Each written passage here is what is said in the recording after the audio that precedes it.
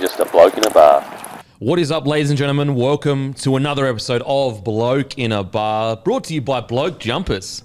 Make sure to grab a tan Bloke jumper. We're all sold out of the tan Bloke pants, but we've got a few Bloke jumpers left. So go to bloke.shop, grab a Bloke jumper before they sell out. There is limited supply. As I said, once these are gone, and they should be gone in the next couple of weeks, there will be no more jumpers for minimum 11 to 12 months. So our tan jumpers, you go to bloke.shop, or you can go to blokeinabar.com. Grab one. Also, if you grab over $100 worth of merch, it is free shipping. So grab this, a couple of beanies. We've got red and brown beanies. It'll be free shipping. So that's blokeinabar.com or bloke.shop. Also brought to you by Bloke in a Bar beer. Bloke Midi is now in every single Liquor Legends in Queensland, New South Wales, ACT and Victoria. And the original Bloke is in every single Bottle-O, every single Celebrations, Porter's Liquor and IGA Plus Liquor in New South Wales and ACT. Plus, the OG Bloke is in every single Celebration Superstore in Queensland. Head to our website, blokeinabar.com. We've got a store locator. You just put in your postcode or your suburb. It'll show you the nearest stockist. We've got plenty other stockists outside of what I've just named, so there could be one just near you. Get down to your local. Try Bloke in a Bar beer. They're both beautiful, easy drinking beers. But I have the great Gurino with me. Guru, how are you? Quiet weekend on the footy front? Yeah, jeez, was it ever? Good God, what a finish. Had last week off, bit crook. Good to be back, missed yous all. Mate, looking better than ever, Guru, looking better than ever. Got Timmy. How you going, brother? Yeah, good fellas. Good to be back alongside for another week. Really relieved to have the big fella, the Guru, back on me left. It was a bit chilly at the bar last week without him, so pretty relieved to have him back. Now, boys, I mean, we've got to get straight into it. We're going to wade into the muck that is rugby league officiating. Yesterday, the biggest talking point out of the weekend. The Cowboys come out and they get the win. Now, it was a game that had twos and fro's. Tigers start really well. Cowboys come out the second half and you go, okay. It was all, I personally felt like we were just waiting for the Cowboys to kick into gear. Then the Tigers pull off a miraculous comeback. Out of nowhere, they look like they've won the game. Stafford Toa in the corner from an Adam, I think it was an Adam Dewey offload. Yep. Looks like the game's over. Dewey, from the sideline, hits the post. Now, there's a few things. We're not even up to the controversial bit yet. So Dewey got the conversion the try was scored at around a minute 25 to go, correct? Around there, 24 or 25. In the 20s. That's what we do know. Then Dewey took 90 seconds, essentially, to kick the ball. He's allowed to have 90 seconds, and he was getting booed or whatever, but that's smart footy. We've seen it before. I think Mitchell Moses did it earlier this year. That's smart footy is what you do. It'd be stupid not to do that. It's stupid not to do that. Now, the strange thing is that he took 90 seconds, but when he kicked it, and they got back to the halfway line, there was a second left. Now, some people have messaged and said, what's going on with that? What I will say is that the referee's clock is sometimes different to the clock that's on TV screen. So for people that are worried about that and think what's going on there, I'm pretty sure it's because the referee's watch would have been different than the clock on the field. On the TV screen. Now, fast forward. A short kickoff is had. Laurie goes down with it. You know, you do see Felt kind of fall over, but everything looks pretty untoward. Matter of fact, when I first saw it, I kind of thought Felt was ages away, like he was never going to get there. But that's easy for me to say. I don't have the pressure of everything going on.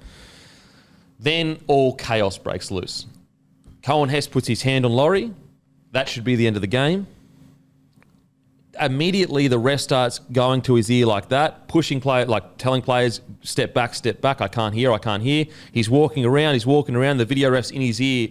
Now, I'm not sure whether the video ref was telling him something had happened. Then, after around 18 seconds, Guru. Yep.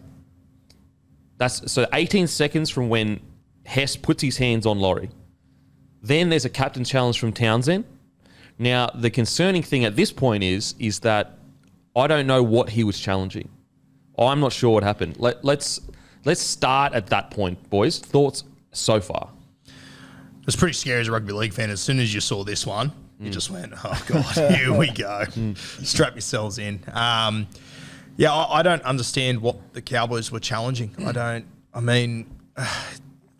can we do that whenever now? I mean, it was only earlier this year that players were giving away penalties the play after something had gone wrong so they could challenge.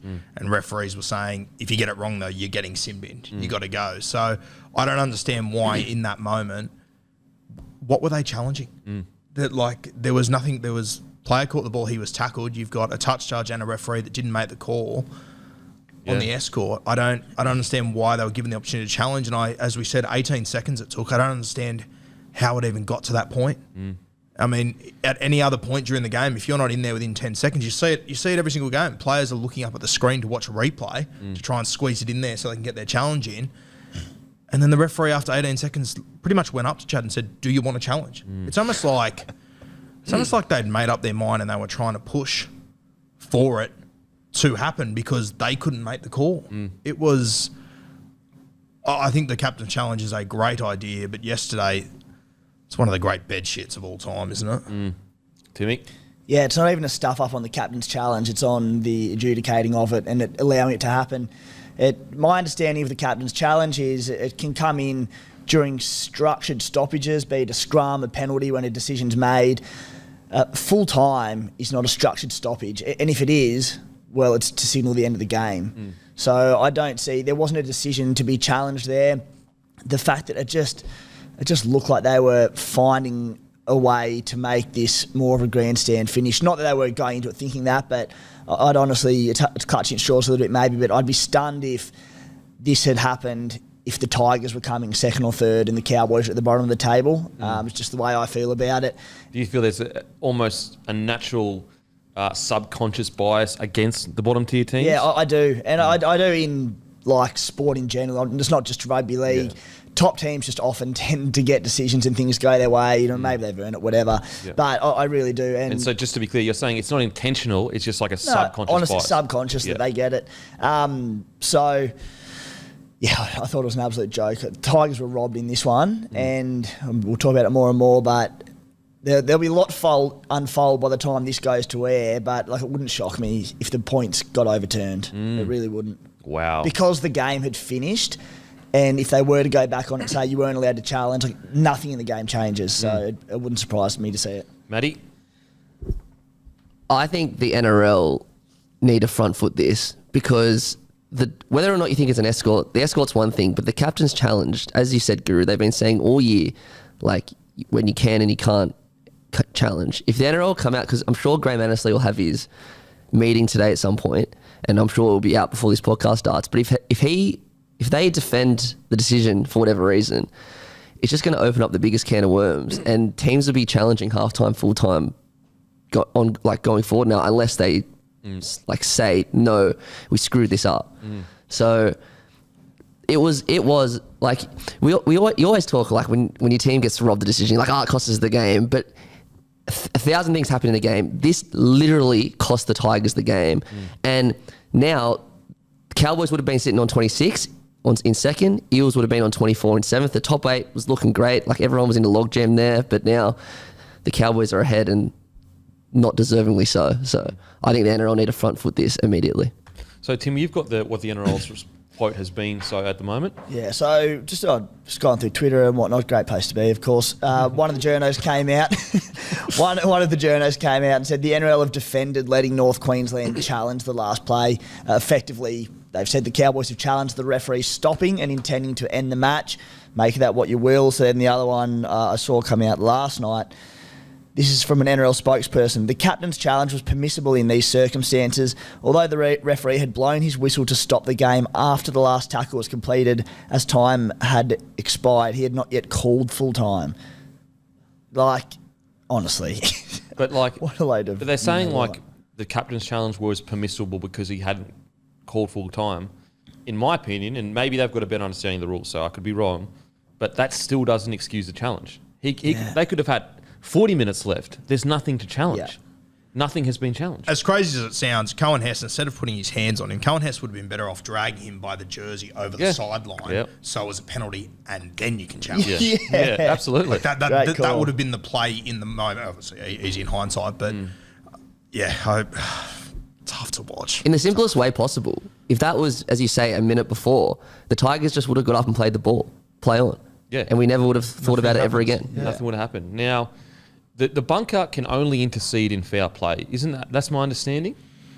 Because, like, now we look back at situations where, remember that Roosters try that was like a clear knock on that we all saw and the bunker saw, and apparently I think I'd have to go back and check this, but that was like, the bunker can only adjudicate on foul play, so they can't take that try off the player because it was like the play before or something. So what I'm not understanding is, like, why was the bunker even talking to the referee? So just to back you up here, so I've got it up here on NRL.com. Incidents reviewable by the bunker. Obviously, you've got all the point scoring plays, and outside of point scoring, it's reportable foul play, as you said. So not even a penalty, it has to be reportable, or goal line dropouts at 20-metre restarts, which is irrelevant. So you're right, it's only foul play. So the bunker shouldn't have even been talking to him.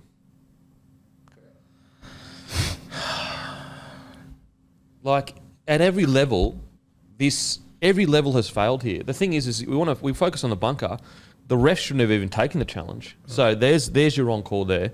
The bunker even talking to the ref, there's another wrong call. Like, why is he talking to the ref? Why is he talking to the ref? That he is interfering in a game where, by their own rules, they are not supposed to be interfering in it.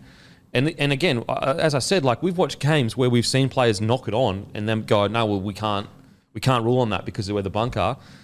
Then they've gone and ruled and decided an entire match illegally, like, against their own rules. And that's the thing. Like, sometimes you can go about something the wrong way but get the right result. They've gone about it the wrong way and got the wrong result. Like, it's like we haven't even actually got to the That's what I was going to say. I was about to say, do you believe it was an escort? No, I don't. I mean, you made a good point to me yesterday. How can they know what his intent is in that moment? The evidence is that his eyes never left the football. He was running in the direction of the football. And, you know, credit to Cole Felt, he made it look like he got hit by a bus. And credit to him. If you know the NRL is going to do stupid things like this, you got to try and take advantage of it and get 2 points for your team. But it kills me that a guy like Dane Laurie played so well yesterday, comes up with a match-winning play. We're never going to talk about it. Match-winning play against the Cowboys, who are a top 2 team in North Queensland, a game that they were at about $8 or something, the Tigers. $9. We're not even going to talk about it. Yeah, no, it sucks. Did you think Timmy was an escort? Definitely not an escort. As Guru said, eyes were for the ball the whole time. Even if they weren't, it was like the slightest of nudges. Felt dived. It was, and I don't hold that against Felt at all either. Do you think, like, Cowboys fans aside, if they did overturn this and give the 2 points to the Tigers, would there be much conjecture over it? I mean, there would be, but would there be much debate saying this isn't right? Like, as a non-biased fan from either side, I'm just like, sweet, I think that's the right decision made. They stuffed up and they fixed it. The only concern I have is then, what I do know fans will do, is they'll start going, big calls will go against them, and then the knock-on effect will be every game now, they'll be like, we want it overturned. Will you overturn the Cowboys? And how's is ours different? Even though it is different. It's a dangerous precedent. Yeah, it is, but it's like... But any reasonable person can be like, the game was literally decided from that call. And it wasn't even a call that was, I thought it could have gone the other way. It's like the rule said that they aren't allowed to do it. So they got the rule wrong, not the interpretation. Like it's... Explaining that to fans, though, after their team just got beaten would be an absolute nightmare. But I agree with you. I think that, like, in a vacuum, most fans would be like... I honestly think even some Cowboys fans would be like, you know what? Probably shouldn't have got that win. We probably shouldn't have got that win. I think it'd only be Titans fans that'd be upset. That'd put them on the bottom just squat. I think Todd Payton effectively said it after the game, didn't he? He was sort of saying, you know, we've had decisions go against us this season that have cost us games in big moments. He goes, well, we got one today. We effectively said, well, yeah, they stuffed up, but it's in our favour, so sweet. Yeah, but when I see, like, I understand what Payton's saying, but then I'm like also, okay, so we just not kick the can down the road, do we? Eventually, like, okay, so what, Tigers get it the next week, and then the Roosters get one, you know what I mean? And then, like, is there going to be one team eventually that doesn't get the call in the end of the season? I don't know. Like, I understand where Toddy's coming from, but it's like, then we're just kicking down the can down the road. It should be wrong. I'm not saying that he did say it wasn't wrong, but in my opinion, it's wrong against the Cowboys, and we said that last week. We said those calls were terrible last week against the Cowboys, and it was wrong against the Tigers. I personally, what I'm not understanding is, like, some people say, oh, well, he angled his run across. You're allowed to run wherever you want. Like, I can run wherever I want on a footy field. If you can't, like as you said, we were speaking last night, Guru. I was like, that was a clear indication of the bunker thinking they had the information to know what the defender was thinking. Who was it? Was it Kapoa? Oh, yeah. Kapoa? Like, the bunker was putting intentions into that guy's head. The bunker doesn't know what he's thinking. Like, okay, yes, are we, if we were all being honest, was he running a line that could affect other people? Maybe, but we'll never be able to prove it. So you can't call on that, because when you start calling on, thinking what they're thinking, you open a can of worms that you can't close again, because all of a sudden you're putting intention where you don't know whether it exists or not. I personally, I don't think Kyle Feldt ever would have got there. I personally think that, yes, his line was across, but he's allowed to run where he wants to run. Like, how do you know that he wasn't about to step off his left foot and try and go up for the ball? We just don't know. The fact is that the Tigers defender was running towards the ball. Even if he hit Kyle Feldt, he was running towards the ball. I've got the rule in front of me. It literally says in black and white, it will not be considered an obstruction in regards to a player catching the ball from a kick if a defending player moves directly towards the ball.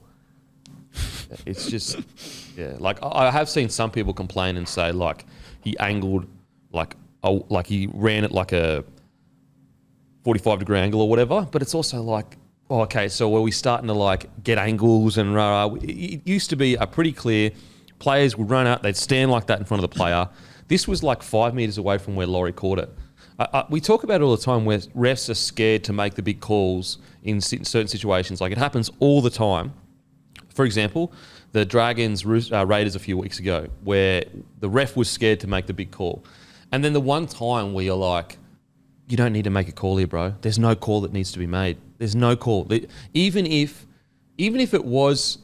like, let's say we could fully see his eyes looking at him, it's still like a 50-50 grey area. You can't be sure that he would have got there.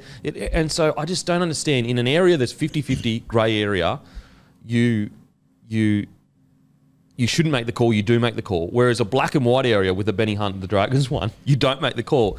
So this is 2 games in the space of 3 weeks that have argued, well, this one definitely decided. The Raiders versus Dragons, at the very least, it should have gone to golden point. So that's like drastic incorrect calls by the officiating. How do we fix this? Because I said, it would have been a few months ago, we said, we feel like this year the officiating standard hasn't been the best. And I know it's easy for us to say that, like, every single year, there's always complaints about the refs. But I truly believe that the officiating standard this year has been pretty poor. Like, I really do.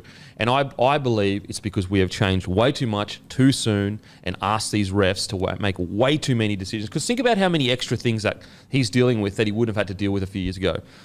First of all, a few years ago, he would have had another ref on the field. So maybe the bunker is less involved because the ref's there. Second of all, the captain's challenge doesn't exist. So there's no opportunity for that to even happen. I think that we've changed too much too quickly. I was a fan of the 6 again calls. I still think the 6 again calls are a win mostly. I like how they've changed from the 1 to 40. But I think we've changed too much too quickly. And I think the refs are struggling to keep up. Thoughts? Yeah, and I think that, when you look at the game and, as you said, the amount of rules that have come in, can you blame the refs for struggling? And I mean, that's what, obviously with this moment, it's got more to do with the bunker and everything, which is what annoys me, that they had time on their side. When referees in-game make a split-second decision, I can deal with that. But what happened yesterday was just a debacle. Like, they had more time than what they should have to make this call. And it was still such a big swing and a miss. Oh, my God. And to be clear, this incident has nothing to do with all the rule changes, or it does because of the captain challenge. But what I'm saying, this incident was just extremely poor officiating. But what I'm saying is, overall, I feel like the officiating's been pretty poor, and I think that they're struggling to handle the. Put it this way, we've made all these changes and taken a ref away from the field. Like, it's almost inevitable that it's going to happen. What do you think, Timmy? Yeah, just back on the Kapoa and his line, I'd actually argue that when people are saying, he had to be going straight for the ball, his role there, with the ball going over his shoulder, wasn't even there to compete for the ball. His was there for the tap back. So the line he was going to, I think, was actually to be there ready for the tap back to catch it. So he was running probably his perfect line in that sense. And that's what I mean with, like, you should be allowed to run any line you want to run on a footy field, as long as you're not sitting there staring at the bloke. Like you know what I mean? Like, for example, people say, well, at this, like when the ball was kicked, he was looking. It's like, of course he was looking, because he needs to know. Like when I go for the tap back, where are the other players? Like if there's no players around, I'm not gonna. Whereas if there's a million players around, maybe I need to change. I need to be over there, or I need to be behind Laurie, or whatever it is. It's just it's a terrible call, and Tigers have every right to be absolutely filthy with the call. But just with the rule changes, do you think it's been too much too soon, or what do you think? Yeah, probably. And I think, unfortunately, the referees are on a hiding to nothing, that no matter what they do, they're going to be criticised by the public and media and whatnot. I'm okay. I'm understanding of it when there's subjective calls that I don't agree with, but they had their own interpretation. And it annoys me when they go against, like, they're trying to set black and white rules where they can, the NRL, to stop this debate and conjecture, with the inside shoulders, with block runners and that sort of stuff. And while I think, it might not have impacted players, like, all right, they've set a rule, that's what it is, you can't argue it. It's when they get their own rules wrong, like we saw with the Captain's Challenge on the weekend, which we'll get to the Adam Reynolds inside shoulder one shortly, but where it's like, you've set a rule, it's black and white, and I still think they got it wrong. That annoys me. In terms of the referees, they've got a tough gig, and I don't think we're ever going to be happy with everything they do. So, yeah. I think the other thing that makes it hard too is that, if you're a referee, you got to remember, like, you're making sure that 12 blokes are on side. You're watching to make sure there's no knock-ons, no bad play of the balls. You're making sure markers are square, and you are watching so many things in that split-second moment. And then when they get it wrong, Fox League will show a wide shot in slow motion where we can see everything. Go, that guy's offside by half a metre, and it's like, yeah, but the referee is watching 1,000 things in that play the ball and trying to watch this line. He doesn't have a camera above going in slow motion, taking it all in. You got to remember as well, and I think it's something that people undervalue so much. These referees, they're running around with some of the best athletes in the world, keeping up with them for an entire game. Yeah. I mean, they have to be some of the fittest guys around. Their referees, the amount of yards they run and everything to still be. Fatigue has an impact on them as well. And I'm not excusing, but I think we just need to have a wider lens sometime and understand that it's not as easy as it is when you're sitting on your lounge watching Fox League in slow motion, show you 1,000 camera angles. Yeah. I mean, from my personal experience, sometimes I used to watch games back where I thought something happened a certain way. And when I used to play and I'd watch the game video back, I'd be like, it happened nothing the way I thought. It's almost like, it's a stupid analogy or whatever, but it's almost like when you're in a fight, you think that fight happens way different to what it really happens. Like if you could film it, it would be like, wow, that did not happen the way I thought it would. And it's because emotions are heightened, your energy's up, your anxiety's up. I'm with you. Both of you in regard, and I know that you're saying the same thing. I just think this specific moment though, the rest just extremely poor. Yep. I cannot excuse it. I know each week I try to be as soft as I can on the rest, because I agree with you both. I think that the rest have the toughest gig in the world. They'll never get the praise they deserve. But in this scenario, it was absolutely not good enough. Yeah, for sure. And this scenario, the thing that stands out for me is that they had time to make the right decision, and they just got it completely wrong. Everything I just said wasn't excusing that moment. I think it was just the collective of the season. Yep. But yeah, yesterday, it's inexcusable. You can't. What I don't get is the touchy didn't see it. The ref didn't see it. The other touchy didn't see it.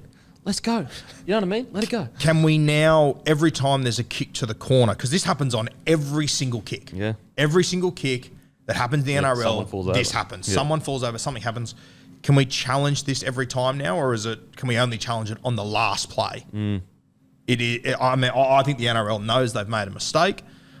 Instead of owning it, they've run with, last play you're allowed to do it. It's like they're setting a precedent to excuse the mistake yesterday. I don't know for sure. I just wonder whether, because there's hard and fast evidence that it dictated the result of the match, I worry that if they are quoted saying, we got it wrong, that opens them up to legal stuff. Again, I don't know at all. I do know that a lot of this, quotes that come out from these big situations are all vetted by massive legal teams. I've got no evidence to back any of that up in the sense of I don't know that they said that because of that reason. I'm just saying that's the only thing that would explain in my mind. The only thing that could explain that they wouldn't get on the front foot and say, stuffed it up, in my opinion, would be their worry. They may be concerned about the fallout if they do. Can I ask you this? Let's take the exact same situation and let's put it with 1 second left in the first half. Yeah. Does the same thing happen? No way. It's not even looked at. boys, It's not get even in the considered. sheds. Chad, get away from me. That's ridiculous. Let's go. Yeah. Well, I think you could tell as soon as he started doing this straight away. Yep. It was almost like they were looking to make sure nothing happened. What are you going to say, Timmy? Yeah, the thing is, it'd be a big thing to overturn it post-game, but if there's one bloke in probably the Southern Hemisphere who's got the balls to do it, it's Peter V'landys. That'll just step in and say, you know what, you're wrong, let's change it. Yeah. It's not even necessarily in his jurisdiction with, we know it's a match review committee, but if V'landys wants it changed, he'll get it. Yeah. Yeah, no. I will say, though, to play devil's advocate on changing the result, like, if this happened in Origin or a grand final, would they make the team hand over the trophy or the shield 2 days later? Yeah, that's the thing. The whole thing, it's a can of worms. Because no matter how you try to square it away neatly and nicely and go, oh, it was a little mistake, there's going to be ramifications. Because in this scenario that we're currently living in this reality, the Tigers got absolutely dudded. They worked their arse off for their 300 game. James Tarmow to be 300 games of front rower, absolutely incredible. So they get dudded. But also the can of worms it's opened is now, as you guys have said, do you get to challenge on every bloody and anything? Like you can just go, oh yeah, fuck, they look like there was something there, let's challenge. I just really, really disappointing. Really disappointing. And I think there's consistently been guys that have run escorts where their eyes are on the player and they get away with it. And geez, I feel sorry for the young bloke. Imagine him coming off the field knowing that player just didn't do. What I don't get as well is like it was it almost looked shoulder to shoulder too. I was like, I thought you were allowed to actually challenge shoulder to shoulder when you're going towards the ball. So it wasn't even like you know what I mean? Like it wasn't like he escorted and he hit his back and that's blocking the play. I thought if you're both running the ball, you can go shoulder to shoulder. Everyone thought that. You can. You can. So it's like, I don't know. Honestly, it's devastating. So I understand why Tigers fans, it robbed us of an incredible mini fairy tale of the Tigers going up there $9, beating a premiership threat that we all kind of I assume we all agree that is a premiership threat, to go up there and do what they did and to get it robbed from just failure after failure on the systems that we have put in place. It's devastating, especially and it happens in footy, but like in that game, like Ken Mamalo, he had to go off for HIA earlier in the game. That wasn't penalised because it wasn't head contact. But he had to go off for a HIA. But then they did call a penalty. He got binned. No, then they did call a penalty. So it wasn't going to be a penalty. Right.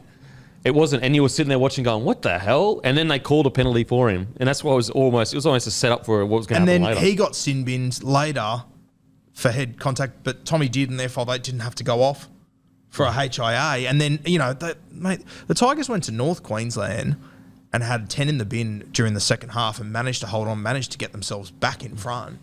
And then, it's just so... I wish Dewey would have hit that goal because all of this is avoided. Yeah. So typical rugby league, it hits the post and... we say game of inches as a cliche, but honestly... It really is. It really is. It's, there's no other way. And, we can talk about that as well. Like, that was 10 in the bin, Ken Mamalo. Oh. So that's 10 in the bin, but... Dale Finucane nearly killed a bloke, and that's not even a penalty. And look, to be clear, I understand the Finucane one was a head clash, but when you're looking at danger, I think the Finucane one was more dangerous. And that wasn't a penalty on Dale. We wake up the next morning and he's going to miss 2 to 3 weeks. Yeah, and it wasn't penalised. Yeah, and Kickout actually did do a shoulder charge, and one of the more blatant shoulder charges. Yeah, which was cleared at the time by the bunker. They said, "Oh no, we've cleared it." And then a day later, it's a shoulder charge. A day later, it's not just a shoulder charge, it's 10 in the bin. This is what I mean.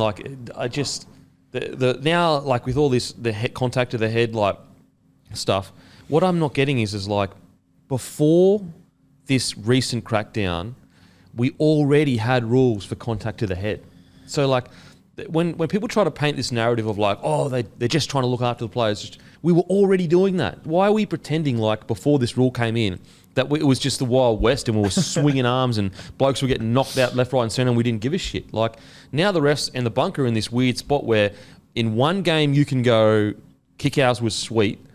In a couple of games later, you can send a bloke for 10 in a crucial match in like something that was, okay, yeah, did he not wrap his arm? But like he was almost just bracing himself. Like it wasn't like a venomous, lead up or anything like that. He couldn't really go anywhere. Like I don't get it. I just don't get it. I'll tell you what, when I woke up yesterday and saw Bulldogs versus Titans, Cowboys, Tigers, I never thought Almost the I'd best be day as all the week. entertained as I was. Yeah, except it for that was last fucking one of the bit. great Sundays. It was crazy. Yeah, I just. Is there a solution to this, guys, or are we just going to be dealing with this shit? Unfortunately, I think it's rugby league. Yeah. I feel like an idiot for saying it, but do either of you disagree with me? Like, No, I just cannot believe how. What's the shocking thing about this is like I can cop just incorrect call. Like let's say the ref just called it straight away and was like, I could have probably copped that because I could be like on the fly. He thinks it happened. I don't agree with it, but it's the system failure of like the bunker is immediately in his ear. The bunker should not even be talking to him for one. For two, there shouldn't have been a captain's challenge.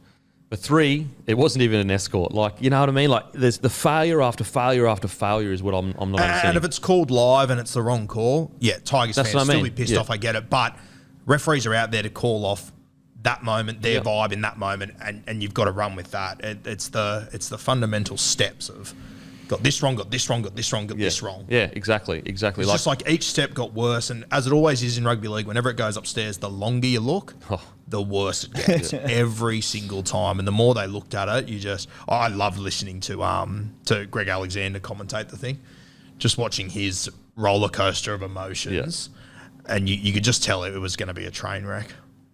Mate, if you go over listen to James Graham on Triple M, Yeah.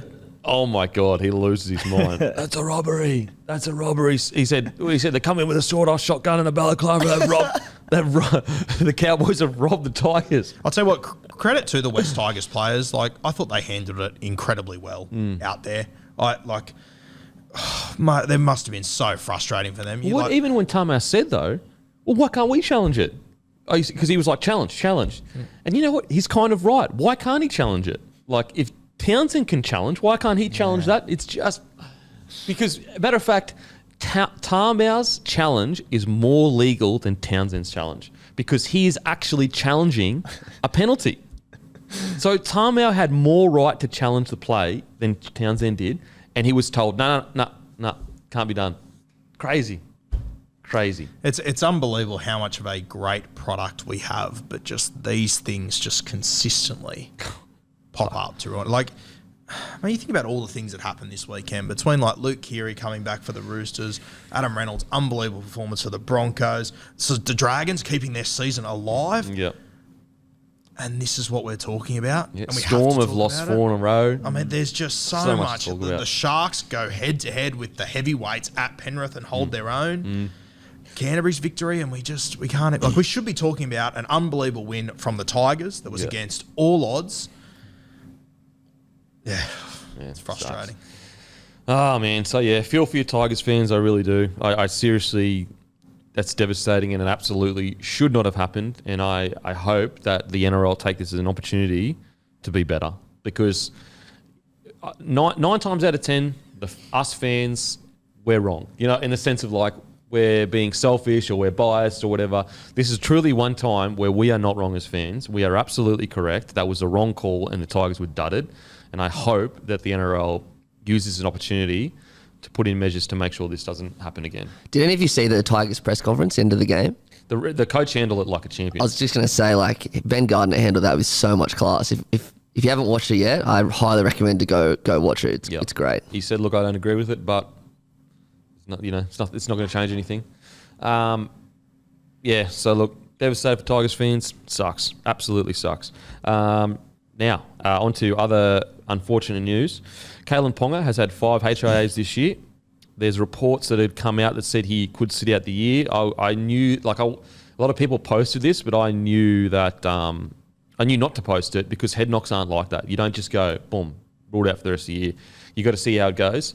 In saying all of that, I think regardless of results, regardless of what the doctor says, he must be rested for the rest of the year. He must be rested for the rest of the year. there is no point in risking he is your main asset at the club. Like he is actually an asset of the club. Not only does he win you games, he generates you revenue. Why would you take your number one asset that you paid for and risk its long-term value for a season that is over? Timmy, what do you think about the Kalyn Ponga situation? Yeah, I think I'd sit him for the rest of the year as well. It just where the Knights are sitting on 12 points for the season, they're not going to play finals football. They just achieved nothing by sending him out there again and again and again to get battered and bruised. You know, if they send him back out there and he gets another HIA, which on history this year, every chance of that happening, it then might become, like, particularly if he came back and copped a bad one, what that could mean for his next year. We know how long a period players can sit out for. We saw with Luke Keary last season, who was out for months. You know, yeah, they're trying to fight to stay away from the wooden spoon, but it just doesn't achieve anything for them by playing him this season. So I think probably for the good of everyone involved, KP being the obvious one, that he there's no point coming back. I agree. And, I mean, you know, KP's been unlucky, but KP also, like, he is just too tough for his own good. It's not like you can bring him back over the next few weeks and say, hey, take it easy. Don't go as deep into the line as you do. You know, like, that's just the sort of footballer he is. And credit to KP, but 12 competition points, I think they're mathematically still alive, but once you throw that word in, you know, you're in some curry. So I just think that they've got to sit him for the rest of the year. You know, you said he's part of, like, he is the franchise player. I would say that out of all these teams, if one of them has a franchise player, it's probably KP realistically. And I think just for KP's health and well-being, they probably need to make a hard call. But for the future of the Newcastle Knights, who are already in trouble, let's be honest here, they have to sit him, I think. They have to sit him. And even if Kalyn wants to play, which he will. Like, he absolutely will. Like, even if he's like, I'm sweet, whatever, I think they make the tough, hard and fast call of, like, KP, you're not playing, bro. You're not. You are out. You are done. It is just not worth it. It is just not worth it as a club, because it's not like a knee or a shoulder, and we've got, like, a bunch of information from years and years of injuries and study. Head knocks, you just don't know. You don't know what is going to happen with them. Would you rule him out of the World Cup? Yeah, if I'm the Knights, I'm ruling him for the whole year, for sure. 5 HIAs, and it's been, like, what, 3 in 5 weeks? Yeah, and 3 of them he's failed as well. 3 he's failed. Yeah. Like, and think about all the times he didn't get, like, called for HIA, but he got a head knock. It's just, I mean, 5 HIAs could end a career. You know what I mean? Like, that, just that. Like, and we're not even talking about last year's head knocks or the years before head knocks. We're talking about just this year. I think you sitting him out for as long as possible. Like, literally, don't get him doing any contact until like midway through the preseason. Like, you can probably touch on it more than I can, but, like, in boxing and stuff, if you're in these situations, it's a few months out, isn't it? Yeah, they medically suspend you. Yeah. Like, I know, like, and I even looked at that one on the weekend when it happened to KP and thought that one wasn't too bad considering other ones I've seen KP go through. You know, but it's at that point where he goes off for a HIA and I sit there and go, oh, that wasn't as bad as his other ones this year. I know. It's wild. It's wild. They've got to sit him out. They've got to sit him. If he plays another game, it will be shocking. Shocking. And KP was on Matty John's show yesterday, and he was like, you know, I'm just going to go by what the doctors say. As I said, even if the doctors say, yep, totally sweet, I would still be sitting him out. And I know that sounds crazy because, like, what the fuck would you know more than a doctor? But I'm almost like, you know, doctors are only, like, they can only, with the brain, they're not guessing, they know more than we do. But it's not a 100% certainty that they know exactly what's happening. It's the brain. It's not like a knee where they can go, oh yeah, 4 to 6 weeks, we've had 2,000 other cases like that. That's what it's been. Like, they do not know with the brain. They really do not know. So I reckon you sit him out. I really do. What does this mean for Newey's season? Oh, yeah. I mean, I like what they're sitting 4th last as it stands, 3rd last as it stands right now. Devastating if KP is out, but I mean, does it change that much for the Knights? If he plays every game for the rest of this season, anyone got them finishing above 12th, realistically? Man, I tell you what, we started the year, especially yourself, but we started the year not too not too keen on the Knights in the sense we thought that they were going to really struggle, but I don't know. Seeing it actually happen, I just had a lot of hope. Those first couple of weeks, I was sitting there going, mate, they really might do something special here. Yep. Clifford and Clune were absolutely outstanding. And now they can't even, they struggle to fire a shot. And mate, in that time as well, they had Milford land on their doorstep. I think he's been pretty good for them. Yeah. And it's still like, obviously it's very different to NRL, but like our Supercoach show that we did, we were both very interested in Kalyn Ponga because you look at that Knights lineup and you go, how can't this team be decent? How can't they compete in games and have a superstar like him out the back? I mean, like I find it unbelievable that I remember sitting here in round 4 with you talking about how Jake Clifford's the form player in the competition. He was leading Dally M. I haven't seen him in 6 weeks. It's leading Dally M. Crazy stuff there. Crazy stuff. I mean, when I watch their games, the difference that immediately stands out to me compared to other teams is they just don't have the same line speed and aggression in defence. They are so. When you watch a Penrith game or a Sharks game, the top tier, they are shooting off the line for 80 minutes. Whereas like I watch a Knights game and they almost are playing like a bit old style footy. And what I mean by old style footy, I mean is in like 2008 to 2016, 17. I just don't think that they're just not as quick. Like they're just not as quick. But then once again, you go and look at the team and you go, okay, Barnett, Frizzell, Saifides, Clemmer, these are all dogs. Like I look at those guys and go, they fight for every inch and have their entire career. I don't know. Yeah, I don't know what happens to Newcastle now. I mean, the coach has got to be under some serious pressure, doesn't he? Oh, man, it's so tough because but his body of work, he's taken him to the finals. What do you reckon about the Knights, Timmy? Yeah, I mean, I think we sent the task to you last week of chatting to Matty Johns about and getting his thoughts because, I'm the exact same. We sit here every week and go, what's wrong with them? Like, no idea. They've got the team to go well, particularly they've got the forward pack to do something behind. And I think you're right. It's just, you talk about line speeds and aggression and these sorts of things. It comes back to attitude. And if there's a team who are humming along and loving their footy and are fighting for a top 8 spot or whatever, they should be flying off the line and getting there. Like fitness by this seat. Like if that's in round 1 or 2, you say, oh, maybe conditioning isn't quite there and they need to get it up. You know, we're at the back end of the season, so conditioning shouldn't be an issue. They should be fit enough. I just don't think the attitude's there. Because like I watch a guy like Clemmer play and I'm like, boys, get on the back of this bloke. He's playing arguably career best. He's so aggressive. He's run for 195 metres on the weekend against the Roosters pack. And then you look at like Saifidi, he had a pretty good game too, 152 metres. But then when it comes to the crunch, they just don't seem to have that same next level, that next gear. Like I always say, watch a Penrith game. When they're in sync, they are fucking fearless. Off the line, shooting, smashing blokes. Every tackle, the bloke's getting dragged back. You know, this night side are just, I don't know. And I mean, on those front rowers you mentioned, like I would say David Clemmer has been their best front rower. Do we all agree? This year for sure. On that, and he's the only one to not play Origin the last 18 months. Yeah. The other two, when they do play Origin, I mean, like Jacob's first 20 minutes in Origin 3 weeks ago. It's amazing. That was unbelievable. Yeah. That was incredible. When Daniel played Origin and has played Origin, he's been unreal as well. I mean, they get to Newcastle though, and I'm like watching them come through a few years ago, like they were the Bash brothers. They would work off the back of each other. Now they're not working off the back of each other or Clemmer. It's bizarre. It's surprising. Like if you took Jacob Saifidi, you bottled that. Put it this way: you take out that one drop ball, and you bottle that same energy that he had in Origin into Newcastle. He would absolutely fucking destroy teams. And so I got to wonder, like, is it training? Are they overtraining? Because like, why can't? Like I could understand if this Newcastle Knights team was like up and down. So like some games they came out and the Saifidi brothers literally bashed a few blokes. And then the next game they were a bit down because then you could be like, okay, it's just a matter of like finding a way to get those standards each week. But unfortunately at the moment it's and I'm not specifically just talking about Saifidi. I'm talking about the team as a whole. They just don't seem to have that energetic feel. And it may not even be them. It may be their training.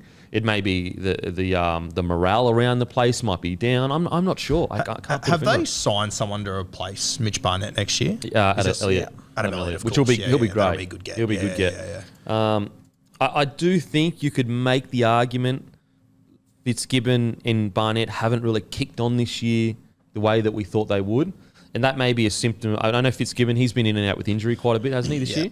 So that's really hard for him to find momentum. Barnett, he had that 6 weeks off with suspension. Since back, he's been pretty good, but he hasn't taken that next step in his career. I think he probably will next year. Yeah. I think they are, if I was to put it, I think that a few of their players that they were really hoping would take that next step just haven't yet. I think they will take that step, just hasn't seemed to happen as quickly as they thought. But I also feel like, whilst I agree with you, they haven't taken that big next step, I don't think they've regressed terribly either. Like, they're a weird side to get. Like, you look at their squad once again. I could come back to it, but I look at their squad and I don't understand how they're going so poorly. I don't understand how they're not competing with sides. It's like for them to get blown out the other night, but like, what was it 42-12? They scored 2 tries in the last 10 minutes. Like, if the Roosters were full strength and playing their best, like that could have been 60 or 70 nil. Look at their missed tackles. 42 missed tackles compared to the 18 of Roosters. There was 2 players in the night 17 that didn't miss a tackle. One of them was Heimel Hunt, he's a winger, and the other one was, shock me, Clemmer. Crazy. 42 missed tackles. You know, what I would be saying, for all the clubs struggling at the bottom, I would be finding a way to go and look at the Cowboys program. I know the Cowboys didn't play great on the weekend, but they have just switched. Like, in a single year, they've just gone boom. And I'd be finding a way to go, what did you guys do to make you so ruthless? Because I think that's your only way out as a club, is just making a ruthless defensive machine. Like, especially with this team on paper. Hopefully... I know, I know these guys are hard to find, but like it feels to me like they need, like a Dale Finucane or like a Ben Kennedy back in the day, just a new alpha to walk in there to set new standards. Yeah, for sure. Like, I mean, or even just a really experienced person. Like, you look at Reynolds, like what he's done at the Broncos is fucking incredible. It doesn't even have to be Townsend a forward. at the Cowboys. Yeah. Maybe just a really experienced leader of men.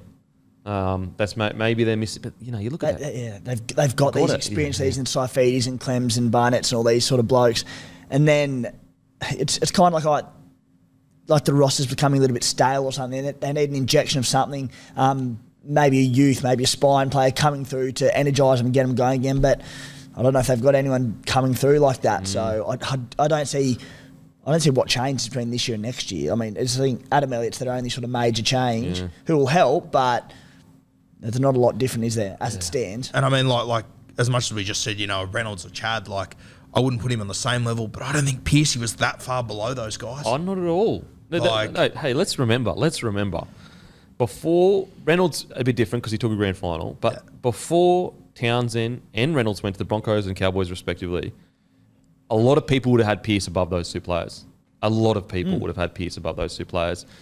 I know for sure people had Pearce above Townsend. Like, fair, yeah. Townsend, people were ridiculing that, like saying it was is a terrible decision. Like, I can't believe we're spending this much on Townsend, rah. Like, look, I know Knights fans hate us talking about Pearce because I think some people believe that he wanted to bounce. But honestly, as a club, I think if we'll talk about the Titans, for example. Like, I think that if this year has proven anything, it is if you find a leading 7 that is mature, has got the job done, can get you to finals footy, you keep him. You do whatever you can to keep him. Obviously, you don't break the whole salary cap, but it's not so willy-nilly of like, oh yeah, Pearce, if you want to go, see you later. I feel like in hindsight, when Pearce wanted that 2-year deal and they only gave him 1-year deal, I think if they had that the time over, I think they offered Pearce 2 years, no doubt. Shows how few genuine game managing halves are in the game at the moment and even coming through.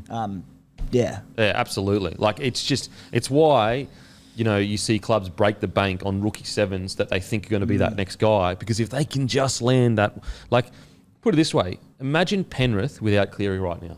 Like, they would be solid, but they wouldn't be anywhere near the team they are. Cleary is the best case scenario of backing a young 7. Like, he's what every club dreams of when they back their 7. He is basically like, if every club sat down and said, like, all right, we're about to pay way overs for this young kid, what's the best case scenario? You're looking at it at the Panthers, literally that.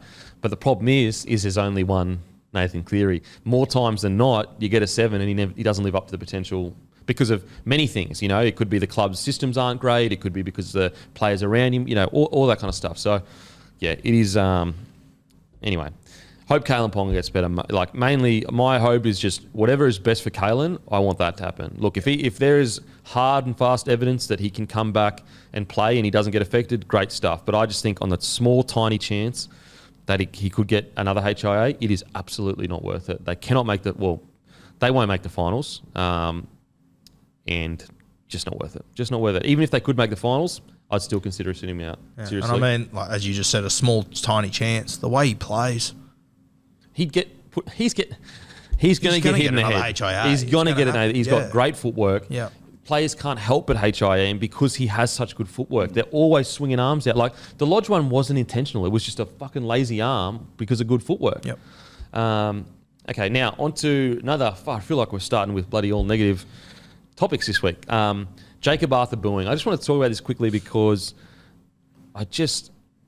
it's bizarre that we even have to talk about it. Firstly, I'll say booing Jacob does nothing. The bloke, that kid, has done absolutely nothing. So it is bizarre that you would boo Jacob. Seriously, like, it's bizarre.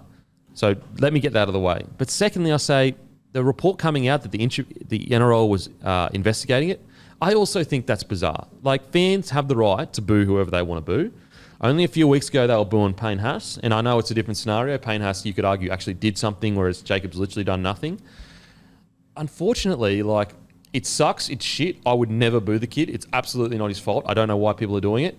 But at the same time, Para, you know how you turn that around? You know how you stop that booing? You go out and win footy games. I know that sounds harsh, and he doesn't deserve any of this, but this is a real chance for the Eels to rally around Jacob and go, all right, you want to boo him? We'll stop that booing and we'll win matches. Not for you, for us. What do you guys thought in the Jacob book? Yeah, I don't like it. I'll be honest with you. Personally, if I was picking the 17, I wouldn't have Jakob Arthur in my 17. Yeah, me too. But it's a big day to then boo a 19-year-old. Like, because you don't agree he should be in the team. I don't know. I just don't understand the logic. I think it's probably not helped by how inconsistent Parramatta are. I mean, I'm not a Parramatta fan and I'm frustrated with them. I mean, we mentioned the Newcastle Knights. They've got a great 1-17. Parramatta potentially got the best 1-17 in the comp. You could definitely make that argument. I think it's a completely fair argument between their halves, their hooker, their fullback, middles. Like, their two edges are sensational. It must be so frustrating, but to take it out on this guy, I think it's incredibly unfair. And I mean, the reality is, he's the coach's son, and people look at it that way. You know, rightly or wrongly. I think it's wrongly, but I just feel it's unfair. And if something happens that Moses or Dill Brown gets injured a week before finals, you're going to need Jakob Arthur. Yeah. You'll be glad he's had a bit of bloody experience. And I'll guarantee you that if Jakob Arthur comes up with a play in the finals and wins him a game of football, the booing will shut up pretty quickly, and you'll be pretty glad that your coach used him. Yeah. Thoughts on the NRL investigating it? I don't know. I don't know. It's a weird one. Like, it feels like my mum going up to someone in the grandstand because they were booing me at my game. Like, that's the sort of vibe I get out of it. It's not ideal. It sucks, but I don't know what they're going to do. What are they going to do? Like, of all the issues for the NRL to be investigating, it's Jakob Arthur getting booed. Yeah, I know. And I feel for the kid. It shouldn't be happening, but mate, how often are players booed? Like, yeah, I mean, Tino got booed the whole bloody game. I love that man. Imagine if the NRL investigated every time Gallen got booed at Suncorp. Yeah, like, it's bizarre. I can't believe they come out and said anything. It's like, it's Jakob Arthur getting booed is ridiculous. It is, honestly, it is so ridiculous. He didn't pick himself, and you can make the argument like, you know, Brad Arthur's son, this, that, and the next thing. But how many other selections don't you agree with throughout the whole NRL you never boo once? You know what I mean? So I think it's crazy. But, like, players are going to get booed. You don't need to investigate it. What do you reckon, Timmy? Yeah, I think PR beat up just to be doing a nice thing. Like, we got to defend our players.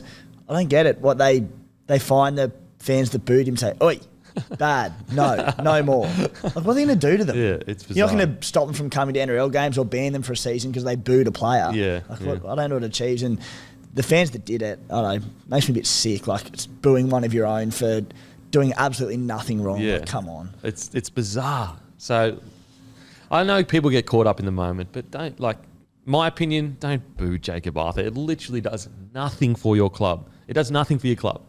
If anything, he's now shot for confidence when Moses does go down in week 1 of the finals and he needs to step up and he goes, my fans hate me, mad. Let's go. Oh, yeah, mad. Like, I'm getting booed for nothing. I did nothing wrong. Like, technically, like, the thing is, like, when Jakob Arthur came in, he wasn't that bad. Like, like, he's not so bad that it's, like, egregious or anything. Like, he just, clearly, Brad Arthur is trying to get experience in a 6 or a 7 just in case someone goes down. That is why he's being selected. It's seriously why. Look, if I'm the Eels though, I'm using this as a galvanising thing because if the Eels weren't patchy, there's no way he's getting booed. Like the Eels fans are taking their anger out on the wrong person. Yeah, they should. I was about to say they should be booing the boys. They shouldn't be booing the boys. But if you're angry at anyone, then look, I love the Eels. I love the Eels boys. I think they're fantastic. But if you're angry at anyone, be angry at their inconsistency. Obviously, respectfully. Don't be a dick about it. But I can't believe how much I've heard about this as well. I mean, sorry, there was a water bottle thrown at Josh Adokar as he ran away for a try yesterday. I've heard more about this than that. I mean, how is the... Sorry, that's been cleared. So what happened was that was a Bulldogs fan and he celebrated and he lost grip of his bottle. Oh, fuck. It still was fuck. How'd it go so far? Like, it was like went 20 metres. Fucking hell, I don't know about that one.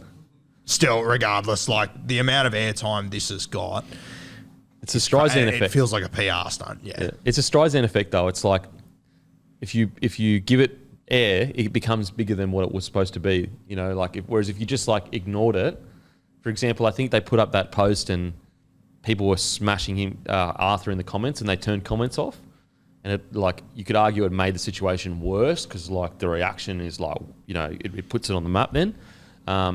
But yeah, look, don't boo Jakob Arthur. It's literally doing nothing. It's literally doing nothing.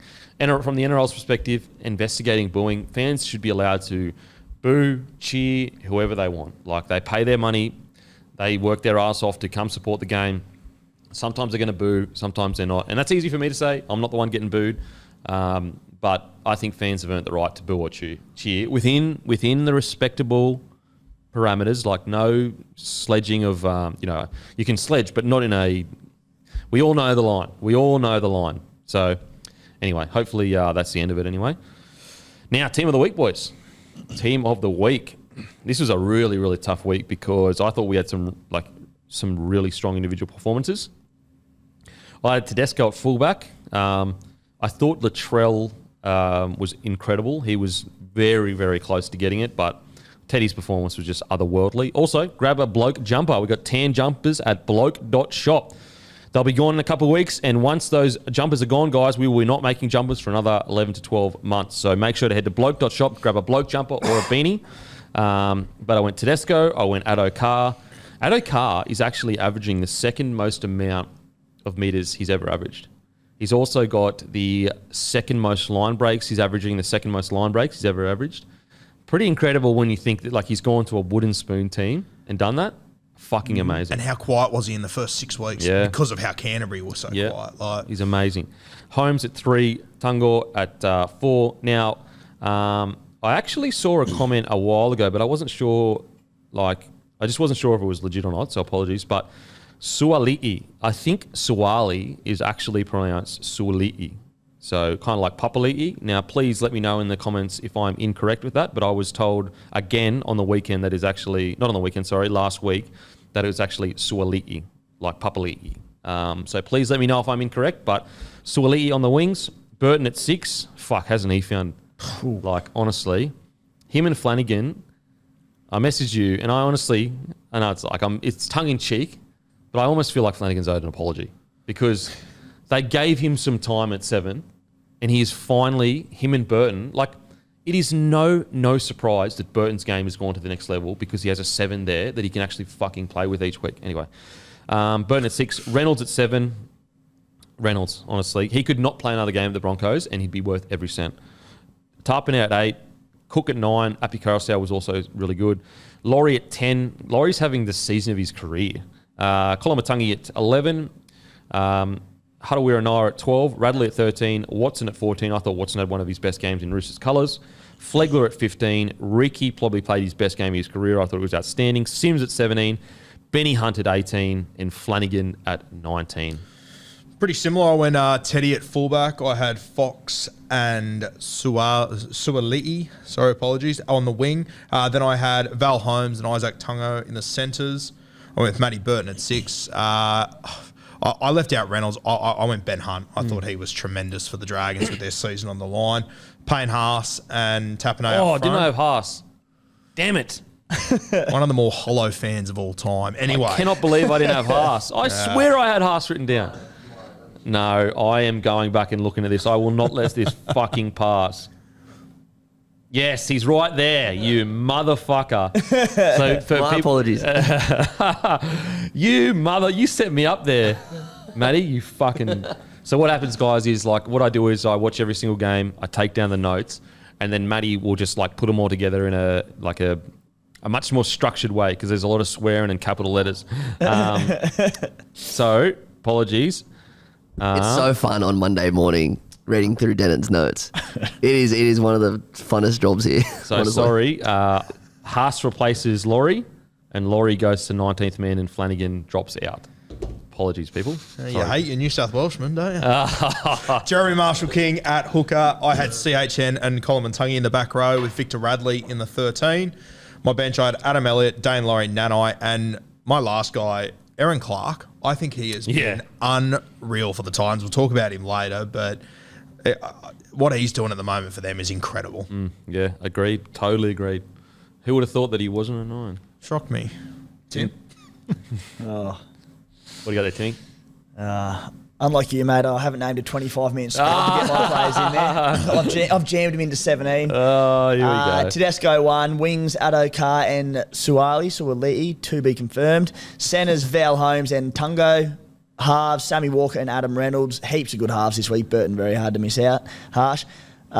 Props Haas and Laurie as well. Hang on a sec. Did you just name Sammy Walker at 6? Yeah. You sneaky motherfucker. You want to have a crack at me about squeezing people in? That is fucked. He played 7 just for the record. JMK 9. Harawira Naira and Kalyn Ponga back row with Adam Elliott. Bench was Dane Laurie, who was exceptional yesterday. Paddy Carrigan, Ben Hunt, and Raymond Fatala Mariner. Mate, some good... there's a few changes there. Who was your front row, sorry? I had Laurie and Haas. Laurie and Haas. Yeah. Mate, Haas, he's a maniac, Jesus. seriously. He's 22. It doesn't compute the fact that he's 22. Now on to Eels Broncos match of the round. I mean, honestly, one of the great games of rugby league. The Brizzy Broncos, I'll tell you what, fuck, they're good. They're good. Didn't have a single doubt at the start of the year. I think I picked them in the top 4 too at the start of the year. No, the boys have been outstanding. I'll be honest. I thought they'd finish around 10th.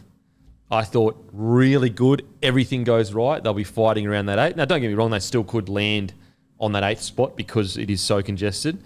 But to think that we're in the top 4 above the Melbourne Storm, the Brizzy Broncos, fucking so good.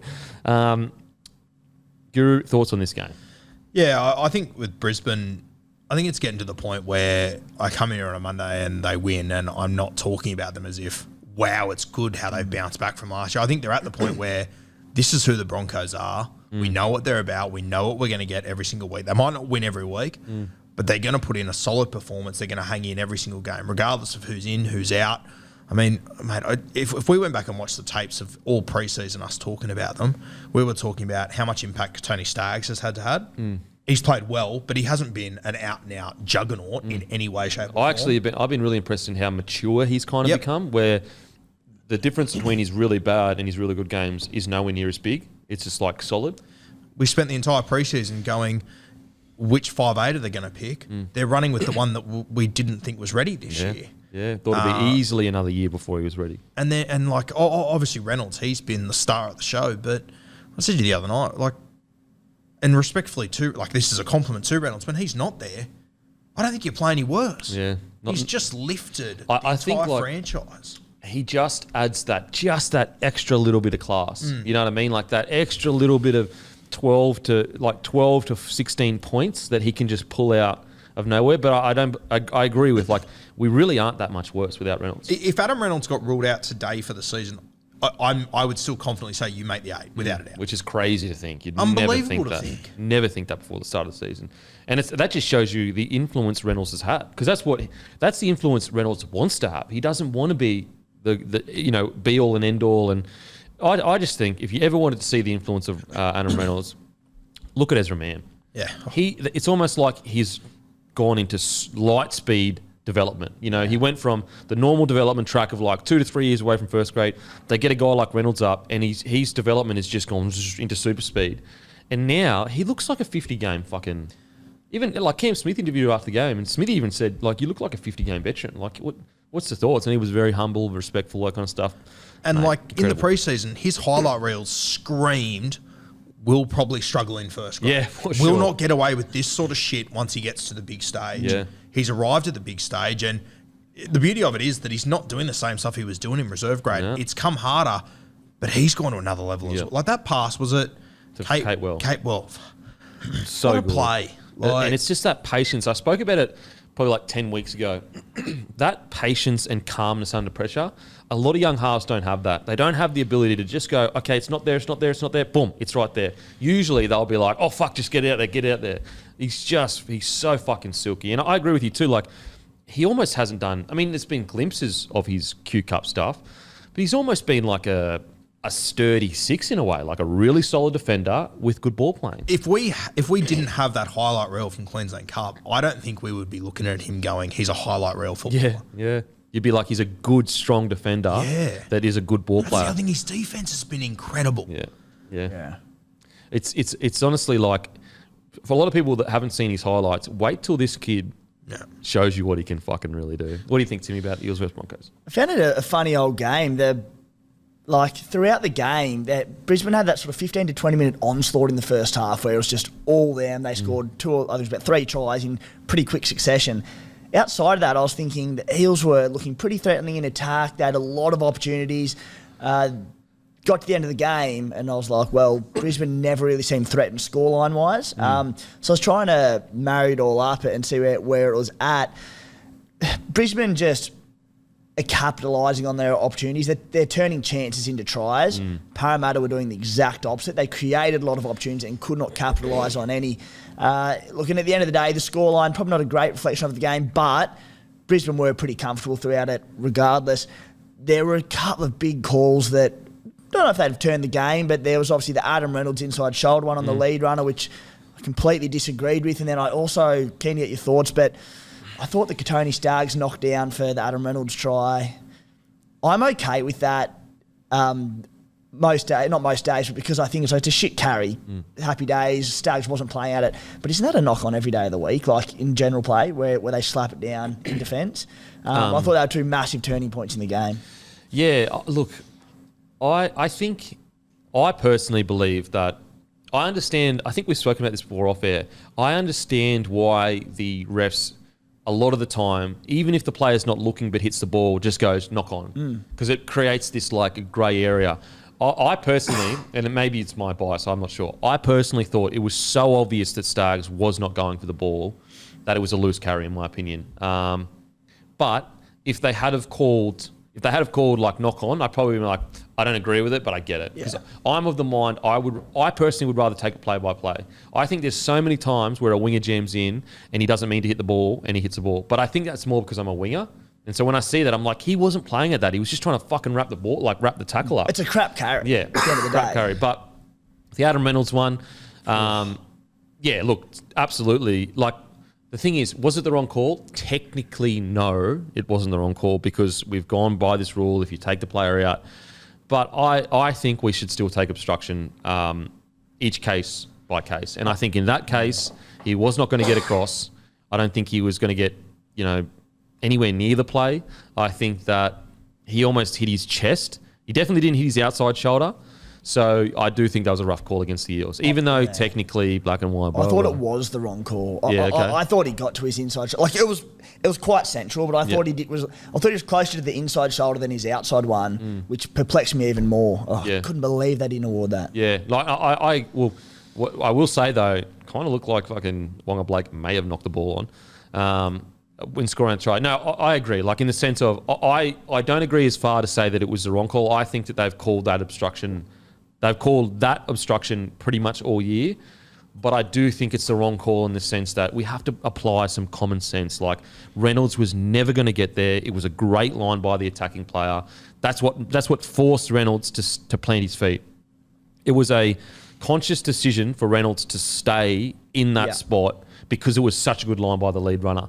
And that's why, I mean, okay, if I'm saying that, then technically it would be the wrong decision because I'm saying he made that choice. So, yeah, look, wrong call. Thoughts on the Reynolds situation? Yeah, I agree with you on the Adam Reynolds one. I thought, just going back to it as well, I thought the Kashani Staggs one, for me, that's a knock-on. Yeah. That's what I'm sort of used to. It could have gone either way, and I understand what you're saying, but for me, that's always been a knock-on. For me. But the Reynolds one, though, I agree with you on that one. As in, like, technically it's not, but it's common sense it probably is. It's a footy call. Yeah. And I think if you understand footy, you understand what happened on that play. Yeah. So, yeah, but it's those grey areas that we always struggle with, isn't it? Yeah. I put it this way. If they had have not called it, I would have been fine. And I do think it was a crucial call in a crucial moment. Yeah, it's weird though. Whereas the Stags one, I'm actually totally fine with that, like not being called, because I think that was 100% a loose carry. Like, and also like he was kind of like wrapping from the back to a degree. But yeah, look, do I think the Eels were hard done by? Probably not, because when you look at the penalty count, it was. And look, yeah, I understand that there was a tough call that in a key moment. So the penalty count was the Broncos conceded 7 and gave away 2 ruck infringements. The Eels conceded 2 penalties, 2 inside the 10 and 1 ruck infringement. So you're looking at 9-5, they won. What killed in my opinion, what lost the game for the Eels was their error count, 16 errors. And so like, yeah, you can look at that Reynolds situation and go, wrong call, should have been a try. But when you're making 16 errors, I cannot blame the ref. I think we all agree the better team won. For sure. I don't think there's any doubt in that in any way, shape or form. I think the better team won. But yeah, I think there was a couple of controversial ones there, but I agree. That's not what lost Parramatta the game at all. 16 errors, holy shit. And they won the penalty count. So it's not like, it's not like they weren't getting the rub of the green. Yeah. At the end of the day, they conceded 6 tries. Like, you can't be doing that if you want to be a top 4 team. So yeah, look, Broncos though, we'll get to the Eels. We'll get to the Eels, but just Broncos. I thought their goal line defense for a long period was absolutely outstanding. It's crazy to think just what a different culture can bring you. Like they go from a team that was almost like water on their defense to a team like one of the best defensive teams on their line in the comp. I honestly think a year ago it was the worst online defense we've ever seen. It was so bad. Like honestly, it was seriously, if they got down there, it was a try. Yeah, it was just like, there must have been 3 or 4 tries last year off taps where front rowers scored. Like, yeah. So bad. But yeah, outside of that, like what I'm loving about the Broncos too is like even their depth. We were missing Selwyn, Cobbo, and yet we did not look any different. Like Jordan Pereira has been outstanding. Like he's been so good. Corey Oates, he's on track to have one of his best try scoring years in a long time, if not ever. I thought Jordan Ricky really responded to the pressure being put on him by, oh my God, I can't believe his name, Hosking. Yep. I think that you could see that Ricky kind of realised, oh shit, this isn't just my spot that I can rock up every day and I get it. I thought he was his best game easily all year. Reynolds outstanding. Ezra Mam really good. There's Pereira. The only negative thing with Pereira is like he still has that error in him. Like he still has that where you just go, if you got rid of that, you'd be playing first grade every single week. Like even the little one where he could have just he stepped out too late. Like they're wingers players you've probably got to nail. Yep. But outside of that, I think his ball carrying is outstanding. So good. He's so hard to tackle. What do you? I mean, obviously looking into the future a little bit, but you got Herbie Farnworth to return. You've got Reece Walsh arriving next year. You got Tessie New, who I think is playing career best footy right now. I don't think Reece Walsh music's going to stop, side. and someone's not going to have a chair next year. You don't think Reece Walsh is in it? No. I think if Tessie keeps playing like this, I don't think Reece just walks into the side. I agree. I think he fights. He has to fight. And I think there's a world where you see Reece as number 14 at the Broncos. Yeah, no, you're right. Yeah. Like, Tessie was amazing on the weekend. Yeah. What did they? Do you know what they've given Walsh? Is the public figure? How much? Yeah. Well, the reported figure's around 400. Massive discount. That is such a steal for Brisbane because I think he's worth more. But at the same time, it's like, yeah, you're signing a bloke for 400K that's a bench player for you. Yeah. It's like, how is there not another club out there who could have given him more money? Well, it was purely because of his kid and that. Yeah. So that's why the Broncos. I don't even think the Broncos. It seemed like they weren't even interested. The only reason they became interested was because of the price tag they could get him at. And the reason why. So the reports are that the Redcliffe just weren't allowed to have him because of some issues between the Warriors and Redcliffe. So he only had one club to go to be in Brisbane near his child, and that was the Broncos. So you've gone in the space of 12 months to like barely being able to field a first grade quality team, whether it's any players like, good first grader, to like your depth is incredible. Crazy. Like we'll lose one. We're going to lose Herbie or we're losing Tessie. Okay. For sure. There's no doubt in my mind we lose one of them. Not because we couldn't find a way to get them in. I just think price-wise. When's Herbie off contract? So I think he's re-signed for 2024, but he just signed a one-year deal, which says to me Herbie knows his worth, and I think that right now he's probably on minimum or 200K or something. And I think on the open market he could get anywhere from 350 to 450, and I think he'll probably get that at the Dolphins. He'll get it somewhere. Yeah, he'll definitely get it somewhere. Yeah. Herbie's a great player. It's tough though when you got a team playing this good, and Tessie New can play centre. He's a good centre too. According to this, his contract is up until the end of 23. Yes, so next year. Yeah, next year. So I think it'll come down to, Tessie has maybe proven that he can play fullback centre, whereas Herbie's probably centre wing, even though he wants to play fullback. So, and maybe he could play fullback for sure. We don't know. He definitely can get the running. Herbie running game would kill it at fullback. It's just how would he go with the passing and that, which I'm sure he'd be able to develop. Look, really interesting times at the Broncos. Look, I'm not saying that definitely Reece Walsh won't get that fullback spot, but I do think rocking up to pre-season day one, Kevin Walters will probably sit down with Walsh and say, mate, like, just so you know, that's not your spot for the taking. Whoever trains the best, works the hardest, will get that spot for round one, which is the best spot to be in as a coach, to be able to say that. I want to give Tessie a massive rap. So Tessie came through, a lot of talent.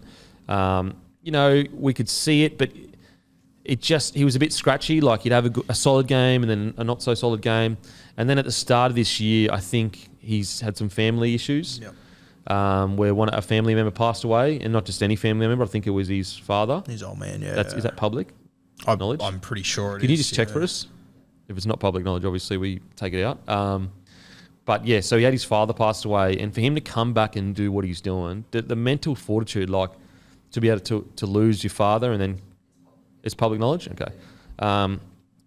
To do that and come back what he's done is absolutely amazing, and he deserves all the credit in the world. And I'm glad he's getting to put that Broncos jersey out and run on to a Suncorp and be absolutely loved by the fans because he deserves it. Yeah, and I just think his game in general has improved out of sight. The way that we're talking about Herbie and sort of saying, is he going to be able to handle the passing game at fullback? At the start of this season, I would have said to you, that's why I wouldn't have Tessie at fullback. Yeah, because he doesn't have that passing game. The last 2 or 3 weeks, I think he's been incredible. Yeah, his passing game has improved so much. Yeah, and it's come out of his first game back, I thought there was a couple of 3-on-2s that he screwed up running himself, and I sort of thought, here we go, same old Tessie. But since then, he's just been dynamic, and his running game is so good. But when you have that passing game, it makes your running game so much more dangerous. Yeah, I agree. And he's always there. He's always threatening. Like, every time there's a break, every time there's a quick play of the ball, Tessie's around the ruck. Like, he's got his positional play down really well. Like, I think he's improved out of sight. He's got that little puppy now just because he's so lightning and so quick, so small around the ruck that, like, we'll start seeing, I truly believe that there's a line break, you score off it because Tessie's just whack. There'll be a 2-on-1 every time. Yeah, and the good thing about Tessie is, like, he's smaller height, but he's actually quite chunky. So defensively, usually he can handle the contact really well. Yeah, look, as I said, like, Reece Walsh is an absolute superstar, but I think, it would only be fair to give Tessie a fair crack at that fullback spot next year. I mean, the reality is, I think Tessie's going to have 2 or 3 finals games under his belt by then too. Yep. And if Brisbane give this competition a shake, your fullback's going to have to be key. I reckon. I agree with you. I reckon there is a world where he could start in the 1 jersey. And if he was closer to what I think his price is, Reece Walsh, that $750K, you get these external and internal pressures where it's like, well, you're paying that much, like, you have to start him. At $400K, there's less pressure, and so for Kevy Walsh, you're like, well, no, we think Tessie's the man, and we'll play Walsh off the bench. A lot easier to do at $400K a year. And what I like about the Tessie situation too is that, and I understand Reece's situation was different, but I think it builds better culture to stay loyal to people that have the jersey. Now, not at the sacrifice of winning games, and not at the sacrifice of, the team not being good enough.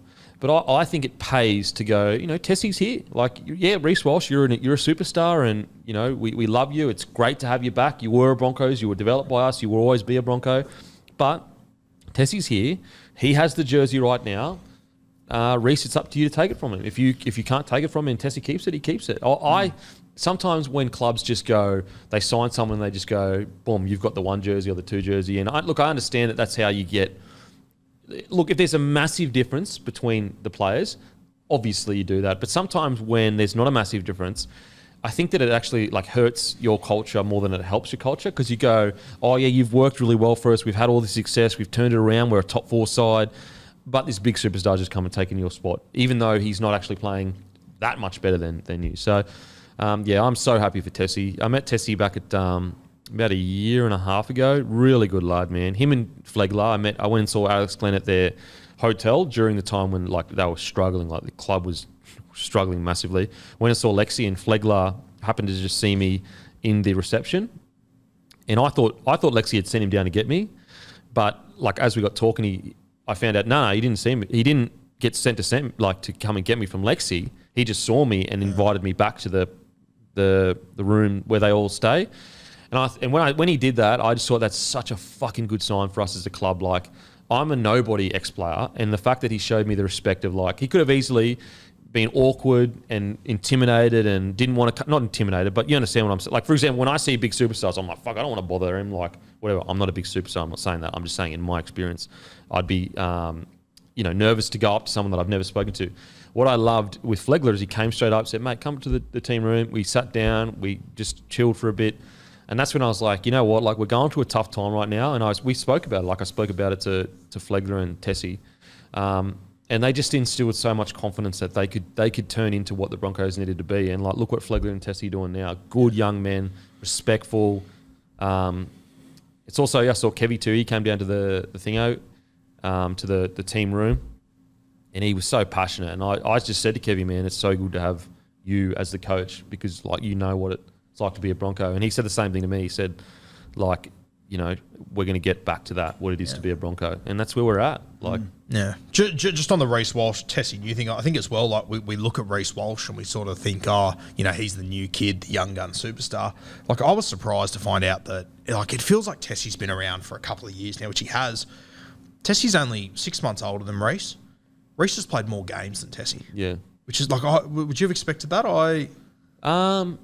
Yeah, probably, because Tessie's been... You know what it is? Like, he's been injured, 100%. Because I follow the Broncos closely, so I know that Tessie's been a bit in and out. Well, I would assume that Tessie was playing in his 4th year for first grade at least. Like, it's his 3rd, and I think it's worth noting that Tessie, like, he's only played 30 games of first grade. Yeah. He's got so much more improvement in him. 20 years old? Yeah, he's 20 years old. Same as Reece Walsh. Yeah, young as anything. They both came through kind of at the same time. Yeah, okay, right. And so, mate, his future, that's what I mean. Like, I think Tessie plays with a maturity that people think that he's older than he is. but he's young as anything. That whole group is young. As I said a million times before, but our forward pack, our most experienced bloke is 70 games, and it's Payne Haas. That's our most experienced forward. Did Tessie come through as a fullback? Yes. The highlights that I watched was Tessie was a fullback. The South slogan, I'm pretty sure. And Reece Walsh coming through was a fullback also, and he had a headgear on. But yeah, look, really exciting times, and I just think there's such an impressive group of young men. Like they just represent what we're about. So I fucking love it. It makes me so happy and so proud. Now to the Eels. So many people, I've seen so many comments of like, fuck you, Kempy, saying they're a premiership threat. Like, bruh, I didn't lose the game. I'm not in a fucking Eels jersey. And you're spraying me because they didn't play well. Like, fucking. And you know what's crazy? I don't give a fuck because I'm going to say it again. What did I say a few weeks ago, Guru? I said, regardless of result, for the rest of the season, I still think they're a premiership threat. And you know what? I'm just going to say what I think. I still think that they're a chance of going on a run. There, boom, I said it. You can hate me. Next time Parramatta lose, you can hate me for it. Be like, fuck you, Kempy, you're the reason why we lost. But I'm just saying, that's the way I think. Thoughts, Guru? Yeah, I'm going to stand by my statement too. I don't think they can. I just don't think that they're able to put together 4 straight weeks of good football against anyone, let alone top 4 teams. Yeah. I think most people would agree with you. I think most would. But once again, the team is just so good. There is no reason why at home, and Brisbane are a good team, do not get me wrong. But at no point did I feel like Brisbane was going to lose that game after it kicked off. Parramatta, they should be so much better than that. There is, was that full strength Parramatta? Ryan Madison was back. Are they missing anyone? No, they were full strength. They're so full strength they can afford to move Nathan Brown on. That's how full they're not playing Nathan Brown. Yeah. Nathan Brown would walk into 90% of forward packs and be one of the better forwards in most teams. At the very least, he's on the bench. The very least. The Melbourne Storm are desperate to get their paws on Nathan Brown. He'll kill it down there. He would kill it. And we're sitting here going, geez, the Melbourne Storm could really do it with Nathan Brown. Yeah. But Parramatta don't have him, and it doesn't faze them in the slightest. Like, for them to play at CommBank against Brisbane, I expected so much more out of them. I was really disappointed with their performance. And they, I think you said before, they created a couple of opportunities, but they just couldn't ice them, that left edge. Look, I get all that. Like, logically, everything you're saying makes sense. And everything everyone else is saying in regards to how can you say they're a premiership threat. I just feel it. I don't know, I got this weird feeling when I watch them play, they're waiting for the big occasion. That's the feeling that I get. I could lie to you and be like, I don't have that feeling and I don't think that, and that'd be the safe option. I just think they're waiting for the big opportunity, and I know it's disappointing, and I know on the weekend they were disappointing. There's no their season has been disappointing. I'm not denying that whatsoever. I just think their roster has what it takes to go on a bit of a run. Are they going to win the comp? Most likely not. Are they going to maybe get to a prelim? I think they could do it. They go on a run. What do you think, Timmy? Am I crazy? Am I off my head or what? No, you're not crazy. And I'd been with you most of the season. Again, a game like the weekend probably shouldn't change too much. They'll win a big game, then they'll lose a game they should be winning. Not saying they necessarily should have won that, but if they were title threats, you'd hope so at home. I might have turned a corner with Guru after this weekend as well, just because we've been saying all season how they've got one of the most balanced rosters in the competition, 1 to 17. It's about as good as it gets. It's everything you could ask for in the compilation of a squad. But every single player in that team, I'm almost going to rule out Dylan Brown as part of that because he's so rock solid. But even him, they've all got a big error in them every game. Like, not every player, but they rarely put 80 minutes together where everyone's just on song without a bad missed tackle here or a shit offload there that turns over a ball or They have so many mistakes in them, and you mentioned before, was it 16 errors for the weekend? They don't put 80 minutes together as a side outside of probably the Penrith game earlier in the season. They play Penrith again this week, so we're really going to find out where they're at. But again, when they beat them, if they beat them or lose to them, it's like, well, they've already beaten them this season. They beat Melbourne at full strength earlier in the year, so will it change much? But oh God, they've got some errors in their game across defence and attack. I don't know if they can put 4 together either. If they continue on this and they don't make that, I will happily say I was wrong, because I'm wrong about a lot of shit. I'm wrong about a lot of shit. If they get benched out the first week of the finals, I'll even say, I was wrong. There's no improvement. I will more than do that. I don't know. When I watch their footy, it's all there. It's just there's a few things that need to be cleaned up. obviously there's a few attitude things too as well. Like clearly the biggest issue for them is the attitude right now. Like I just get a sense of a squad waiting for finals footy. That's what it feels like for me. Has there ever been a team that divides opinion? Yeah. Like, I think there's a fair argument. Someone could be listening to you sitting at home going, Kempy, you are an idiot. Yeah, for sure. And then someone could be sitting next to them listening to me going, Guru, you are an idiot. Look at that squad. Yeah. And both, I think, are fair arguments. Yeah. Because, like, if they hadn't beat Storm and Penrith, I would never say this because I'd be like, but no one can beat, well, Storm obviously now, but at the time, no one could beat those two sides.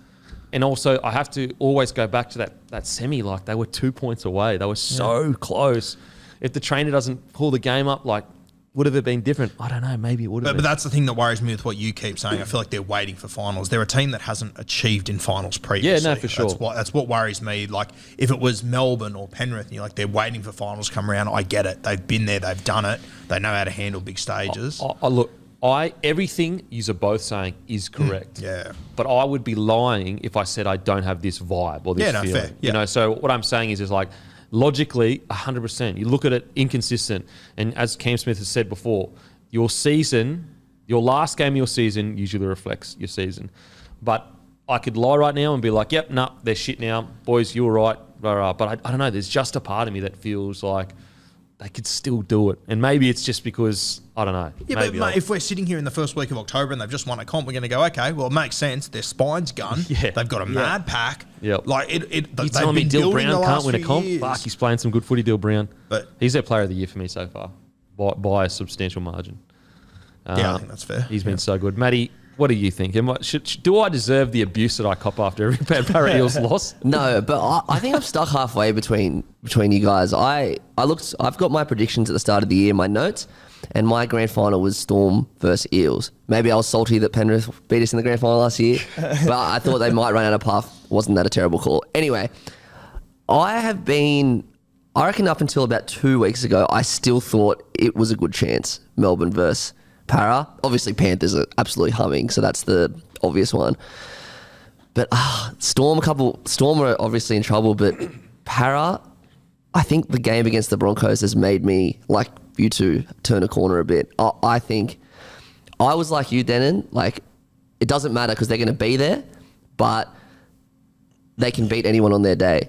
But now they could find themselves playing away in an elimination final in week 1, and they could easily get knocked out. Fall out of the 8. They could fall out of the 8. Fall out of the 8. So I think I think I might have to answer the question. I don't think they'll fall out of the 8. I think they're they'll still 7th right now. Yeah, I'm confident they'll find a way to make the top 8. I'm confident they will be there. I don't think they've got one. So they've gone loss, win, win, loss. They face Penrith, then Manly. Yeah, it's really interesting. Really interesting. But at the same time, it's crazy. If one team's going to beat Penrith, it's probably fucking Parramatta. It's going to be interesting to see what happens this week because, like, and to be clear, I want to be really clear. Me saying, regardless of result, I still think that they can be a chance to go on a run. That counts as well when they win. So it's not going to make me think it more if they beat Penrith this week. You know what I'm saying? Like, it's not going to make me more convinced that they could go on a run if they beat Penrith this week. So just like it's not making me more convinced, I mean, it is to a degree, if they lose like last weekend kind of thing. I just think they're the one side where they just have the squad to do it because they've proven it. Honestly, I can't wait to watch their game this weekend, but I don't know what could happen in that game that could change my opinion. Yeah. If they beat Penrith, I go, look, I know they've got that game in them in the regular season. They've done it for the last half a decade. If they lose, I go, okay, Penrith are really good. We already knew that. Yep. I've got these two around. I'll get you soon. I'll come for you. What? I've got these two on my side. I'll get you soon. Nah, mate. I'm more than willing to look. If they come out and they lose the next few games, then like obviously I'm going to be fucking sitting here going, I don't know. But really, really interesting. The Eels talk about a team that what a missed opportunity. If they miss, winning a premiership is tough, but if they miss getting to like a prelim, what a missed up. All of that work that Brad Arthur has done, taking them from a wooden spoon side to a juggernaut with arguably the best side on paper. Like Penrith, you could argue, and Storm. But anyone that had Eels as the best side on paper, I would say that's a reasonable opinion to have. To get all the way up to the year that it should be the year it happens and for it not to happen. Like, this is the year. After this, like, fuck, who knows? Well, they'll lose IPAP, they'll lose Marnie. The other one that I think is going to be a loss is Niokore. Yeah. He fills a gap everywhere. Yeah. And he would have been the guy to step up to replace IPAP, I think. So Nathan Brown's going to go too, seemingly. So, yeah, it's this year or never, I think, for Parramatta. So really interesting times at Para. Really interesting times. Now on to Dragons v Manly. The Dragons. Holy moly. Honestly, talk about some of these teams are so hard to pick. Last week, the Dragons were done for me. The Dragons were done. I was going, nah. They don't have the score. They don't have the firepower. Then they come out this week, and Benny Hunt is electric. And they hang on. They are currently sitting on 20 points, which is equal to the Roosters. There are 4 teams. So there's the Raiders, Seagulls, Roosters, all on 20 points on that 8th spot. Benny Hunt was absolutely incredible. I think that, at the moment, you'd probably have him for your Dally M Player of the Year. In a landslide. Like, he's seriously, without him, they are probably down the bottom at Spoon. That's how important he is. Timmy, what do you think about this game? Yeah, as I said, Dragons, try and pick him. Good luck. You do not know what side's going to turn up each week. With Manly, I'm a little bit sceptical both sides of this result because, they lost Andrew Davey, Jake Trebojevic, Lockie Croker, a lot of pieces all to COVID. So they're big outs in that side. But, the Dragons, they put it together again. They were pretty convincing in this one. And Benny Hunt, I struggle to see a team that relies on a player more than the Dragons with Ben Hunt. Like, I'm looking at, the Broncos have proven they can do it without Adam Reynolds this year. There are other players who miss and you say, oh, geez, they missed this fella. But without Benny Hunt, they're just pretty ordinary in 2022. And even in this game, nearly everything good they did was off the back of Ben Hunt. Oh, mate. He's so incredible. Seriously, I'm so happy for him that, there cannot be a person now that isn't convinced that he's developed into the player we really thought he could be. He's erased so much of the nonsense now. The try, and then to back it up, like obviously he had a game that weekend, but then to come out this week and he had 2 tries. Yeah, did he have a 40-20? He had a key. His kicking game was great. I think it was DCE that had an intercept. Anyway, he was outstanding. What did you think about this game, Guru? Yeah, just on Benny Hunt, I agree. I'd have him for my Dally M, and I think he is by far and away the most important player to any single team in this competition. There was the argument for Turbo last year, which was fair. We sort of alluded to this in the preseason, though, that Ben Hunt, he could quite possibly be this guy, and I think it's pretty evident that he is. They are just a completely different side without him. And yeah, mate, I'll tell you what annoyed me as a fan. What a waste of a cracking jersey from the Seagulls. That might be that's one of my favourite jerseys I've seen in fucking so good years. To bring back the Pepsi Max and everything, and then to put out a performance like that. I mean, the Hello Sport boys joke about it, but mate, every time they try a different jersey, it just goes to shit for Manly. Yeah, well, that's Hello Sport deflecting. Hello Sport are the curse. we all know that Hello Sport are the curse. And look, I'm going to confront them when I see them on Wednesday. They are the curse, and I want them to prove me wrong. But anyway, can continue. Yeah, I mean, in saying that, Manly, like, I thought they were so poor the other night. I never really felt like they were out of that game at the same time. Like, I think Manly will still play finals footy this year, which when Turbo got ruled out, I gave them next to no hope. So you reckon they'll make the 8? I still reckon they will, yeah. Over Roosters? Maybe I need to have a closer look. Have a look at the ladder. I feel like they're playing well enough. It's fucking that because you got 7, 6, 5, 4. All and you got Storm, Rabbitohs, and Eels all on 24 points, and then there's a drop to 20 points. So they would need to be better than the Roosters. Yeah, but mate, the Roosters have got a pretty tough run home. Like Manly's. Roosters play Manly next week. Yeah, and then Manly have got... That's probably season deciding, That's probably season deciding. Then Manly have got Parramatta, but then they've got Titans. They finish with the Raiders and the Bulldogs. So I think Manly will win a fair whack of their games on the run home. Well, who have got the Roosters got? The Roosters got Manly. Roosters have got... Broncos. Yeah. Then they got... Oh, you fucking... They finished with South Sydney. Then they got the Cowboys. Oh, this Roosters run is not fucking... It's tough, yeah. Oh, then they got the Tigers. Then they got the Storm. Oh. Then they got the Rabbitohs. Oh, that's a tough run. It's a tough run for the Roosters. And I mean, we'll talk about the Roosters soon, but I don't want to get too excited because it was against Newcastle, who are for sure. in all sorts. So I just feel like Manly, I've watched them play great footy the last month or so. They've been unreal. I thought this game they played really shit and they lost by 14 or so in an away game. So I'm not putting the Sharpie through Manly yet. Certain set of lads from the nation's capital that we're not talking about here, boys? Or Yeah, what about the Raiders, mate? What about them? No chance for 8th? Or They beat the Storm. soft draw home? They do have quite a good draw rolling into it. I'm not putting a line through Manly, more just like, fuck, that 8th spot, it is a tough, it's almost like a comp within itself. She's got those 4 teams that are all not playing bad footy. Like Dragons obviously got the win over Manly. Manly have been playing good footy. Raiders have been playing great footy. And the Roosters look like they're slowly getting back to where they were. Yeah. We touched on it off air a little bit, but you go outside of Penrith, who was slightly vulnerable on the weekend, to second place to sort of 10th place, let's say 9th place. Any one of them could win the comp if Penrith managed to slip up this season. Yeah. Like, it is one of the most, I said, outside of Penrith, it's about as open a competition as we've seen in a long time. Yep, I totally agree. It's like if Penrith were to have an injury or whatever, and touch wood they don't, it's honestly open slather. I was just about to say, if something haven't touched wood, no injuries, mass injury hits the Panthers, who's your favourite all of a sudden? Oh, Like, I don't know what injuries that would be, but whatever it would take for you to say, I don't think Penrith can win this comp now, if that happened, who would be your next best? I mean, Probably the Sharks or the Cowboys. Fuck, that's a tough one. I mean, it's crazy saying that because you look at the Storm, but we'll get to the Storm. I think they're in a bit of trouble. I think I know that you'll probably be hesitant to, but I think you can throw the Broncos up there. I really do. Well, All of a sudden, then your Roosters in 8th spot. because, like, look, if Selwyn comes back and is firing, then I think you probably could throw the Broncos in because you've got Corey Oates killing it. You've got Selwyn Cobbo on an edge killing it. You could argue Paddy Carrigan is the best 13 in the comp form-wise right now. I know Isaiah Yeo is the number 13. Then you've got Payne Haas, who you could argue is the best front row in the comp. I think most people would say he probably is the best front row in the comp. You've got Adam Reynolds.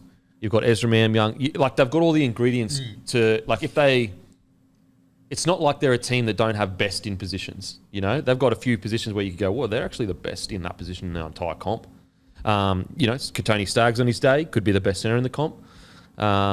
So, yeah, I mean, for sure. But Penrith right now, like, even though they had a bit of a wobbly game on the weekend, I reckon when they turn it on, it's going to be tough. I sort of derailed us there. Apologies. But, yeah, I'm not ruling Manly out of top 8 contention. I definitely think that they can still get there. The more I look at that ladder, I can't see it well, but the Roosters don't play finals footy, but that's might just be history.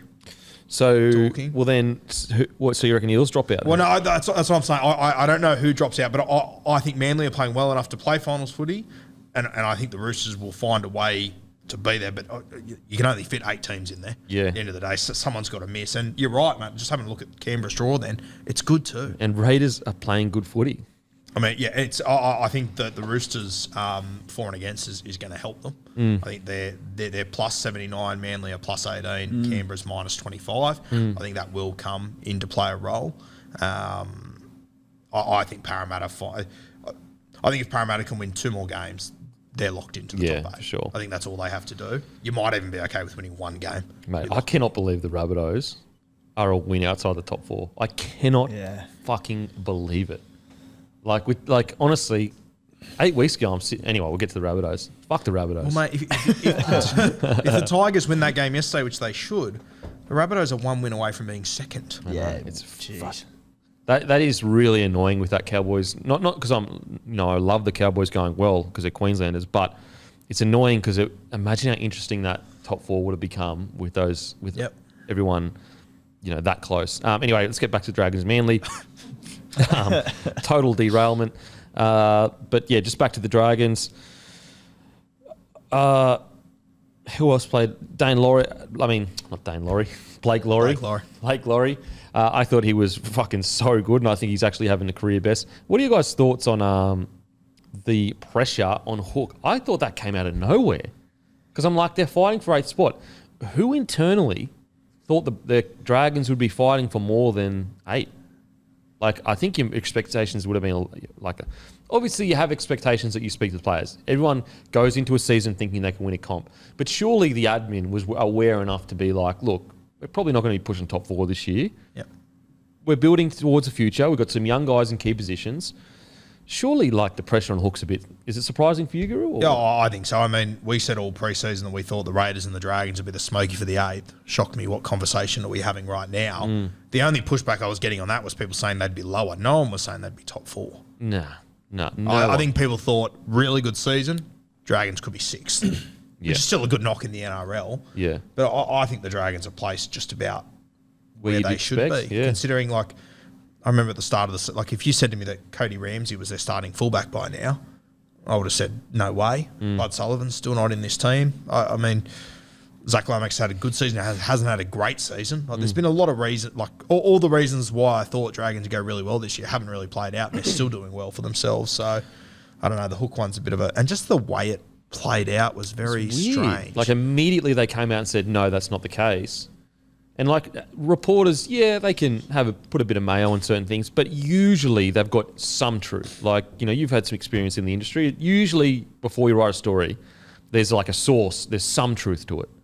Yes, no, maybe? Oh, yeah, absolutely. Like, there's so much beat up around journalists, a lot of which is probably justified, but like, it does annoy me when a journo comes out with a report of some sort and people say, oh, they've just made this up for the sake of a story. It's like, no, like they haven't just gone on board one day, let's come up with something to start a conversation. Like, there's information coming from somewhere, generally who they trust pretty well. So obviously this is a general view, but often when there's smoke, there's fire.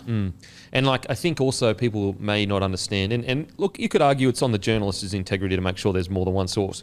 But sometimes journalists are used by clubs, used in quotation marks, where a club is trying to set an agenda, so they'll go, oh, mate, you know, I've heard fucking blah, blah, blah. And then the journo goes, oh, well, it's a pretty high up person fucking saying it, then it must be true. And they write the story.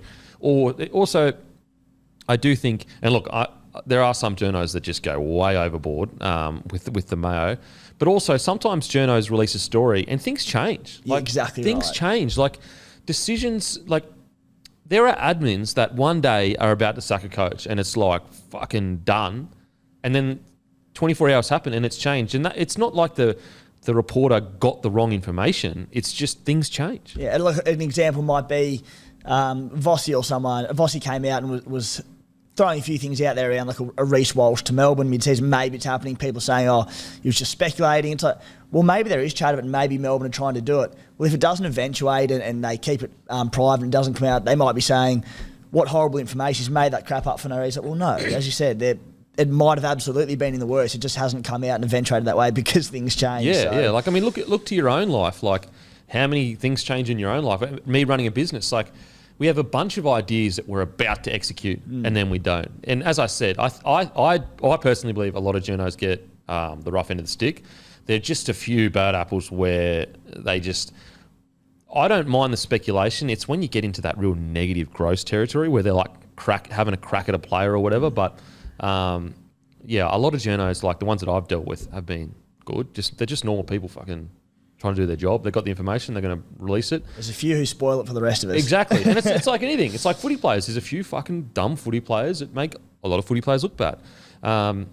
So, yeah, that whole situation was bizarre. So, I don't know, is there conflicting factions in the Dragons? Are they negotiating an extension and they're trying to get him to sign for... I don't know. It was bizarre. But I don't think Hook should be under pressure yet. I think he deserves another year. I do think that the Dragons need to probably... Like, they went the money ball, in quotation marks, route. I think that that's good for the first 12 months. I think that...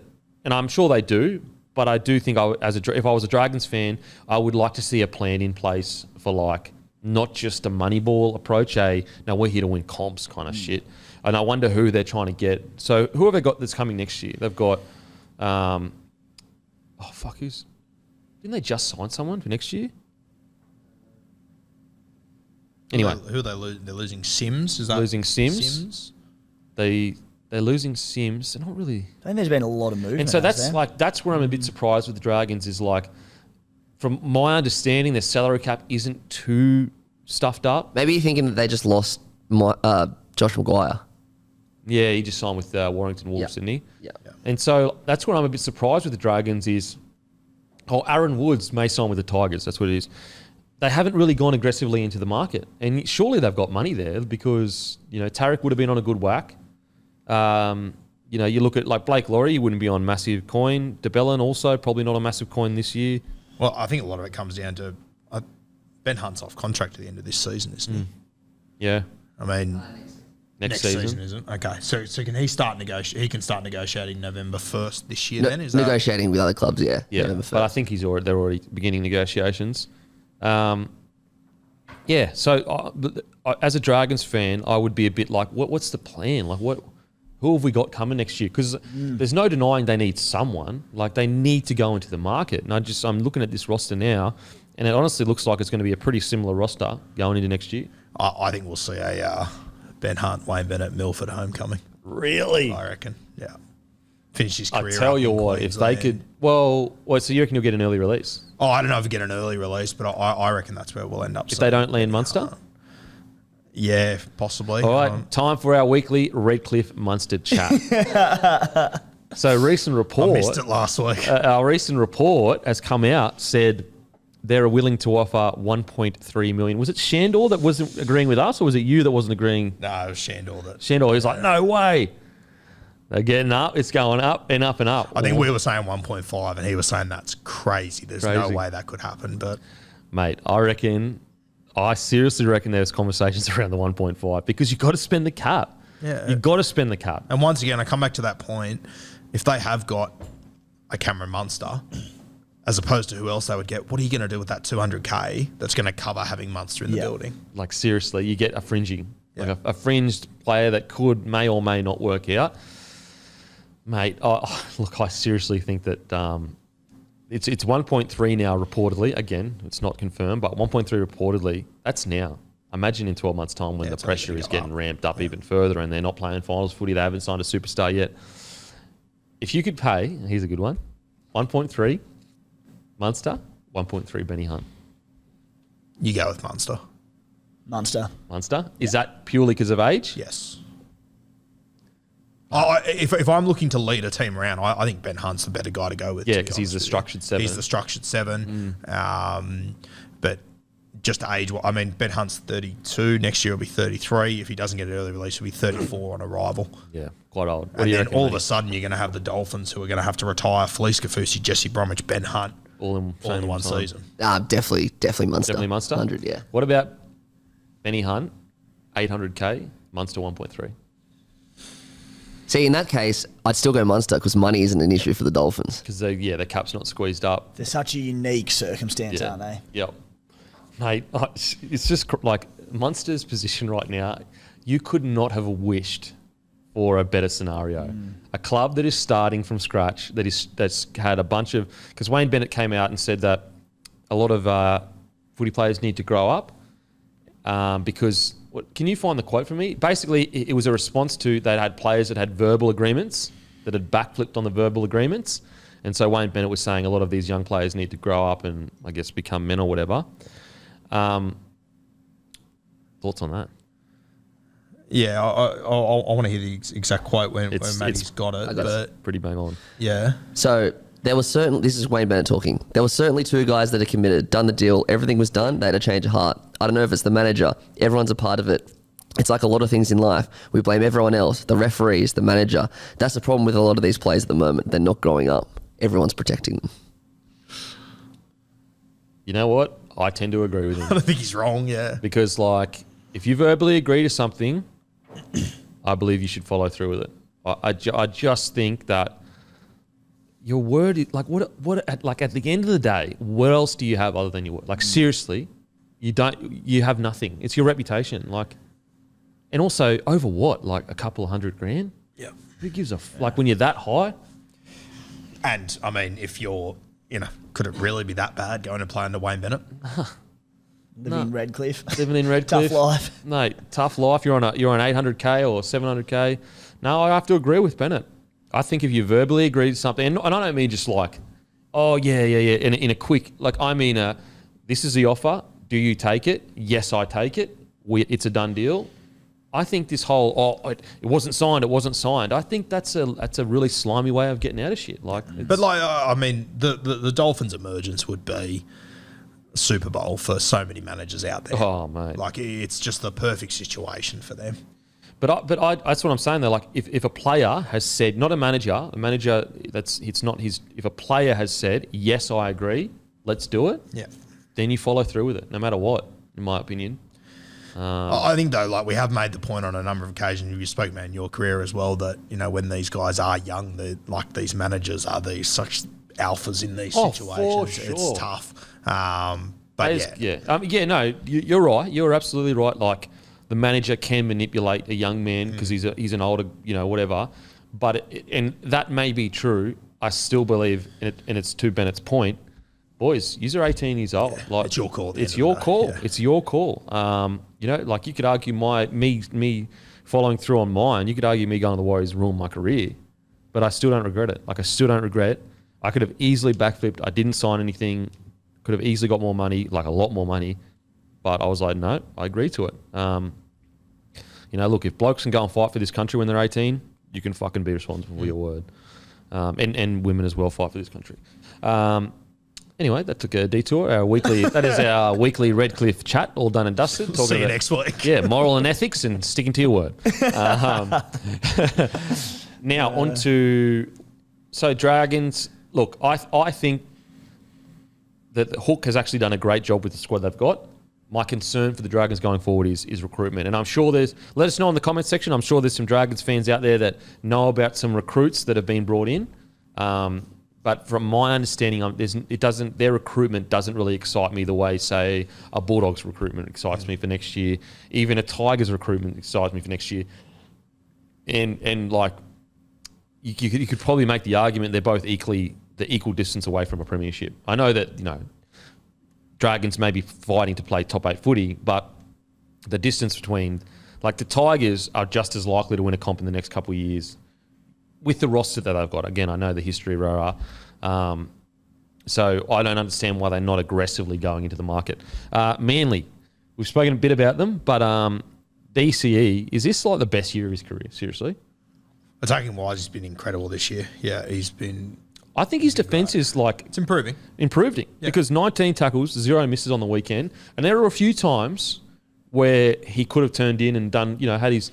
I think the Queensland camp has actually helped DC tremendously. Like, I really think his defence has improved with the little amount of, evidence that we have. But Game 3, I thought he was really good.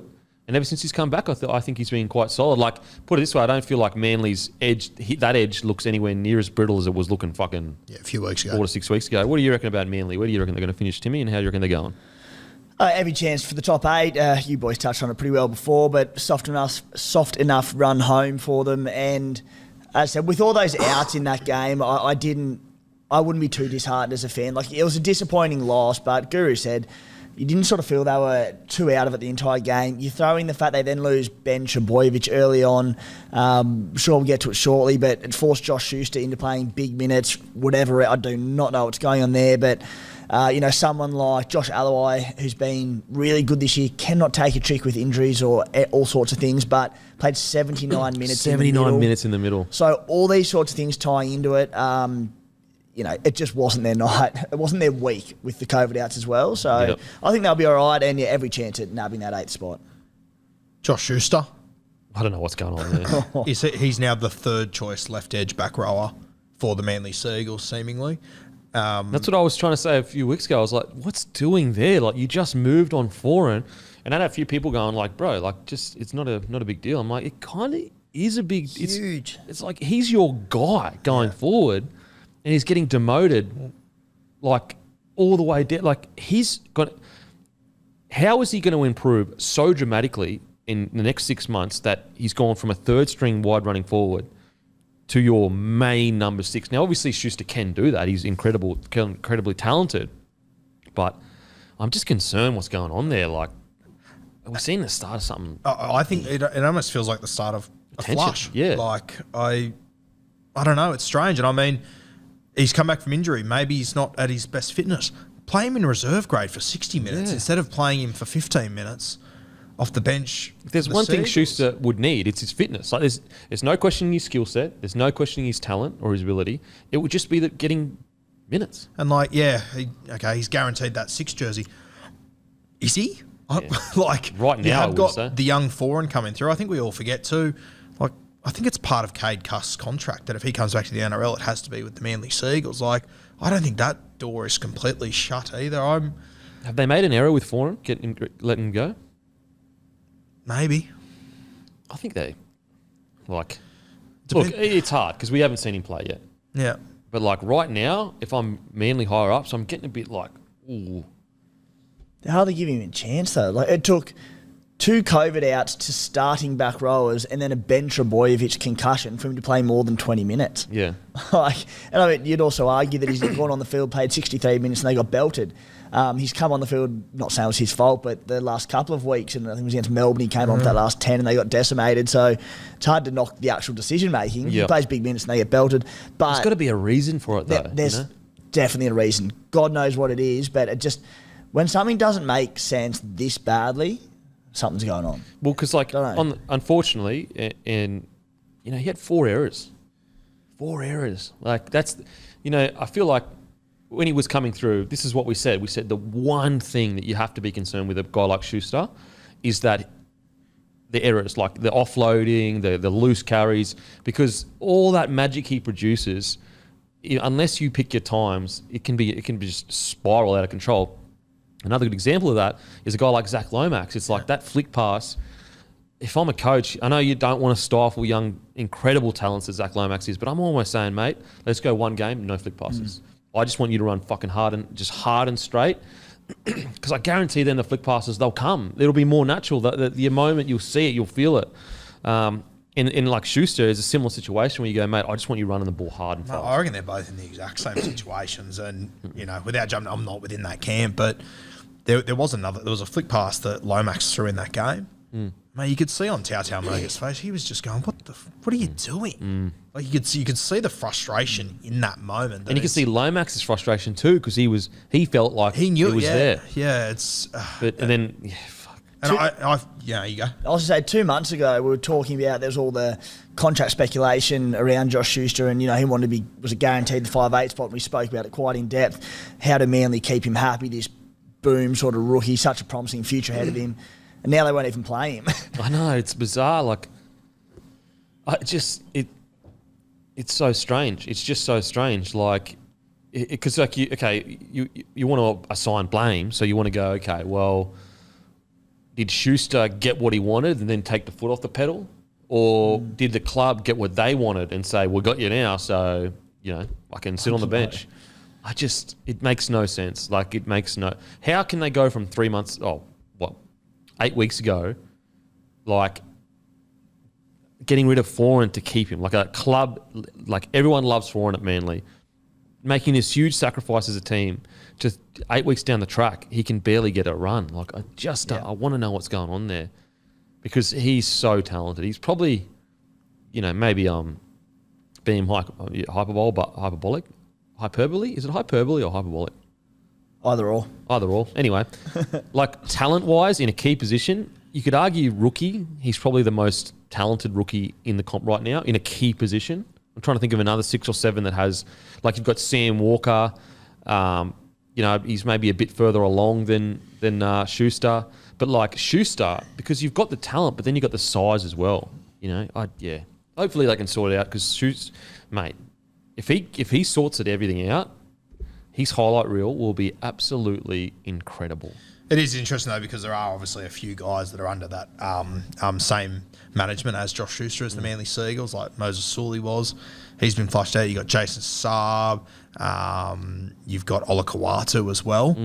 You've got all the Fainu boys as well. So I think it's Crown management. And we know that, you know, managing teams have say over clubs. They've got a lot of their superstars, and it sort of looks like slowly all these guys are sort of being on the outside.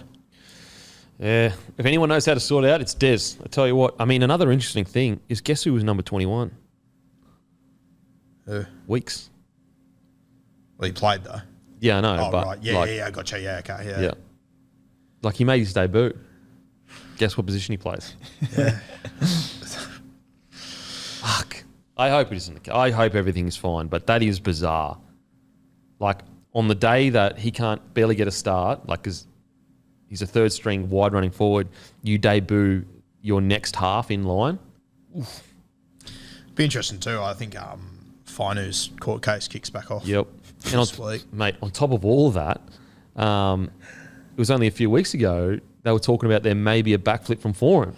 So there's clearly some noise there as well. What do you got there, Timmy? Breaking news from 2 hours ago, to be fair. So Rugby League. Former Gold Coast captain Kevin Proctor in hot water after vaping inside dressing sheds at halftime in Titans lost to Canterbury.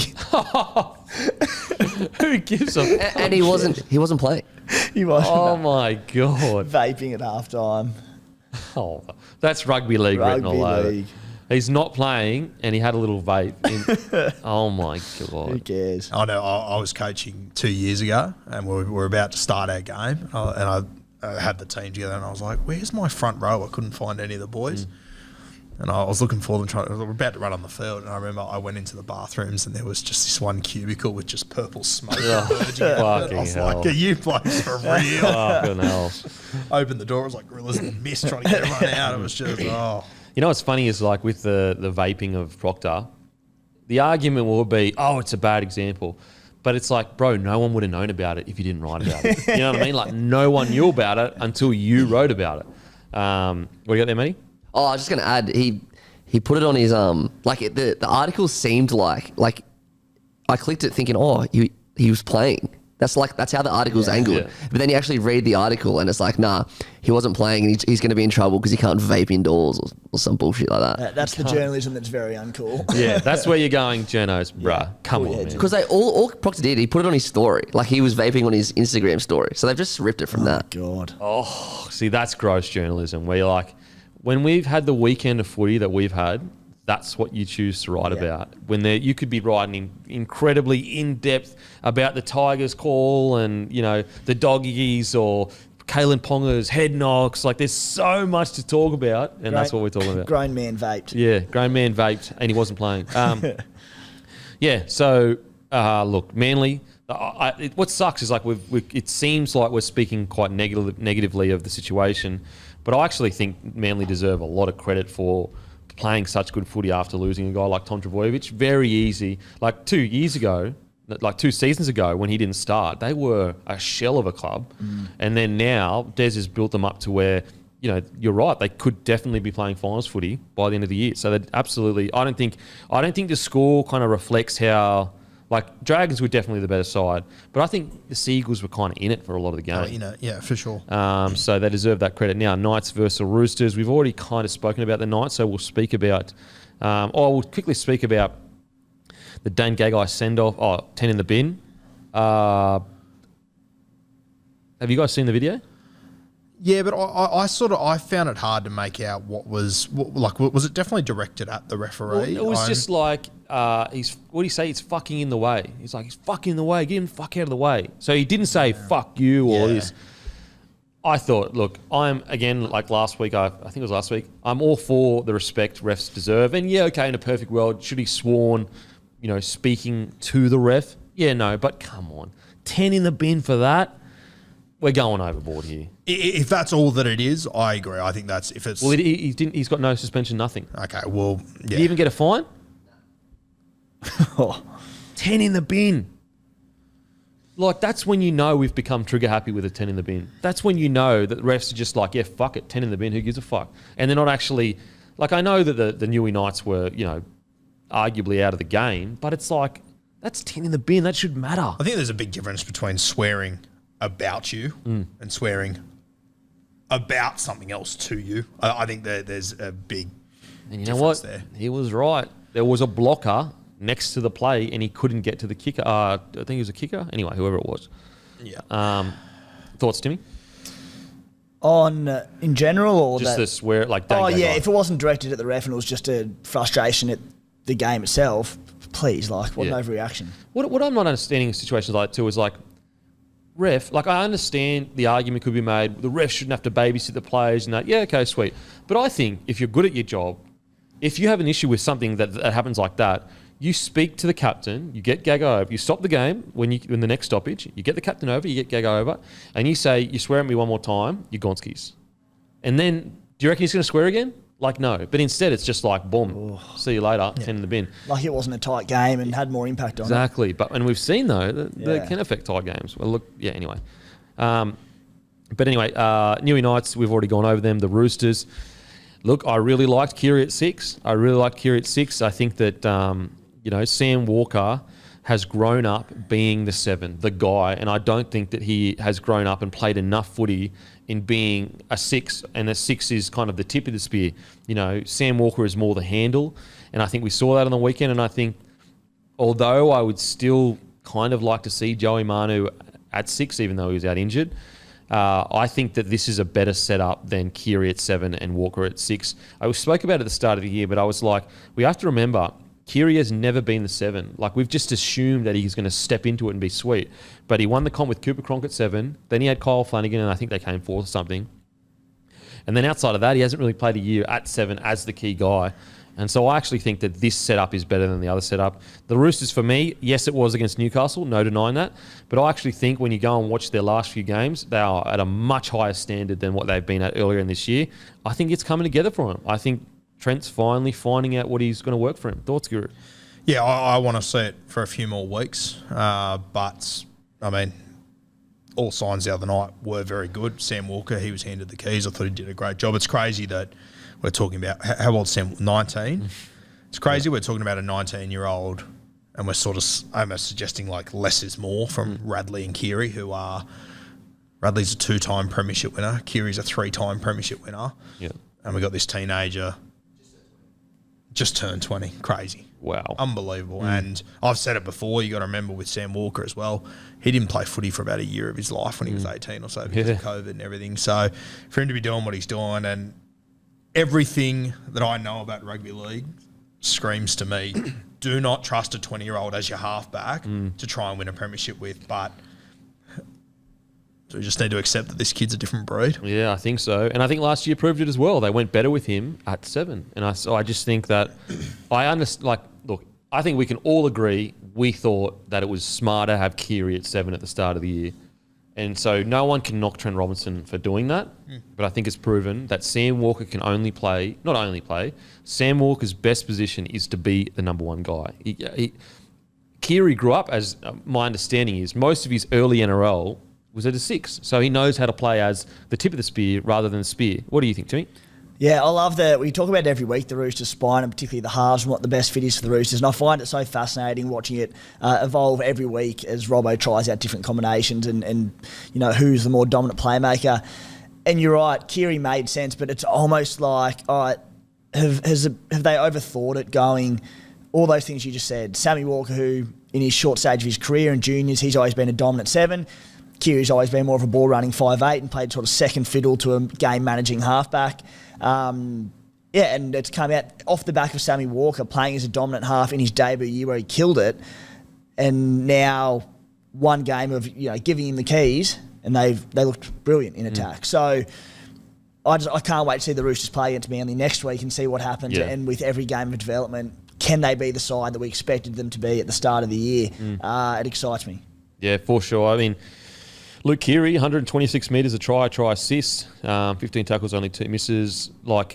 It's against Newcastle, no doubt. But I just think they looked way smoother. Everything looked like it looked like the Roosters that we had been used to seeing. They didn't look clunky. Radley even looked a lot smoother.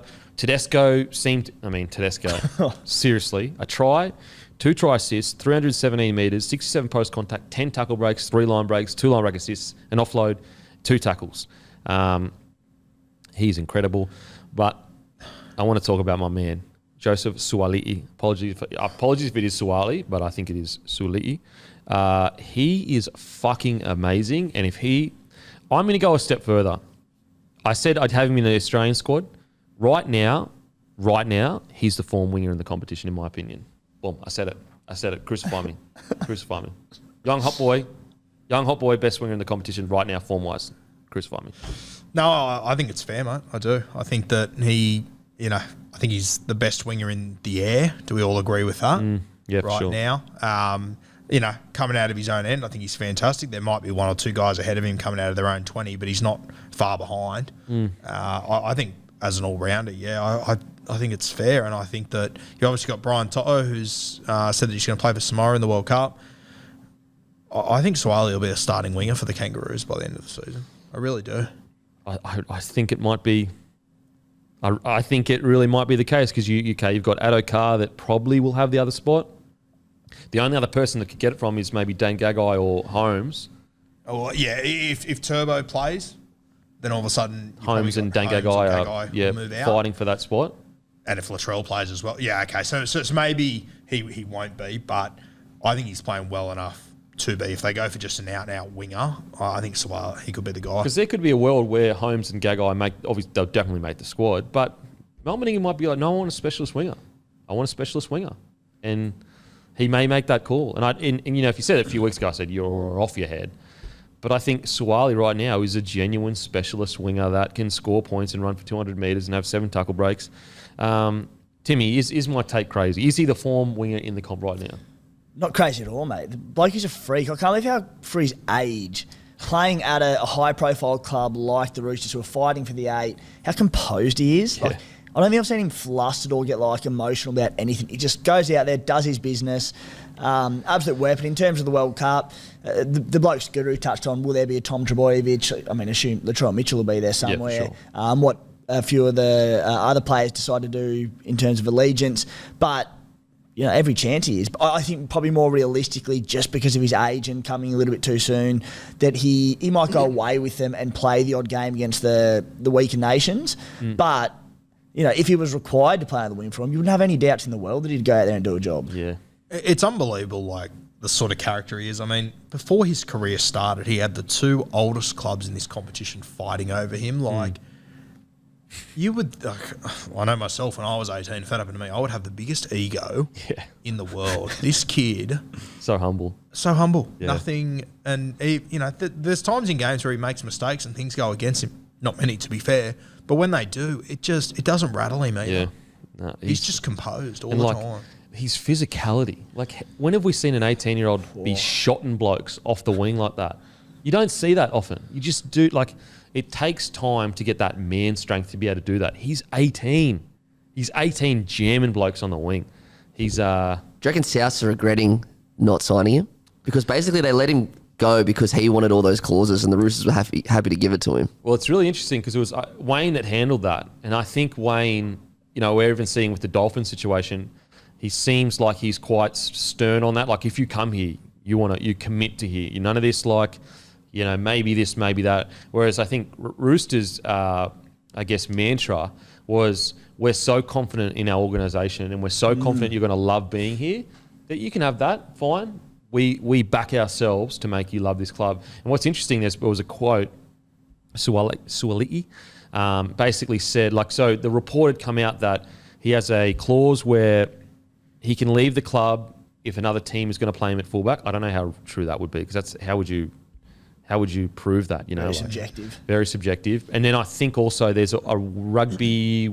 Can you please get the report? A rugby clause where he can go to the World Cup or something along those lines. But he basically said he's happy to. He says he loves the club. He wants to stay there for life. And now I know all young fellas say that. But he's also said he's happy to learn off Joseph Manu and Tedesco. And he feels that Tedesco and Manu were the 2 best fullbacks in the comp. And I mean, it's a good point that Matty brings up. I mean, what's been the problem with, obviously the halfback jersey, Ilias has done a good job, but I feel like South Sydney have been chasing their tail trying to fill this gap that Gagai's left all season. Imagine if he was still there. Fuck. Holy shit. And that's the biggest issue for the Rabbitohs. Literally their biggest issue is their right edge defence, is it? Yep. With their 2 rookies that are struggling a bit at the moment. I mean, they're getting a bit better, but they were struggling substantially. If he was at the Bunnies, we wouldn't be talking about him as one of the best wingers in the game. We'd be talking about him as one of the best centres in the game, I reckon. Yeah, he'd be probably playing centre, I reckon. Depends, because you probably want him getting his hands on the ball more as much as possible. And him and Latrell linking up out of... Imagine him and Latrell. Imagine if he would have landed at left centre at the start of this season for the Bunnies on that edge, which is a spot they needed to fill. And he would have played fullback when Latrell was out, so it would have changed. Yeah, really, really interesting that. Imagine Latrell and him in the same team. Holy fuck. But look, I can understand why the Rabbitohs, were firm on it, because for every, Suaalii that stays loyal or whatever, there's another player that fucking bounces when things aren't going that well. Basically, it just says he has a clause in his contract that allows him to go to another club or go to rugby. So pretty much, he's just got 2 player options. Yeah, okay. So basically, if he wants to leave, he can leave. He can leave. And one of those is next year. Like, he could leave next year if he wants. Yeah. Like So you you wanted, but- got to respect the Roosters for backing themselves. Yeah. Like, it's a big call, but it is paying off massively. He is so impressive. So impressive. Teddy, far out. Seriously, I don't know. How many more times can we wrap the bloke? Like, what else do you say? He's one of the GOATs fullback, period. That play the other night where he got it on the left-hand side tram line, broke 2 tackles, threw it to the right, and then threw the try assist on the right-hand side tram line 6 seconds later. Like, there's just no one else in the game that does that sort of stuff. Yeah. And if you can find a half, like, I can understand, like, some people make the argument he's 2 on the ball, and that would be frustrating. And I understand that. Like, as a half, you know, as an experienced half, it may be frustrating. We're like, nah, Teddy, like, let me get to certain points on the field. But I think that if you have a half that can work with that, like, fuck. Yeah.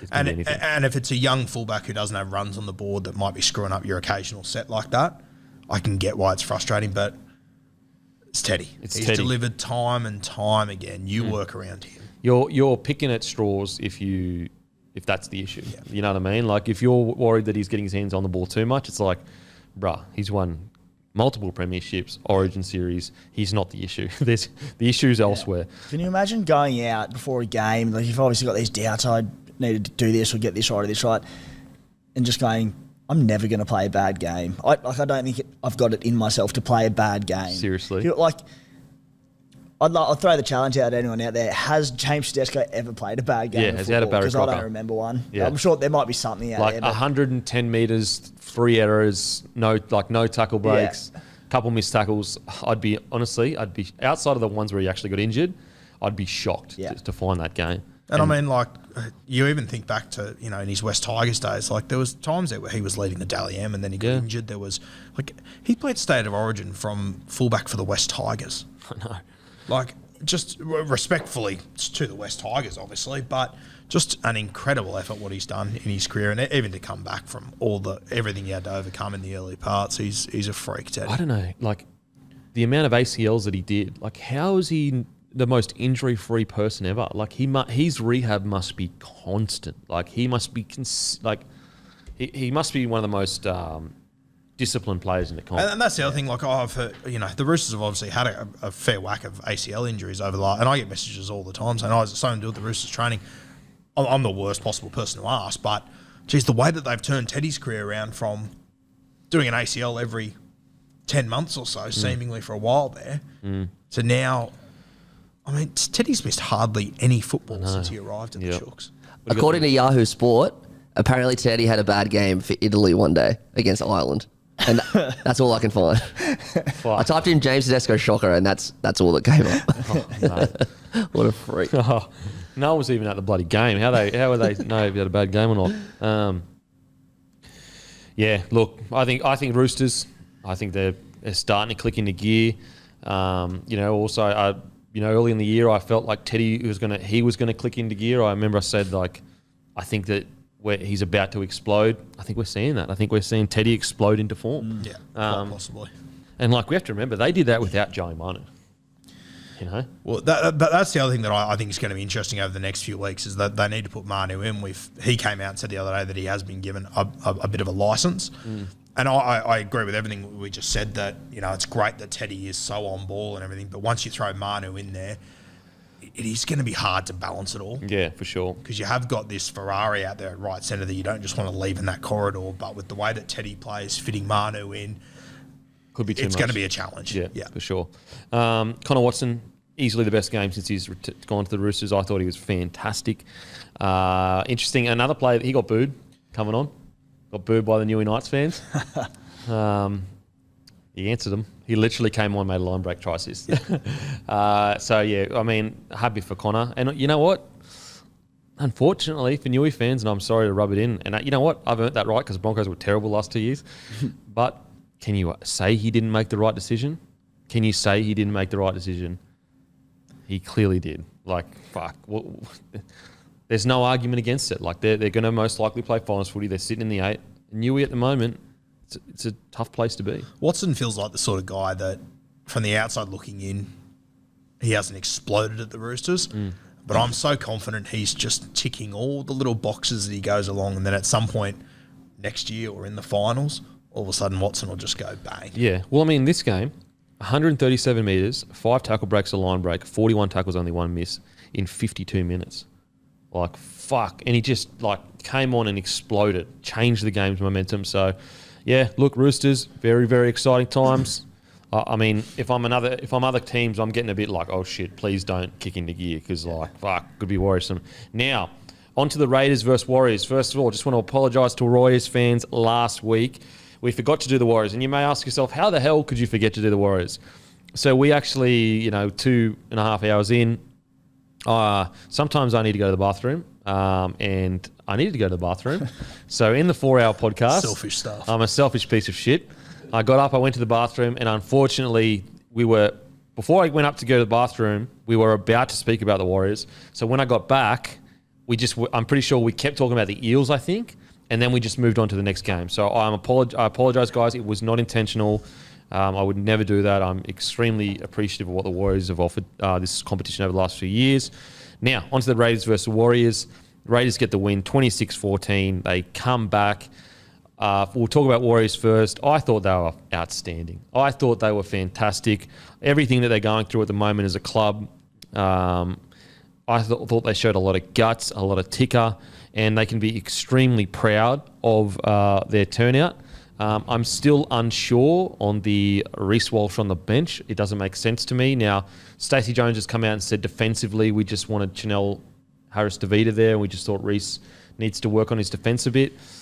I understand, like, you don't question one of the GOATs for sure, but I'm kind of the mind, I don't feel like that. I feel like for what you lose in attack, it's not worth what you gain maybe in defence. In saying that, for 60 minutes, it looked like it was the right decision. But Warriors fans, I think you should be extremely proud of the effort that was put in by the boys on the weekend. They really ripped in for each other. Tohu Harris, as always, came out and was fantastic. I was a bit surprised with Adam Blake. I thought he was a little bit quiet this game. He might be getting a bit fatigued because he's been playing so well for so long now for the Warriors. But outside of that, I also think Adam Pompey is coming along. I think that there was a lot of defensive lapses, earlier on this year for him. I think Jesse Arthurs absolutely should always be their starting centre. I think that defensively he's probably one of their best outside backs defensively. Montoya was great, super aggressive. I thought Watani Zelezniak was also had some good moments. Timmy, what did you think about Warriors Raiders? Yeah, they were really good. Came out of the blocks absolutely firing. Quickly on Reece Walsh, I didn't get that one either. I'd understand it if they were looking towards next year and they were bringing in another fullback, but Harris-Davida, who's also not going to be there next year, kind of put a line through that theory for me. They were good. The Warriors, they've got the makings. They remind me a little bit of a structure like the Knights, where they've got the makings of a really good... The forward pack's terrific. Like AFB and Tohu up front. The back row of Ewan Aitken, Jack Murchie and Jazz Tavanga, excellent as well. Murchie, I thought, was really good. His return to Canberra for this one, being a former Raiders boy, he was great. And it also meant Josh Curran off the bench, who's one of their best attacking weapons. So if this forward pack can get rolling like it did early on in this game, it gives the back line a bit more of a platform to work off. And I'm probably surprised they haven't had a bit more success. But again, they've had such a poor run with injuries and suspensions and a few other things to that pack that there's been a lot of disruption still.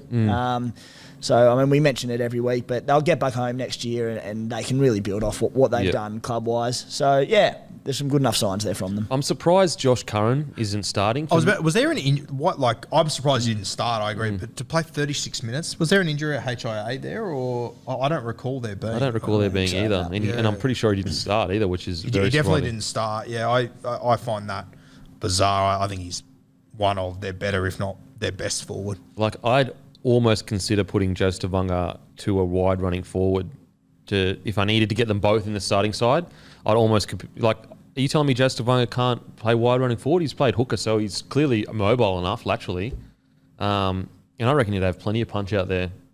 But yeah, very surprising. Josh Curran's an 80-minute player, or at least a big minute player. And whenever the Warriors are going good, Curran's going good. Yeah. It's been that way for the last 2 years. He's been incredible for them. So I found that one. Yeah, no HIA. He literally came on in the second half and played till the end of the game. He must have an injury. Like that. What's surprising to me is in my opinion, most people would think Reece Walsh and Curran have been their best players this year. Yeah. And both have been moved to the bench. Yeah, and I agree with what Timmy said. Like, you're playing CHT at fullback. He's not going to be there next year. And he's not a fullback. Like we've seen that he's not a fullback. Like he's a good young half that could develop into something better. But at the moment, I don't really see him as a. And I would even like you've got Assi that played 5'8". He was pretty good. You got Volkman there still. He played reserve grade on the weekend. Like I would have been tempted to play Assi at fullback and Volkman at 6. Or even Volkman was illness, stated out as illness, but I think that's 2 They weeks. said that last week. That's what I was He going to played say. reserve Yeah. grade. So unless he was crook for 2 weeks. Yeah, he But played played as reserve well. grade and Yeah. won by 60. He played alongside Assi. So There you go. I'm calling porkies on that. But I think it's strange the way that they're putting CHT over Reece Walsh when neither of them's going to be there next year. Yeah. Surely they've got a young, like, if there's one thing the Warriors have, it's good young outside backs, or what they had in yesteryear. I'm not sure about now. Well, it's hard though because they haven't been in New Zealand, so it's probably Surely they've got another fullback in their squad. Surely. Yeah, well, yeah. Like, you got to have more than one full-time fullback in your squad. Because right now, what they're basically saying is, like, they don't have another young fullback that's better than Chanel Harris-Tavita at fullback. Yeah, well, I think they sort of had Rocco Berry pinned as a long-term fullback as well, really? but that hasn't quite kicked. Yeah, well, he was a fullback before he came into the NRL, so... Okay. Cover for Walsh, they're probably thinking DWZ. Yeah. Yeah, okay. But I mean, if they do manage to land Martin from Brisbane or Chance, of course, is coming over too, so that will solve that See, I can problem. see Chance playing centre for them. Really, like, square up their defenders. Which is... They probably need a quality defensive centre before they need a fullback. I wonder if Chance doesn't potentially go early. Yeah. Be smart too for him. I mean, the Raiders would probably be a little reluctant because of the depth he brings to them in the side, especially with Savage there, who's a bit hot and cold. But, I mean, it does look like a pretty good win for all involved. Yeah. The Raiders would lose out a little bit. It but seems amicable, that breakup. Yeah, it does. Raiders and Chance. And Chance is one of the best dudes in the NRL. Legend. I know he has a Legend. great relationship with the Raiders and the staff there. We know he's got family back in NZ, so yeah, it wouldn't surprise me to see him leave early. Is Chance just not getting picked at the moment, or is he injured still, or what's the... Just not getting picked. Just not getting picked, yeah, okay. And I think that is a case of, like, if he's not going to be a starting player, why would you keep Chance on the bench when you've got good 14s? Yeah, so the Raiders pick Albert Hopewadi on the weekend over Chance, yeah? Yep. Yeah, Yeah, wow, look towards the okay. future. And you know what? Like, to be honest, in my opinion, my humble opinion, Chance for me is their starting fullback. Like, I am super, super surprised that they fast-tracked Savage there as quickly as they did. Savage, for me, I would have liked to see a year on the wing. But in saying all of that, if Chance has signed for the Warriors, I actually like the decision of Albert on the wing. Because I thought he looked really good. So, yeah, just back to the Warriors. Look, again, 60 minutes, you had a one pretty much, or, close to. So definitely don't be disappointed with that performance. The boys ripped in. I think it's more, the Warriors right now, it's more for building to next year. Like, just preparing for everything for next year. Get through the season. Yeah, obviously rip in. They've got, 5 games left? Yep. Which is crazy to think. We've only got 5 games left of the season, or 6 games or whatever. But yeah, so hopefully the Warriors can put in a good performance for the rest of the year and then focus towards next year. Now, on to the Raiders. Another win, mate. Another win, Timmy. Here we come. Tarpanet was outstanding. I thought Papali'i also had some really good moments, like just some tough carries. I feel Savage is definitely maturing each week for sure. I think we're starting to see that, he's still got an error or two in him, which is, I think it's part of being a rookie. It's going to eventually he'll find a way to iron that out. Outside of that, I thought Albert Hopewadi was outstanding. 144 metres, 43 post contact, 4 tackle breaks, a line break. It's a great win. It's a really needed win, and they came out. They started really slow, and I was sitting there going, fuck, here we go. Big win the week before. They're still down. They're going to let this one slip, and then they're going to come out next week and play really well. Timmy, what did you think of the Raiders? I think we're all in the same boat, us Raiders fans, thinking that first half down 14-0 at the break going, we speak on this, or I speak on this the last month or so, about that defensive resilience, the ability just to grind out a win, a tough win, and a Raiders-style win the last few seasons. I thought I was gone. And then 23 from 23 completion second half, and you're like, absolutely perfect. They got across the line. They did their jobs like, nah, we're all good. We're back. So it was really great half. We played one good half of footy. I touched on last week, Corey Harawira-Naera. He was outstanding for us, and there just has to be a place in this side with all the forwards back on deck. I think the Raiders need his offloading ability so much. I do still question the Raiders' ability, particularly against good teams, to score from structured attacking plays, because I'm not convinced there's that much strike power in the back lines. Savage helps it a little bit, but so I think we score a lot of our points and generate a lot of our attack off second phase play and offloads. So I think CHN is vital to that. So I'd be looking to get him as many minutes as I could into him. One of the great try celebrations too. Sticky. Sticky's doing his hammy. But Harawira-Naera, his try celebration was definitely different. But I think he's one of those guys that if I'm playing the Raiders and he's named on your extended bench, I'm going, how good? Like I think quite often it's underrated. He's a game breaker. Like he ruins rhythms for defence. He's constantly a threat.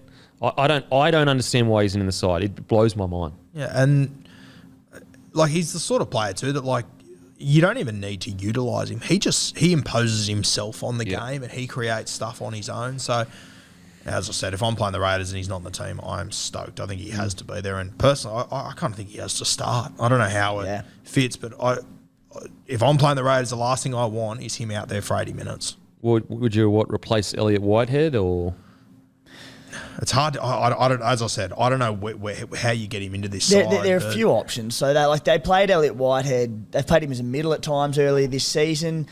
Adam Elliott, we know how important to them he is, but Adam can also play like that bench impact role and play 50 minutes, which he's proven to be very good at. So you could bring him on and start him on an edge with Whitehead at lock. Harawira-Naera can also play in the middle. He's the best on the edge, but he can play as a middle. So there are options. It's one of those rare situations that if they had an injury somewhere, it might be a little blessing because this guy can come in and on his day, I think he can outplay all three of those guys. I just think he's so talented. I can't believe he's been sitting in the reserve grade for so long and there hasn't been a million articles about which club's going after him. I think it might just be like some games he may, got an error here or there or doesn't get through a lot of work and he doesn't have those big statisticals. Like even this game, like, outside of the 2 tries, you got 66 metres. Whereas like I think sometimes we do get bogged down in did they run for 150 metres? If not, then, they must have had a quiet one. Whereas Cora Harawira-Naera, I just think I'm not sure if Ricky has backed him or not backed him. I just think he needs a coach to fully back him and be like, you are the man. Your skill set, like, I honestly think that his skill set is as good as nearly any, outside of you guys like Kikau and who was another big wide running Fafita. And Fafita. Outside of those guys, I actually think his skill set is as good as most wide running forwards. He's big, he's powerful, he's mobile, he can offload. Yeah. Isn't it crazy? Like it wasn't that long ago he was sitting in this Penrith Panthers system. Imagine if he was still there in that side. He's got beautiful soft hands on him. Like 26 minutes on the weekend. He came on, had 2 tries, and I think there was another on there that there was another attacking opportunity he created that was disallowed. It was just like, there's got to be more minutes for him.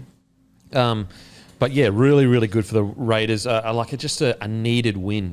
These are the kind of games I feel like early in the year you drop. You just, you find a way to lose them. This to come out and go 22 for 22 in the second half, it really shows that they're playing for Ricky. And also Ricky announced that they are re-signed for another few years. Thoughts on Ricky re-signing for a few years, Timmy? Yeah, I think it was more than a few. It was like to the end of 2025 or something. Yeah. So what's that 3-year extension? Yeah, they love each other, that club and Ricky Stewart, don't they? Look, I don't know if it was premature, potentially. Like we've seen them get back on track now, but it wasn't long ago, 6 weeks ago, that we were sort of questioning a few of his decisions this year and the way they were playing their footy.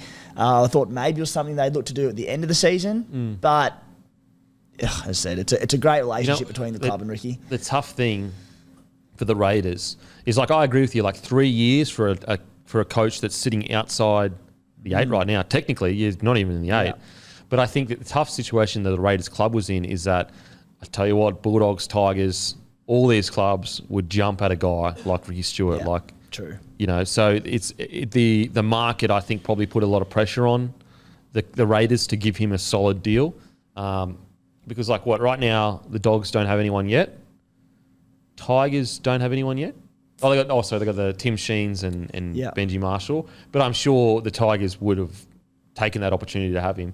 I think there's a lot of bottom 8 clubs that would take Ricky on board. Well, the Doggies, Ricky obviously having history with the Doggies as well. Like, you could see how that had happened. So that probably influenced it. Yeah, so I think, but I agree with you. 3 years, that's a fair whack for a coach that's outside the 8. But I have to give credit where credit's due. His ability to turn the club around in the last 6 months has been pretty impressive, especially just the maturing of Ricky. I feel like a couple of years ago, he probably would have had a real hardline stance and he wouldn't have budged on it. He would have been like, this is the way we do things. Whereas I think now he's matured, or not matured, who am I to say he's matured, but he's just become more experienced as a coach to know, maybe sometimes I can give a little and bend here or there just to meet those grey areas that you need to meet as a coach. Because I think it's amazing what the Raiders have done, because they went their first 8 games, I think they went 1-7. Yeah. 1-7. As the re-signing of Ricky Stewart got anything to do with Jack Whiten? Well, yeah. Potentially coming off soon? Put it this way, if Ricky doesn't re-sign, I think Jackie Whiten probably go somewhere else. I think there's a real chance he would. We know that Jack's obviously Ricky Stewart's guy, vice versa. So I wouldn't be surprised if it does have something to do with that. So you reckon Whiten re-sign, probably pop up soon? I think he will now, yeah. Because he hasn't activated his option yet. His option's for 23 and 24. Wow. That's blasphemy talking about Jack Whiten leaving the Raiders, boys. I'll have no more of it. But I can't believe, I feel like we're the only 3 that ever talk about it. Yeah. Well, he's literally off contract right now, next year. Crazy. He'd get a fair, after his Origin game, he would get a fair whack to go somewhere. Speaking of maturity, Jackie Whiten, who we know has had his off-field issues in not so much recent years, going back a while now.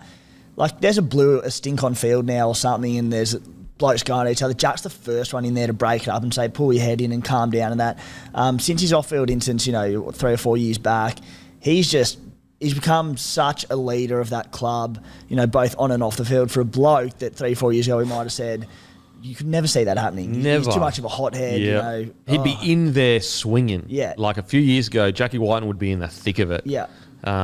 Yeah, you're right. And right, but now he's a real leader at that club, on and off the field as well, especially with a lot of their younger fellas, because he's been through it. He can relate to them. He's like, mate, this is what you do, this is what you don't do. No, I agree with you. Jack Whiten's maturity, and I'm really happy for him that he had that game in Origin, because he is made for Origin. He is made for Origin, and he proved it. That game 1, he was absolutely outstanding. And, New South Wales could have used him in game 3.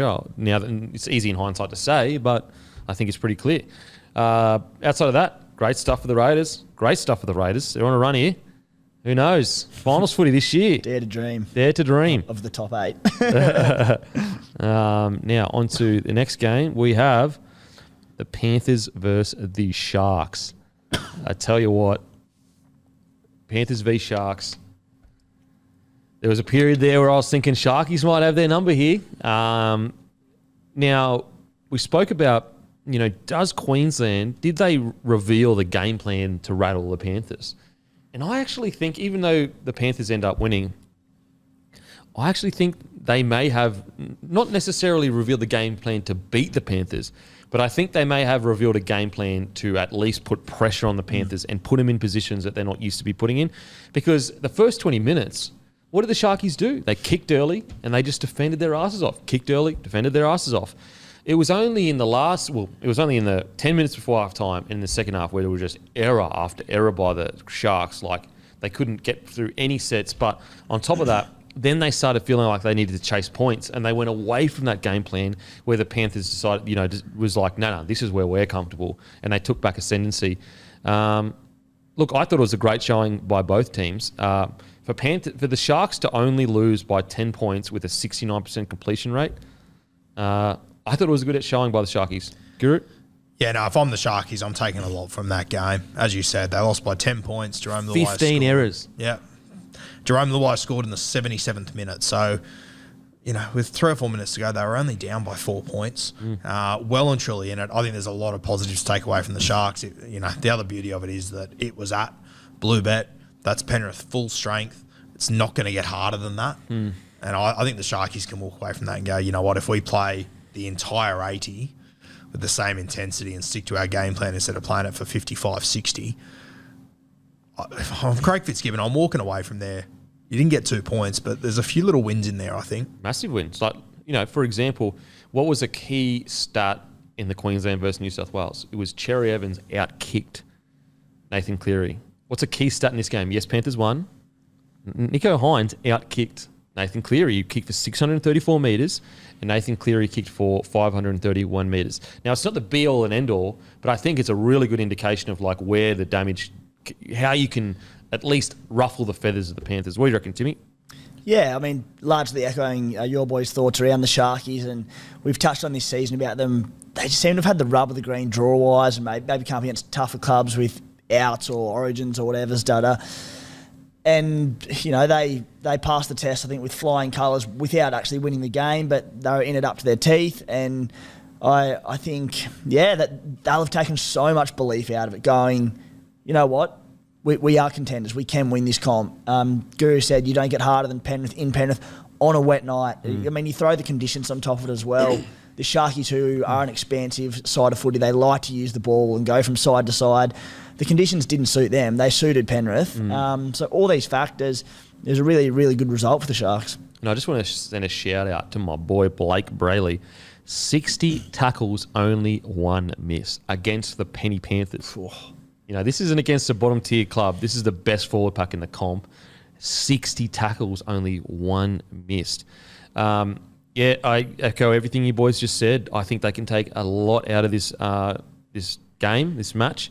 They were out without Katoa as well, who's a huge part of their attack. Although Connor Tracy was outstanding. Nicho Hynes, he's playing good footy. 130 metres, 4 tackle breaks, 20 tackles, only 1 miss, 634 kick metres.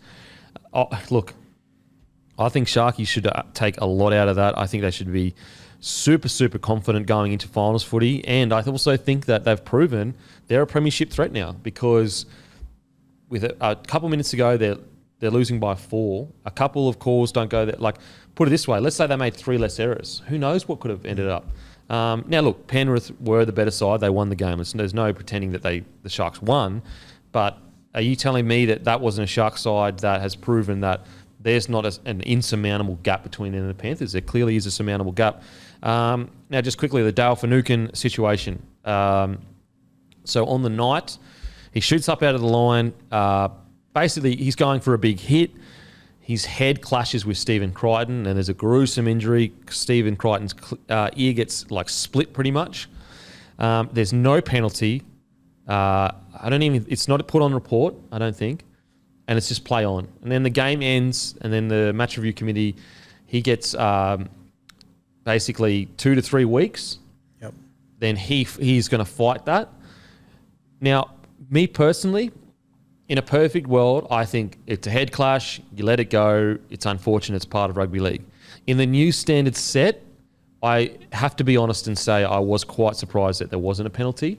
If I'm being honest as well, even a 10 in the bin, I wouldn't have agreed with a 10 in the bin because it was a head clash. Initially, when I thought it was shoulder to head, I thought 10 in the bin. But when I saw the replay in slow-mo and it was a head clash, I thought a penalty would have been sufficient.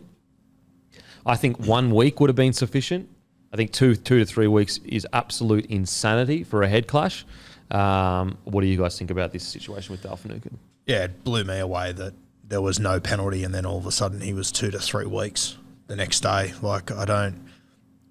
And they had so much time to make that decision. Stephen Crichton, he held up the game, rightly so, for 90 seconds or so. They had so much time to make that decision. Just bizarre how 24 hours later, or less 12 hours later, it's 2 to 3 week suspension. I agree with you. I don't think it was a sin bin, but based on what we've seen this season, wouldn't be that wild. Yeah, because based on what we've seen, the only reason why I say based on what we've seen is because his intention was a big hit. He took that risk and he made dangerous accidental contact. Whereas if it was just him making a normal tackle and he did as in his head hit Stephen Crichton's head, I would have said, nah, there's no penalty there because there's no intention behind it.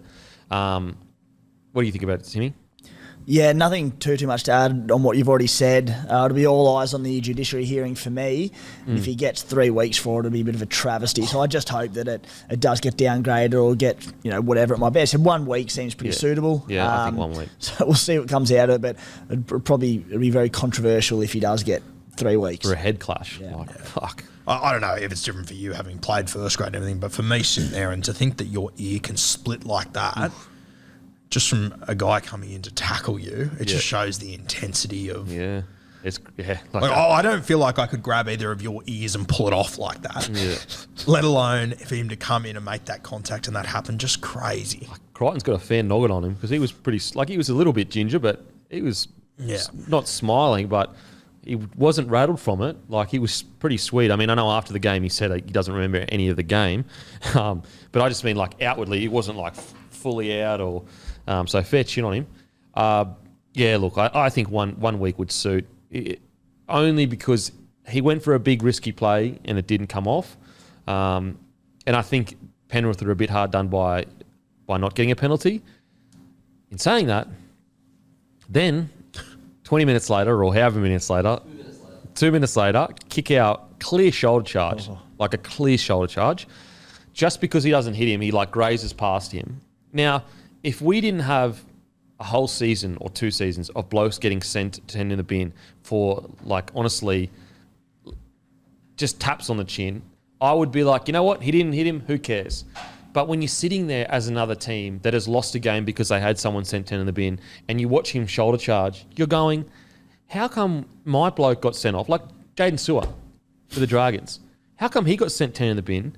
You're actually shoulder charging, which is an intentional thing, and no penalty, nothing. And the bunker cleared it. There's no consistency. Yeah. There's no consistency. And unfortunately for the NRL, rugby league fans have a pretty good memory. Pretty good memory. And so, if we didn't have this massive crackdown on head knocks, I would actually like the decision because I would be like, it's good. It's common sense. He didn't make contact. He missed him. Let's just move on. Let's move forward. But if I'm another team that had a bloke sent off 10 for the bin a week before, I'm sitting there going, are you serious? Like, how's that fair? So, look, maybe it evened itself out with the Penrith and the Sharkies. Maybe Dale could have gone or penalty and they didn't get that. And so Sharkies didn't get that. So maybe it was 1 for 1 and we play on or whatever. But it was quite surprising. Penny Panthers, look, I thought that it's so impressive their ability to continue to get up for the big games. Like, we're all sitting here waiting for the game where they turn up and they go, you know what, fuck it, we've won the comp. There's no, like, it's minor premiership is done. Like, there's no way they're losing it from here. And yet, whenever they get tested, whenever the pressure gets put on them, Penrith Panthers find a way. So impressive. Guru, what do you think about the Penny Panthers? Yeah, mate, I think it's, I think the Sharks did incredibly well in that game. I think that they proved a lot of things to people. They proved a lot of things to themselves. But I think, mate, Penrith will run out there. They've come off, letting all their Origin players have a week off, limited preparation. I mean, Nath was down in Melbourne watching a game of soccer 3 days before this. Like, pretty limited prep. They ran out there. They got punched in the face. They were down 10-0 after 10 minutes, which never happens to Penrith. They didn't concede a single point after that. This is the Cronulla Sharks. We sit here every Monday and say, how good are the Sharkies in attack? 70 minutes, they didn't score a single point. Yeah. It's just, fuck, honestly, they're such a good side. Like, even when they're playing not their best, they can still beat the second or third best team in the comp. I agree with you. They did not play anywhere near their best. No one would have beaten them the other night. It's just incredible. It's incredible. Like, they're just... I just haven't seen a team be this dominant. Like, obviously, there have been teams before I was watching footy.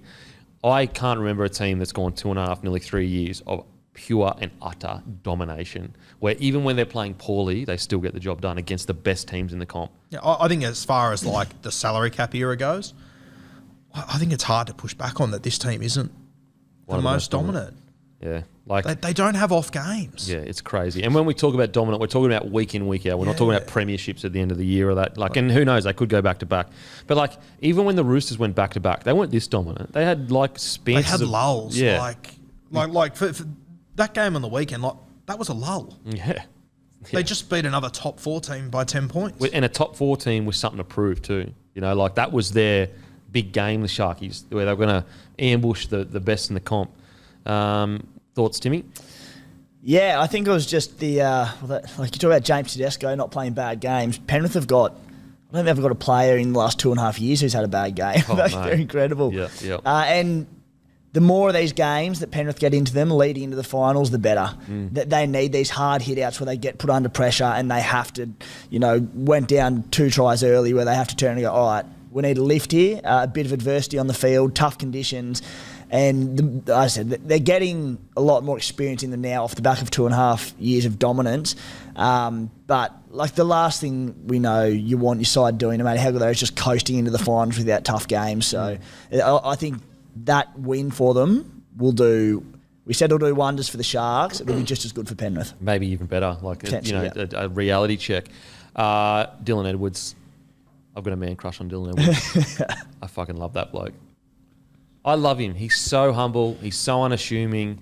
He fucking rips and tears. Like, what's kind of unfair for Dylan Edwards? It's like, because he's in this era of like arguable goats, like Teddy, Tom Trbojevic, Latrell Mitchell, Ryan Pappenhausen, like obviously still got some time to go, but when he's on, he's incredible. But at the end of the day, there's a number one fullback team-wise, Dylan Edwards. Like he's the fullback of arguably the most dominant side we've ever seen week in, week out. I want some respect put on Dylan Edwards' name because every week he turns up and rips and tears. And I'm telling you, at the start of his career, I'm not sure if a lot of you remember, he had one of the worst games I've ever seen a player play. He had like 6 drop balls, and I was going, how is this bloke getting selected? It was impressively bad. Ivan Cleary's stuck so solid with him, and we are seeing such good results from it. And Dylan Edwards, for him to go away and work on his game the way he has, to keep guys like Stephen Crichton out of the fullback position, guys like Charlie Staines, I'm just so impressed with Dylan Edwards, and I think he deserves all the raps he can get. And I really hope that there are, like, this is going to sound like I want him to get money on the table. I don't. But he's never going to get the contract he deserves. He's never going to get that big dog contract, and I just hope that he can stay in the Penrith system as a coach long-term so that he is repaid for what he's delivering week in, week out. 247 metres, a try, 8 tackle breaks, 49 post-contact, 4 tackles, 2 one-on-one tackles. Like, even if he has 1 or 2 errors in his game, he makes up for it every single time. Like, every single time. I'm just such a fan of Dylan Edwards. He's so good. I still think he's improving as well. I still think his ball playing could probably get better. I think he's on his way to be even better than he is now. And he is a top-tier fullback now. Completely agree with everything on Dill. I was just having a look at the Panthers season. They got 6 more games to play, and it's a tough run. They got Parramatta, Canberra, Melbourne, South Sydney, Warriors, Cowboys. Do they drop any of those games? Right now, looking at it, no. Let's say they win all 6 of those games, which I don't think anyone would put out of the realms of possibility. That will be 15 games in a row they've won. Their last loss was against Parramatta. They lost by 2 points in round 9, I think it was. If they then go on to win the premiership, they would have won 18 games in a row. Now, if you think back to last year, Melbourne won 19 in a row, and that was close to record-breaking. The only thing that's going to stop Penrith, like if they win all these games in a row, which I personally think they will, the only thing that will stop them from breaking the most wins in a season is simply because they finish in the top 4 and they don't get to play that 4th game in the final series. Yeah, that's crazy. Like, their only loss this year has been to Parramatta by 2 points. Incredible. I reckon they'll drop one on the run to the finals. Yeah, I think they will drop one. Yeah. But I'm just saying that I can see them not dropping one. I actually want them to drop one. I don't want them going in. It's like that year with the Storm, and they were on that crazy run, and Cam Smith, that motherfucker, was just sitting there going, I've got something for you motherfuckers in the grand final, and they just got ambushed out of nowhere. Yeah. And so I actually want Penrith to drop a game, and I want them to drop it as close to finals as possible. I think the 2016 Sharks were a similar situation. They went on this unbelievable run, and then they had a loss that they probably needed. And I every year I push that you need a loss. Yeah, mate, I'm not sure if this team does. No, they do. They do. Because, you know why they do? Because it's an unnecessary burden. Yeah. You need everything perfect. Honestly, I'd go as far as like if I'm a coach, like not throwing a game, but like putting out some dog shit game plan so we lose. I'll tell you what, I thought listening to... did you guys hear Ivan Cleary talk before the game? I've ran into Ivan Cleary twice in like the span of like a week at the airport, both times. Yeah, right. Yeah. Did you hear him talk before He said, this game? "You're the best Warriors recruit I ever did." Sorry. He mentioned... If there's one thing in the world and any reality that's ever happened, he would not have said that. No, he's a legend. He was actually really... I actually congratulated him on all his success. He's, yeah. It's really cool, like, seeing your coaches after footy because the relationships, it's so much more chill. Not to say that we had a bad relationship. We didn't at all. At the Warriors, everything that happened poorly was my fault. But it's good to speak to them as blokes. You forget that. You don't have to have that same mentality of coach and player. But yeah, he was aware of the potty and all that stuff. So anyway, sorry, keep going, Guru. I can't remember what I was going to say now. I just Oh, yeah, before the game. He said he did an interview before the game and he must have mentioned it 3 times in the 90 seconds he spoke that they were looking at this game as a restart for their season. Yeah, wow. They've all had a break. They're starting again. I really wouldn't be surprised if they don't lose another game from here, and I personally think they'll be okay. Well, if there's a team that can do it, I'm just like, if I'm trying to create the perfect environment to win a comp, it's not having that added burden of like, ooh, is this the game you're going to lose? You're on a 16-game win streak. Is this the game it's going to be? It's just unnecessary pressure. I don't know. And maybe it's similar to your just gut feel with Parramatta. Every other team that's ever been on a run like this, I've said they need to lose a game. I just think this mob is different. Yeah, fuck. I just can't wait for round 25. They've won 5 on the trot. They need a loss before finals, and they run out with Matt Eisenhuth and Moses Leota in the halves. They've got Scott Sorensen coaching the team. All part of the game plan. All part of the game not plan. Disrespectful, just part of the game We're not plan. trying to drop a game or anything. Scott Sorensen, just quietly, might be one of the best bench players in the comp. Matter of fact, I'm trying to think about it this year. He might be my bench player of the comp for this year. I think he's on a streak. He's won something like 28 games in a row. Every time he comes on, he impacts the game. Every fucking time. And I'm just like, how? Like, surely the defence has done a bunch of video. When Scott Sorensen gets on, be aware because he's going to break the game open, and he does it every time. I will be surprised if they'll manage to keep him because the fact of they're losing kick out. But if Garner somehow wins that spot, I think other clubs should be looking at Sorensen and being like, mate, we'll pay you decent coin to come be our wide running forward. Well, it's going to be a pretty hot because you got to remember, like, Appy's going next year. So Mitch Kenny, he'll go from a bench player to their 9. Scotty Sorensen, he might go into the starting side, or Garner. Like, there are going to be a few spots that make themselves available in that Penrith side. And, I mean, would you rather be a bench player at Penrith or a starting player in 10 other clubs? I know where I'd rather be.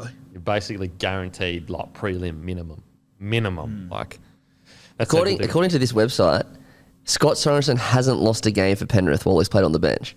Yeah, the last time he's lost a game on the bench was in 2020 when he played for the Sharks. He's the best bench player in the comp right now. He's so damaging. Like I'd have Nelson Asafa-Solomona, but he's been starting recently. Like, purely bench, mate. If it's not Nelson, it's Sorensen. 160 metres on the weekend. Yeah. And he's got a bit of that Cam Murray about him where he's such an agile forward, but his late footwork at the line, if he's not busting tackles, he's getting a quick play the ball so often. Such an agile forward. Yeah. He's hot as well, which is similar to Cam Murray. Very similar moulds. I like where you went with that. Look, so Penny Panthers, seriously. I personally don't believe Ivan Cleary gets enough raps for what he's managed to achieve. Like, I don't think that he gets anywhere near the raps, and I think it is because he's quite a humble, quiet, very introspective coach. He seems like a lot of thinking internally. But I think about what he's managed to achieve there. These guys were, I don't know, we've been over it so many times, Penny Panthers fans, so sorry, but it's just incredible what you've achieved. Incredible. Can I ask you, before we move on, when he did coach you, I'm not going to ask you, are you surprised that it's played out like this, but did you see as a coach then that he had this in him? Because, to be honest with you, from guys that I've spoken to that I've had on my podcast, I don't think a lot of them saw this coming. Well, when I went over to him, the Warriors had just gone on a really good run, and he was touted as this next really good young gun coach. But to be honest, mate, my head was so off at the Warriors. I was in such a bad relationship with my ex-girlfriend that my judgment of everything was shit. Yeah, okay. Like I was in a terrible relationship. And she just sucked the life out of me pretty much. So I just wasn't in the right headspace to judge anything. But, you could speak to him, and he was always very open to speak to, and he did take the Warriors on a really strong run the year before I went. It's kind of like partly what attracted me to the club, like that it was in really good standing. And I think that looking back now, what he managed to do with the Warriors is incredible. What year did you get there? 2008. 9. Okay. So 2008 was the year that they beat Melbourne and stuff down there. Yeah. And so my thought was, and I wish I had have known rugby league a bit better because I would have been more aware of it. But at the time, I thought, look, big mobile forward pack offloads. I'm quite fit. I can be through the middle on those offloads, all that kind of stuff. But what I didn't, my knowledge now is like they've got their key winger. Why would you go to a club that has a winger like Manu Vatuvei there? You are only getting the scraps. Any balanced side, I need to be in a side where I'm the finishing winger because that's my talent, was finishing. wasn't taking 20 million hit ups and getting out of my own end. Even though I did that kind of stuff, it wasn't what I loved to do. And on top of that, I just wasn't ready for the move overseas. As I said, really bad relationship with that ex. So I wasn't in the headspace for anything like that. Because I came back to the Broncos, and although I was still with that person, my mindset had completely changed. I was almost willing to walk away from that relationship. Well, I did. I walked away from that relationship for rugby league. Like when I went down to the Dragons, she literally said, if you go down there, we're over. And I said, I'm out here. So from what happened over New Zealand, I knew that I needed to I needed to get my head right to play good footy. And I did when I went back to the Broncos. But by that stage, so I went back, fought back into the Broncos side, scored the match winner round 1. Round 3, broke 6 ribs, my lung collapsed. Then I was out for the season. 2011 rolls around, basically going to be the starting winger. All of the senior players had me in the best 17. Ivan Henjak really, really liked me. He's the guy that scouted me. Boom, Ivan Henjak gets sacked. Anthony Griffin comes in. Anthony Griffin was the under-20s coach. He had players that he trusted, knew, had brought through, and then it was very hard for me to get a start. And then by that stage, mentally, fell out of love for the game. So anything after that, it was just like, basically when I quit, I was like, I wasn't quitting because my body had fallen apart or anything. I quit because I was like, I don't love this anymore. There's so much more to my life than rugby league. Anyway, who gives a fuck about my career? Back to the Panthers, people that actually win comps. Incredible stuff by the Panthers. Was that a plural? Hey? Comps? Oh. Yeah, look, they'll win another comp in the next few years. If they don't, that's fucking mental. Incredible stuff. Look, to be honest, both sides, I would be happy if I'm a fan of those both sides. Yeah. Now, on to the next game. Hold up. So, do you want to hear what Graham Annesley said? Uh-oh. Here we go. You're not going to be happy. Annesley, in our view, the challenge was allowable in those circumstances. There are no boundaries to the captain's challenge other than it must be a stoppage by the referee and must result in a structured restart. So they're basically saying the challenge was fine. He then, though, conceded, but on review, we don't believe there was enough evidence to award a penalty. It should have been dismissed as an unsuccessful challenge. Oh. So basically, so you wrong can decision. challenge whenever you want now. Even though we've literally heard refs say you can't challenge that. No, they're saying because they're counting the end of the game as a stoppage. So and one of the journos apparently asked Annesley, so can any team at full time ask for a challenge? And he pretty much said, yeah, as long as there's something to challenge. Oh. As long as there's something to challenge, what does that mean? He's they'd have to tell the ref what they're challenging.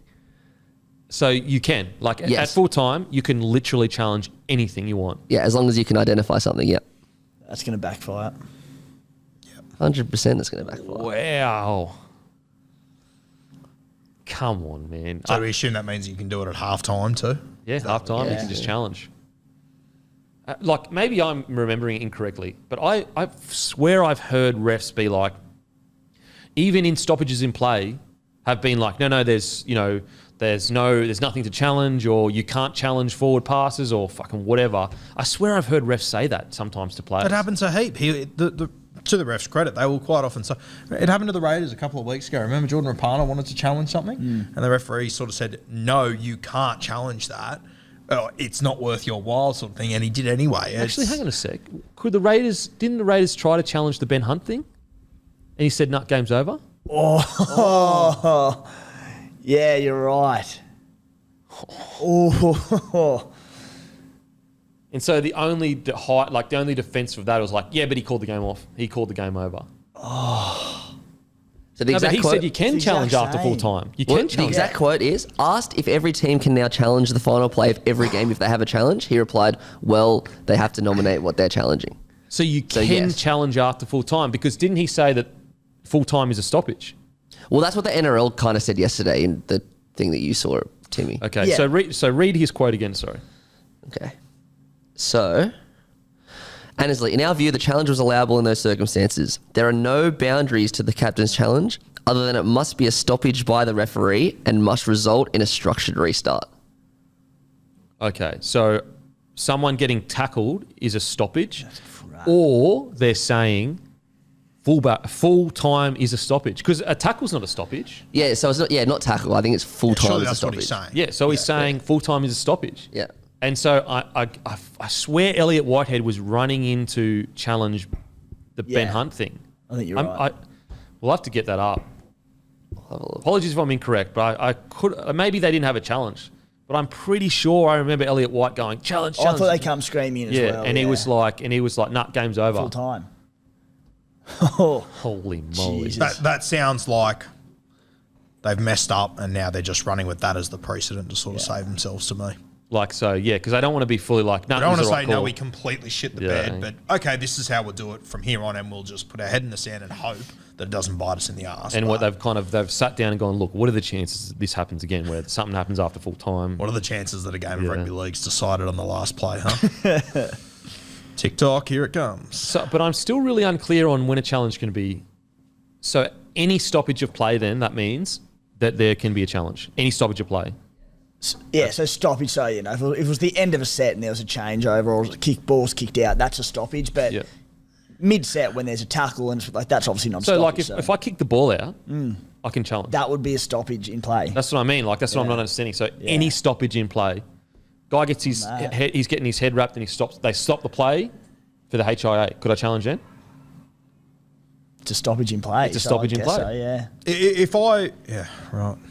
So if you go into contact and you have the ball and you lose it in that tackle and the ref says play on and the other player picks it up and then gets tackled, can you then call a challenge on a strip on that tackle? That's or not a not? stoppage. That's not a stoppage. So that's just So any stoppage in play, is that what he said? Any stoppage in play?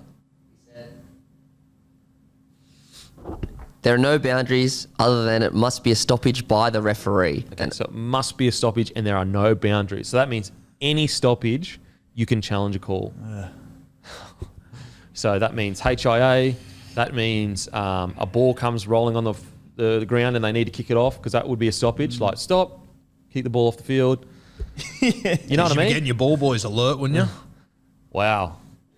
Yeah, you want something, just get the ball. Like, in all launch it on the seriousness, field. if it's a stoppage, I mean, Yeah, just kick the ball on. kick the ball on. They have to stop Otherwise, it. kick the ball Pull on. the mic up the ball boy so that he's just in his ear the whole game. Oh, man. Oh, Yeah, it sucks. I mean, nothing's changed. Tigers fans were dudded. There is no denying it. I mean, he admitted as much by saying that there wasn't sufficient evidence. And it's kind of like what I said earlier. It's like, there was no evidence that you knew what he was thinking, that player was thinking. Like, where is the evidence that you could undeniably go, he was absolutely trying to escort Kyle Feld off the ball?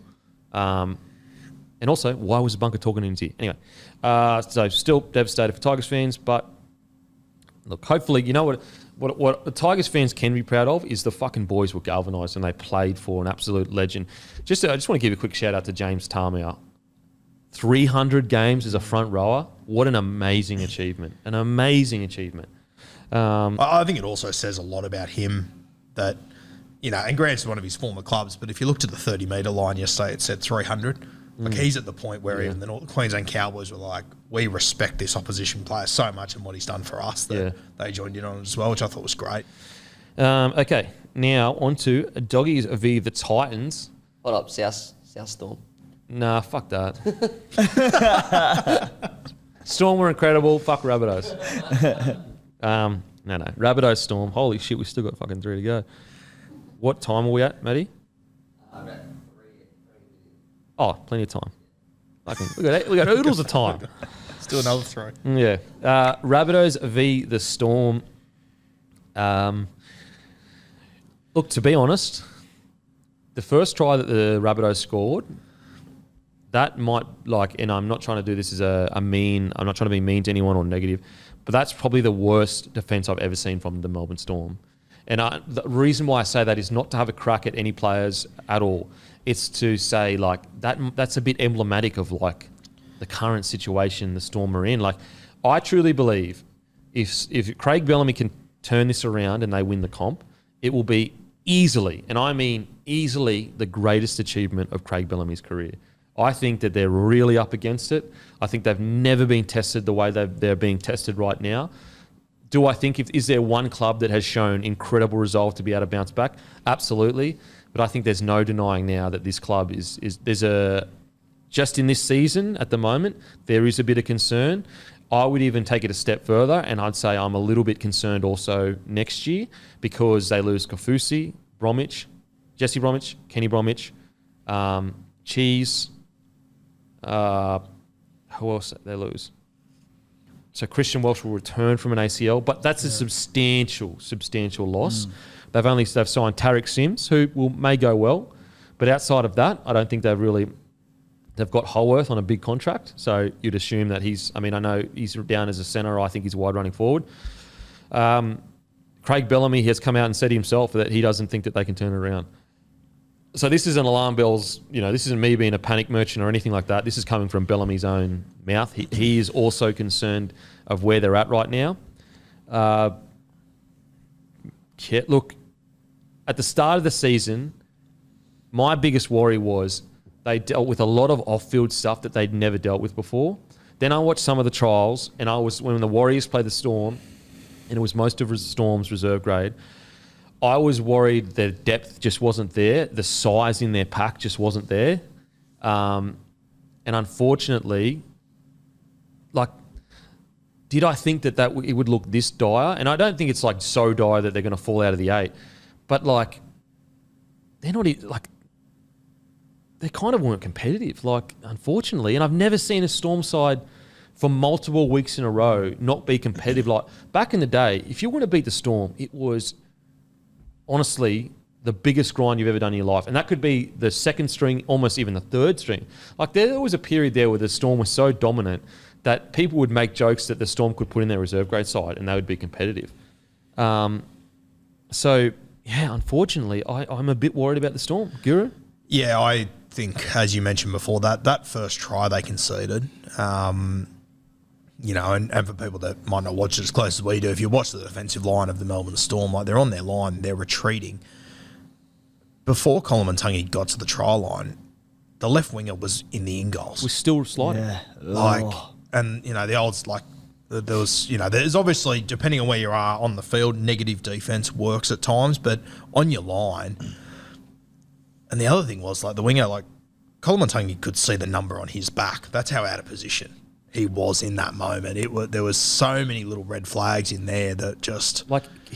Keon put the ball down as they were sliding in their goal line. I've never seen it It ever looked before. like a PlayStation game, that they were all just stuck in the same computer mode, just going in the same direction. It was bizarre. And, I don't know, credit to Melbourne. Would they lose this game by 12? I've got no idea how. It's just, Rabbitohs' goal kicking was fucking terrible. They were just... It was 5 tries to 2. So the score flatters the Storm. It should have been massive. The Rabbitohs dominated from where to go.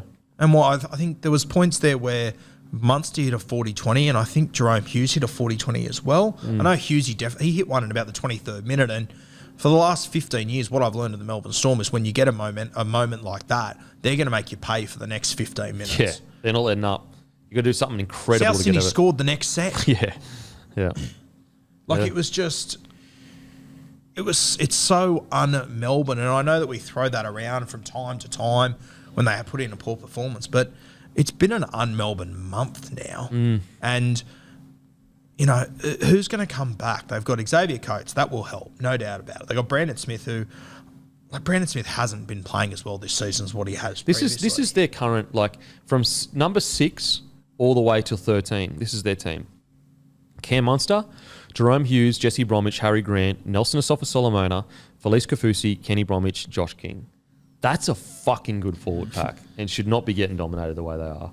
But when you get deeper, and I think this is the other thing that's making it hard, I just don't think Bellamy's getting the most out of that next tier of guys, which I think in the past he's got almost state of origin caliber performances out of those sort of guys. He's not quite getting it, and you just named a heap of guys there, and yeah, they shouldn't be getting dominated. But the scary thing is that half those guys aren't going to be there round 1 next year. Yeah. Like, there's a lot of gaps to fill, and they get Christian Welch back. He's going to be coming back off an ACL. Like, history tells us that's an 18-month recovery till you're back to your very best. It's, there were signs in the preseason that we spoke about that was a little bit worrying about the Melbourne Storm, but history tells us that every time you doubt them, they find a way to stand up, deliver. I'm more worried about Melbourne right now than I think I ever have been. Yeah, no, I'm the same. Like, I think that... I actually think they're a victim of their own development because they've made their fringy players so fucking good that they become the superstars at other clubs. And it's almost like you know what I mean? Yeah. So it's almost like a double-edged sword. You want your fringies to be really good, but not so good that another club's willing to pay. Like, Nico Hines is a fringe player for them. He's getting paid $600-700K at another club. Scott Drinkwater was a fringe player, $600K at another club. I just think that, I think they are a victim of their own incredible success. No other team, I can't think of another team that develops so many superstars for other clubs. I'll tell you who else has been a massive loss in hindsight, and we knew he was going to be a loss, but geez, if Tino was still in this team, yeah, having him through the middle, for me, that's what they're really lacking, a bit of dominance through the middle. And, they've got Jesse Bromwich, they've got Nass, but as you said before, I think Nass is one of the best bench players in the competition, and you want to use him for that impact. You want, if you had Christian Welch there and Nass comes off the bench, I think everything changes for Melbourne, but it feels like they're 1 or 2 forwards short. Well, put it this way, the year that they won the comp, their bench was, and can you get the official bench up? But I'm pretty sure the year they won the comp, their bench was Cheese, Tino, Nelson Asafa-Solomona, and one of the Bloke. That was their bench. Now, this is their bench currently, and I understand that they're losing Walsh and they're also losing Papanusin. Wishart, Kamikamitha, Alec McDonald, Tom Eisenhuth. And it's no disrespect to them, but I think they'd agree that they're not the same as Cheese, Nelson. What do you got there? Yeah, it was Cheese, Tino, and Finucane. And Nelson? No, Nico Hines. They didn't even use Nico Hines. They didn't use him. No, sorry. Well, say that 4 that was on the bench. Oh, sorry. Brandon Smith, Tino, Dale Finucane, Nico Hines. God. So Dale, marquee signing. Nico Hines, marquee signing. Tino, marquee signing. Cheese, marquee signing. And so that's what I mean by they're a victim of their own incredible system. They have just given away 4 marquee signings to other clubs. Every other club in the comp would never, ever develop 4 marquee signings.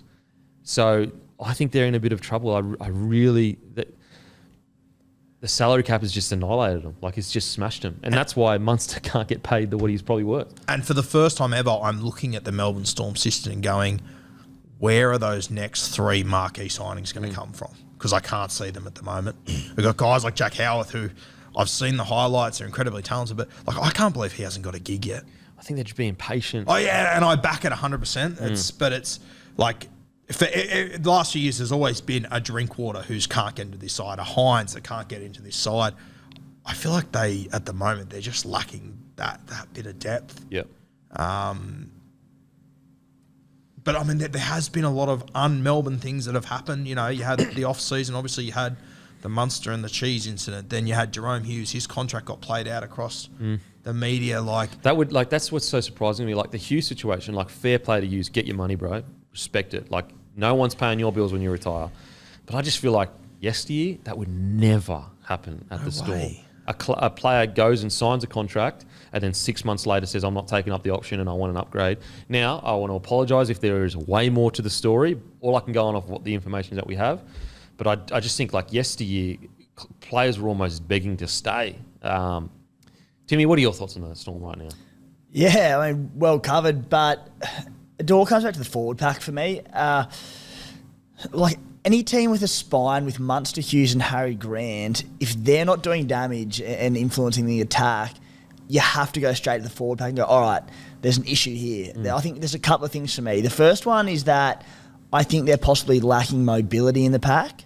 They've got big boys up front in Jesse Bromwich, Nelson Soft, Solomona and Josh King as the other middle. We spoke about the depth and there's not a lot coming off the bench. You've covered that well. But it's also it's quite an ageing pack when you look at the Bromwich boys, Kafusis, which, well, I don't really want to get into it because we've spoken about them, but it also gives me concern for the Dolphins next year when they've got these ageing forwards coming up as like, not necessarily marquee players, but some of the bigger names. So I really do think, while I think they're in all sorts, Brandon Smith will coming back will help a lot just because he's that smaller body. He'll just have that. He'll improve the ruck speed for him. He'll get quicker play the balls, which then Harry Grant, Munster, Hughes can play off the back of. I really think we're seeing how. Well, he's only missed 2 weeks now, so it'll be his third one this week. He'll be enormous for them coming back in. It would be wonderful for the Storm. Like Nathan Brown just seems a match made in heaven with him. One of you boys touched on it earlier. See, I know you really like him. Guru, and I like him too, and he has played some really, really solid games, but I just think Josh King hasn't kicked on the way I just don't think he offers enough dynamic play to be a starting 13. And I don't think they went in with the intention this year for Josh King to be a starting 13. I think that, and you know what I think could be their one saving grace. And I've said it a few times. I don't think Cheese has played as well this year as what he possibly could have.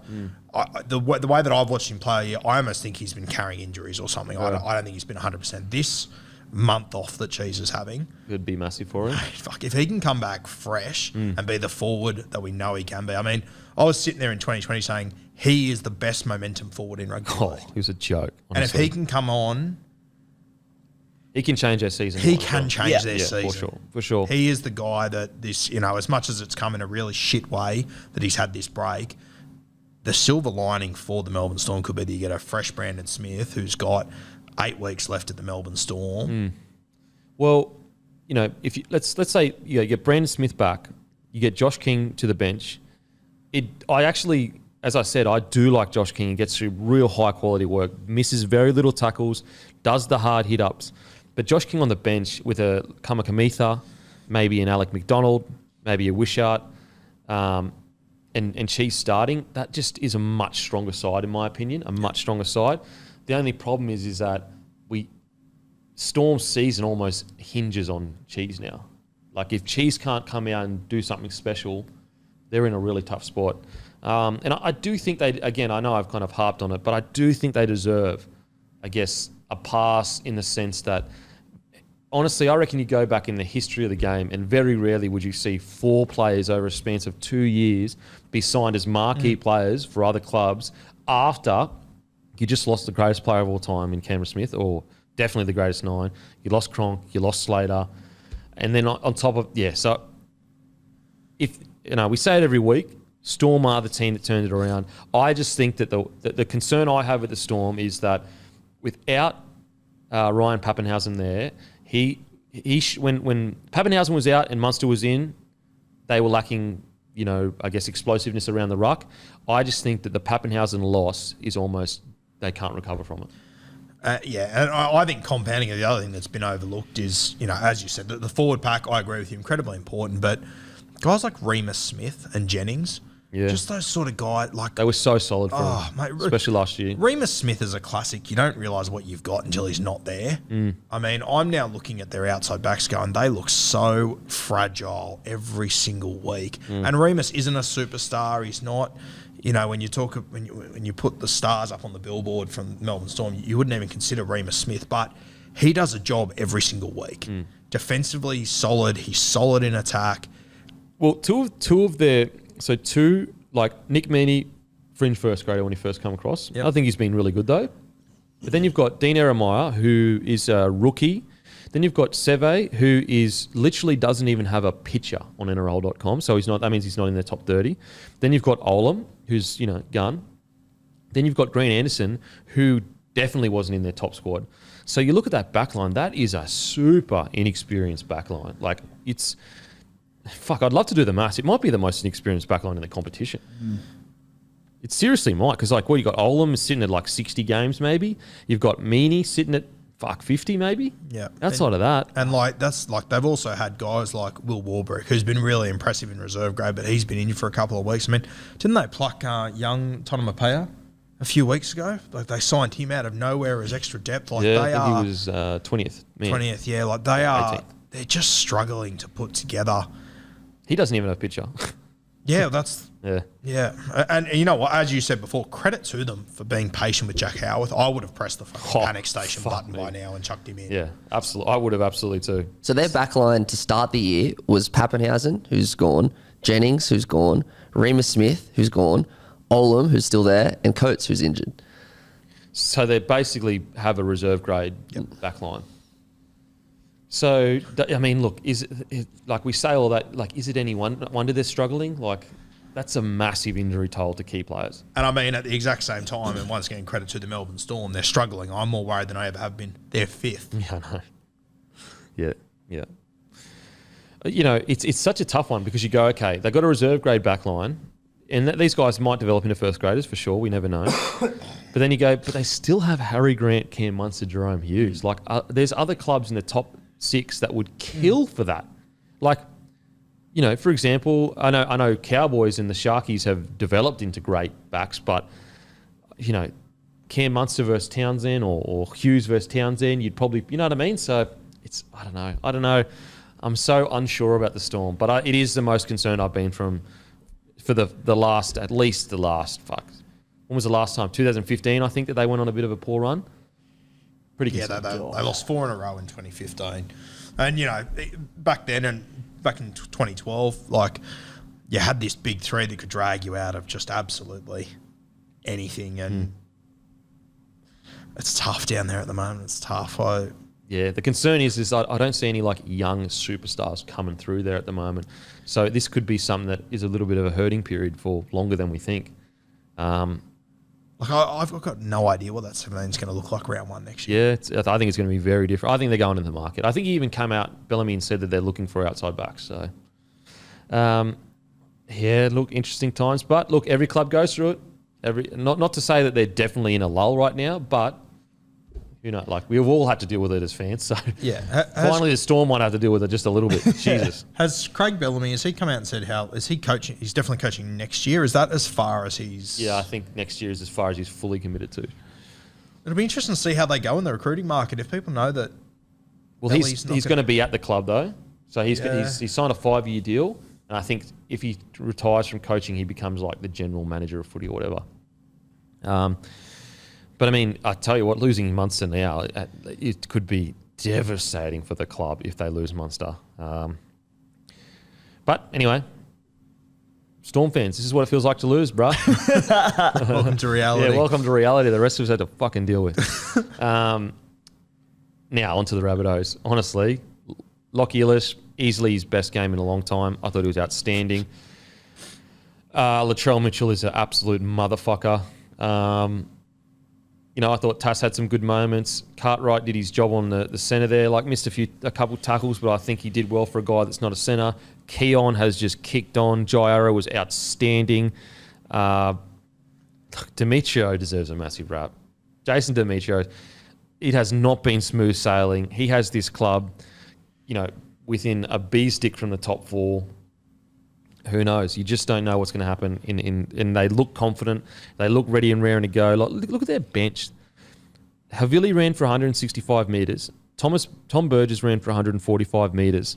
Then you've got Arrow ran for 173 metres. Colin Tangi ran for 181 metres. Like, what a knock by this forward pack. And that was always the concern. Well, not always, because there's a couple of outside backs, but their forward pack didn't seem to kick on the same as it did last year. I think they're really starting to find their groove as a forward pack. Nichols is a huge in. He was injured for a little bit there. Totola is really growing into a leader. The scary thing with the Rabbitohs is if they can recruit one or two outside backs, they're right back there. They're right back there as a premiership threat.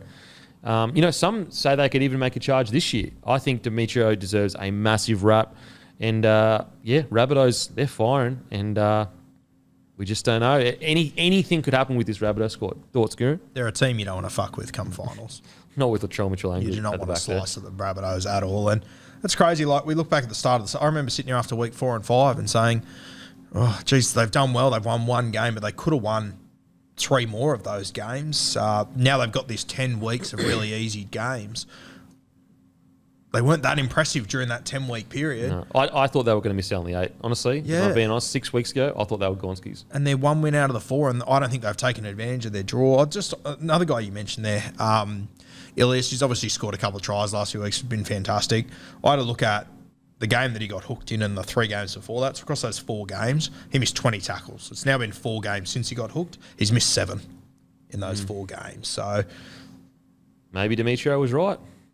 You know what I mean? Maybe. I don't know. Yeah. But I think that's a great little turnaround, and he's been targeted relentlessly. Like that Parramatta game, they went at him all night. They did get him at one point, but I think it's been a really good turnaround by Ilias. Well done to him. And yeah, look, I think at this stage, it seems that Demetrio knew his 7 better than all of us, and he knew how he'd respond. You know, Ilias didn't crumble under the pressure or the confidence. He's come out and responded as true champions do. So, look, if they go on to finish in the top 4 and get to a prelim, I think Demetrio, I'll be the first to say I was wrong about the hooking. It was the right call. Timmy, thoughts on the Rabbitohs? Yeah, we spoke earlier about the most influential players at clubs and speaking about Benny Hunt, a few others in there. But, I mean, not a lot's changed with this Bunnies team all season in terms of your big boys with Cody Walker, Damien Cook, Cam Murray missed a couple of games, but they've all been there the majority of the season. Latrell Mitchell comes back and they're 4 on the trot and just look like a whole new beast.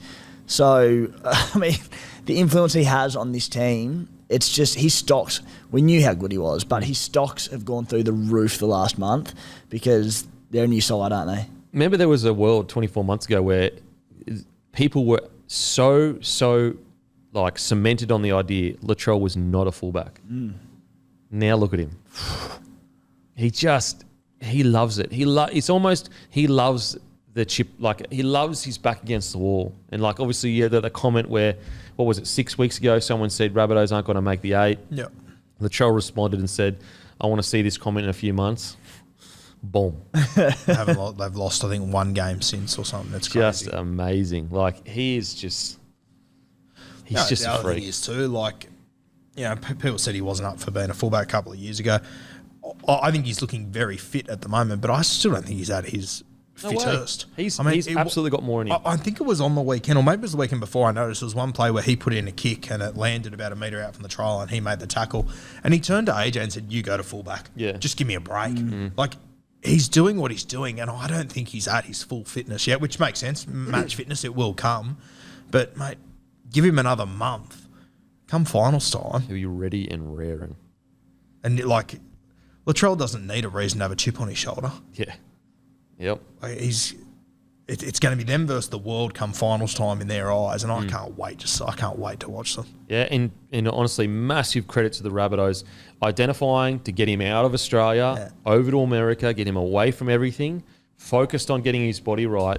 He has just come back like honestly, it's so hard to say because like he's got so many facets to his game. Like if you compare the way he's playing to the way he used to play centre, it's almost 2 different players. It's seriously like 2 different players. You've got this 6'4" bloke with silkier hands than a lot of halves. Whereas like when he was a centre, he was just a fucking beast out there steamrolling people. What do you got there, Matty? Nah, I got breaking news that is going to blow you guys away. The Gold Coast Titans have sanctioned Kevin Proctor after being made aware of an incident, blah, blah, blah. He's been released from his commitments with the club for the remainder of the year and will not return to train or play with the squad. Costly vape. What? Now I have to ask this question. If that was a superstar injured, do you reckon he gets released from his contract? I'm sure if Pappy was caught vaping on the weekend, he'd be told to fuck off too. Right? Makes sense, doesn't it? That's bizarre. That's so unfair. That's so unfair on Proctor. Like, he deserves better than that as a player that has been around and played, 200 games, 250 games? Released for the rest of the season. So, what, is he still with them or is he gone? No, he's gone. Gone. Released. In other words, we were looking for any excuse to move him on, and the vape is the excuse. We're taking it. Because I wonder if it's voided some part of the contract or something. I don't know, but ugh. If there's one thing we won't stand for at the Gold Coast Titans, it's vaping. Sorry, I missed one part of the statement. It said his actions were in breach of both the NRL and stadium regulations. So Smoking inside. Yeah. There's got to be more to. There must have. That's bullshit. How often? How many times have players been caught on their phones in the change rooms or whatever? That's. Yeah, you're exactly right. We were looking for a reason to get rid of you. There's got to be so much more. And the Gold Coast, this is a club that should be sitting last on the table. To treat a bloke like that. Now, look, if he's done a bunch of other stuff, fine. Sack him for the real reason. Don't release him because of a vape when we all know if that was a superstar player, there is not a hope in hell he's getting sacked for. That sucks, man. That sucks. That's where you draw the line. A vaping when he's not even playing. That's really unfair. Maybe there's more to the story, but the problem is that they have released him publicly and said it's in breach of his contract. So they've said it's for that reason. So they said after being made aware of an incident during yesterday's fixture against the Bulldogs. So it's clear. Yeah. So even if there is other stuff, you've made it clear that you've said it's the reason. So I'm going to take you at word value. That's the reason you released him. It's so unfair, man. That's fucking shit. Mate, well, at least they're not a club that could do with having a really experienced guy around, right? Think about the players that love Kevin. I think about there would be so many other players in this competition that would look at that are from other clubs that if they're ever getting approached from the Titans would look at that situation and go, fuck that. What is like with everything going on in that club, everything going on, they are literally on their knees about to get the spoon when a lot of people had them as the best Queensland team in the competition, and this is how you treat the player. So it's a week before the mid-season transfer sort of finishes up as well, and the window gets closed on that. Obviously frees up a roster spot. I wonder, do we see them sign someone within a week who they want it for next year? Yeah. And now it's gone, boom, now's our opportunity, we can get rid of him, probably. Fuck, that sucks, man. That is so... To be treated like that... How old's Kevin Proctor? He's about 31, 32. Yeah. Maybe 32. 33. Oh, man. And the language of that doesn't sound like it was a mutual agreement or anything. It sounds like he literally got sacked. That's... They could have not commented on it and no one would have said anything. You know what I mean? No one... You know what's crazy is when you see all that happening, it starts to make sense of maybe that journo was told to write the fucking article to bring attention to it. Because why would the journo write that article? It's a nothing story. Kevin Proctor's not a big name. No one gives a fuck about it. Yeah. And then a few hours later, it comes out that he gets sacked. Man, I'm not a conspiracy guy, but that's fucking dodgy. If you are right, imagine being that journo getting that phone call to write that article. You must just be sitting there going, are you for real? Yeah. Vaping? That's what you want me to write about? That's the mud you're going to smear? Crazy. I mean, the fact that that's what they sacked him over, they clearly had nothing then. No. If they had any other stuff, they would use it. There's got to be a million better reasons than to sack a bloke for. How many times does stadium etiquette get breached? You could find a team, one in a team every time. Anyway, back to the Rabbitohs. Incredible stuff, Rabbitohs. They're looking really, really good. I thought Cookie was really good on the weekend as well. I think Jai Arrow has been really good for the club. I think he's been fantastic. He's kind of going about his business. He left the Titans, a lot of fans wished he stayed because he was playing such good footy, but I personally think it's been great for his career. But yeah, Rabbitohs looking real good. Now, on to the Doggies v the Titans. What about them Doggies, eh? What about them Doggies?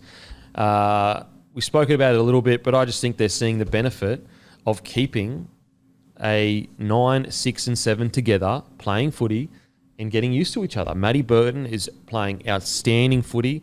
Him and Addo-Carr's connection has been absolutely incredible. I think the Doggies, honestly, right now, if they had a good start to the season, I honestly believe that they could be challenging for the 8. That's how good they're playing at the moment. Thoughts, Guru? Yeah, I agree with you. No need to flog a dead horse, but the writing was just on the wall for so long.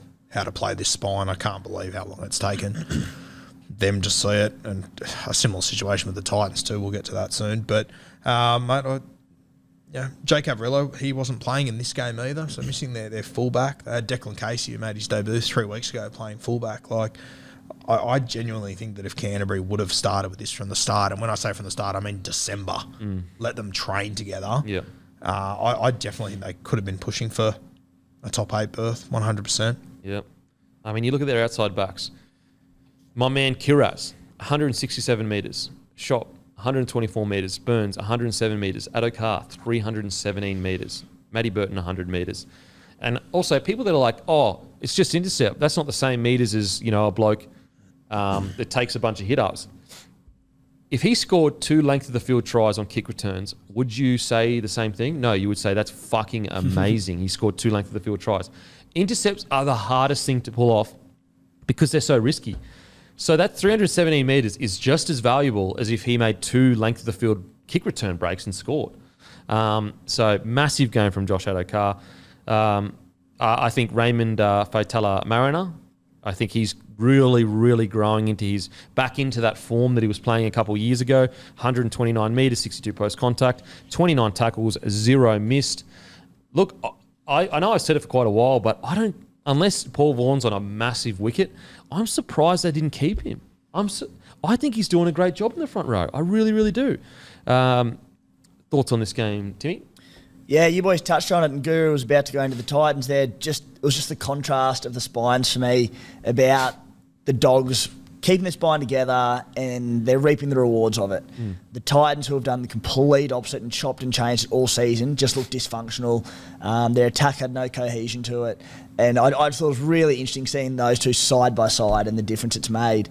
So the Doggies, they're just getting so much better every single week. And, they ended up winning by 10 points or whatever, but it was a pretty dominant performance from them. Yeah. You mentioned, your Flanos, your Kiraz. Jeremy Marshall-King, speaking of getting better every week, he's killing him. Might be the most improved player in the comp. Yeah. He's got to be up there. Yeah. He has been outstanding, absolutely outstanding. Look, as long as they can keep Burton, I really like this roster next year. I really like it. Like Reid Marnie at 9, Kickow on an edge. I think right now, they're going to challenge for finals footy next year. I really do. I honestly think that if they had a good start to the season, some of the footy they're playing is outstanding footy. Like, they're tearing some people. Like, I honestly think that they nearly put in a better performance against the Titans than the Broncos did. And the Broncos are a top 4 side right now. Great stuff for the Doggies. Anything else for the Doggies that impressed you, boys?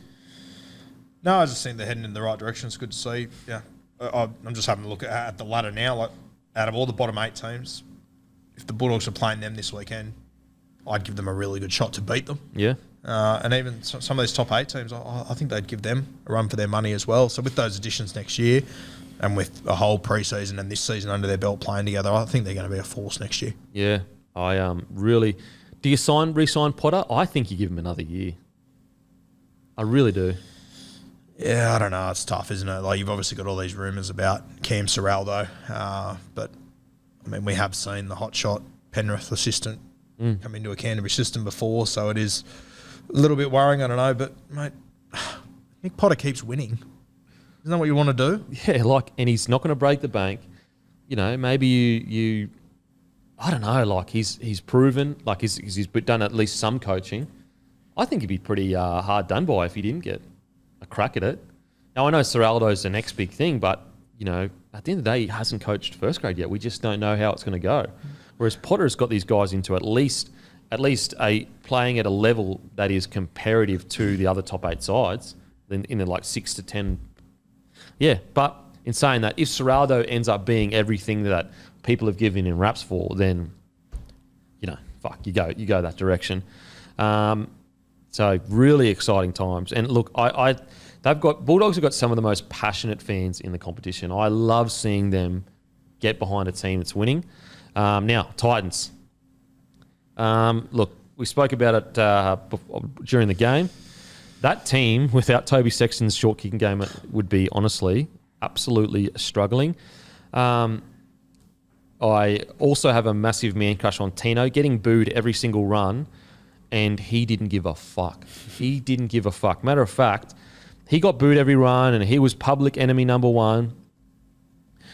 Guess what the most metres ran for the Cowboys, the Bulldogs was? It was 144 metres, and it was a front rower in Paul Vaughan. Guess how many metres Tino ran for? 183 metres with 3 tackle breaks, 21 tackles, only 1 missed. He is seriously incredible. And, you know, maybe I'm a bit tainted right now after hearing that news with the Titans and sacking Proctor.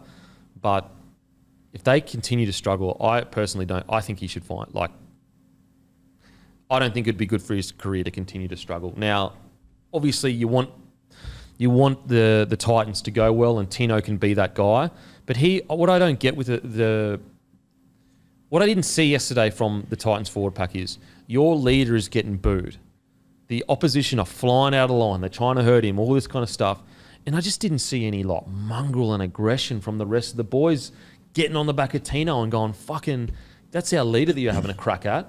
You want to go toe-to-toe, let's do it. Like, I just didn't see that real aggressive mongrel, whereas I kind of feel like even the Raiders or, you know, the Penrith Panthers or the Broncos these days or Sharks, like, if that happened to those packs, I feel like the packs would be like, fuck, they'd take offence to it. The Titans, I just didn't see that mongrel in them. Timmy, what do you reckon?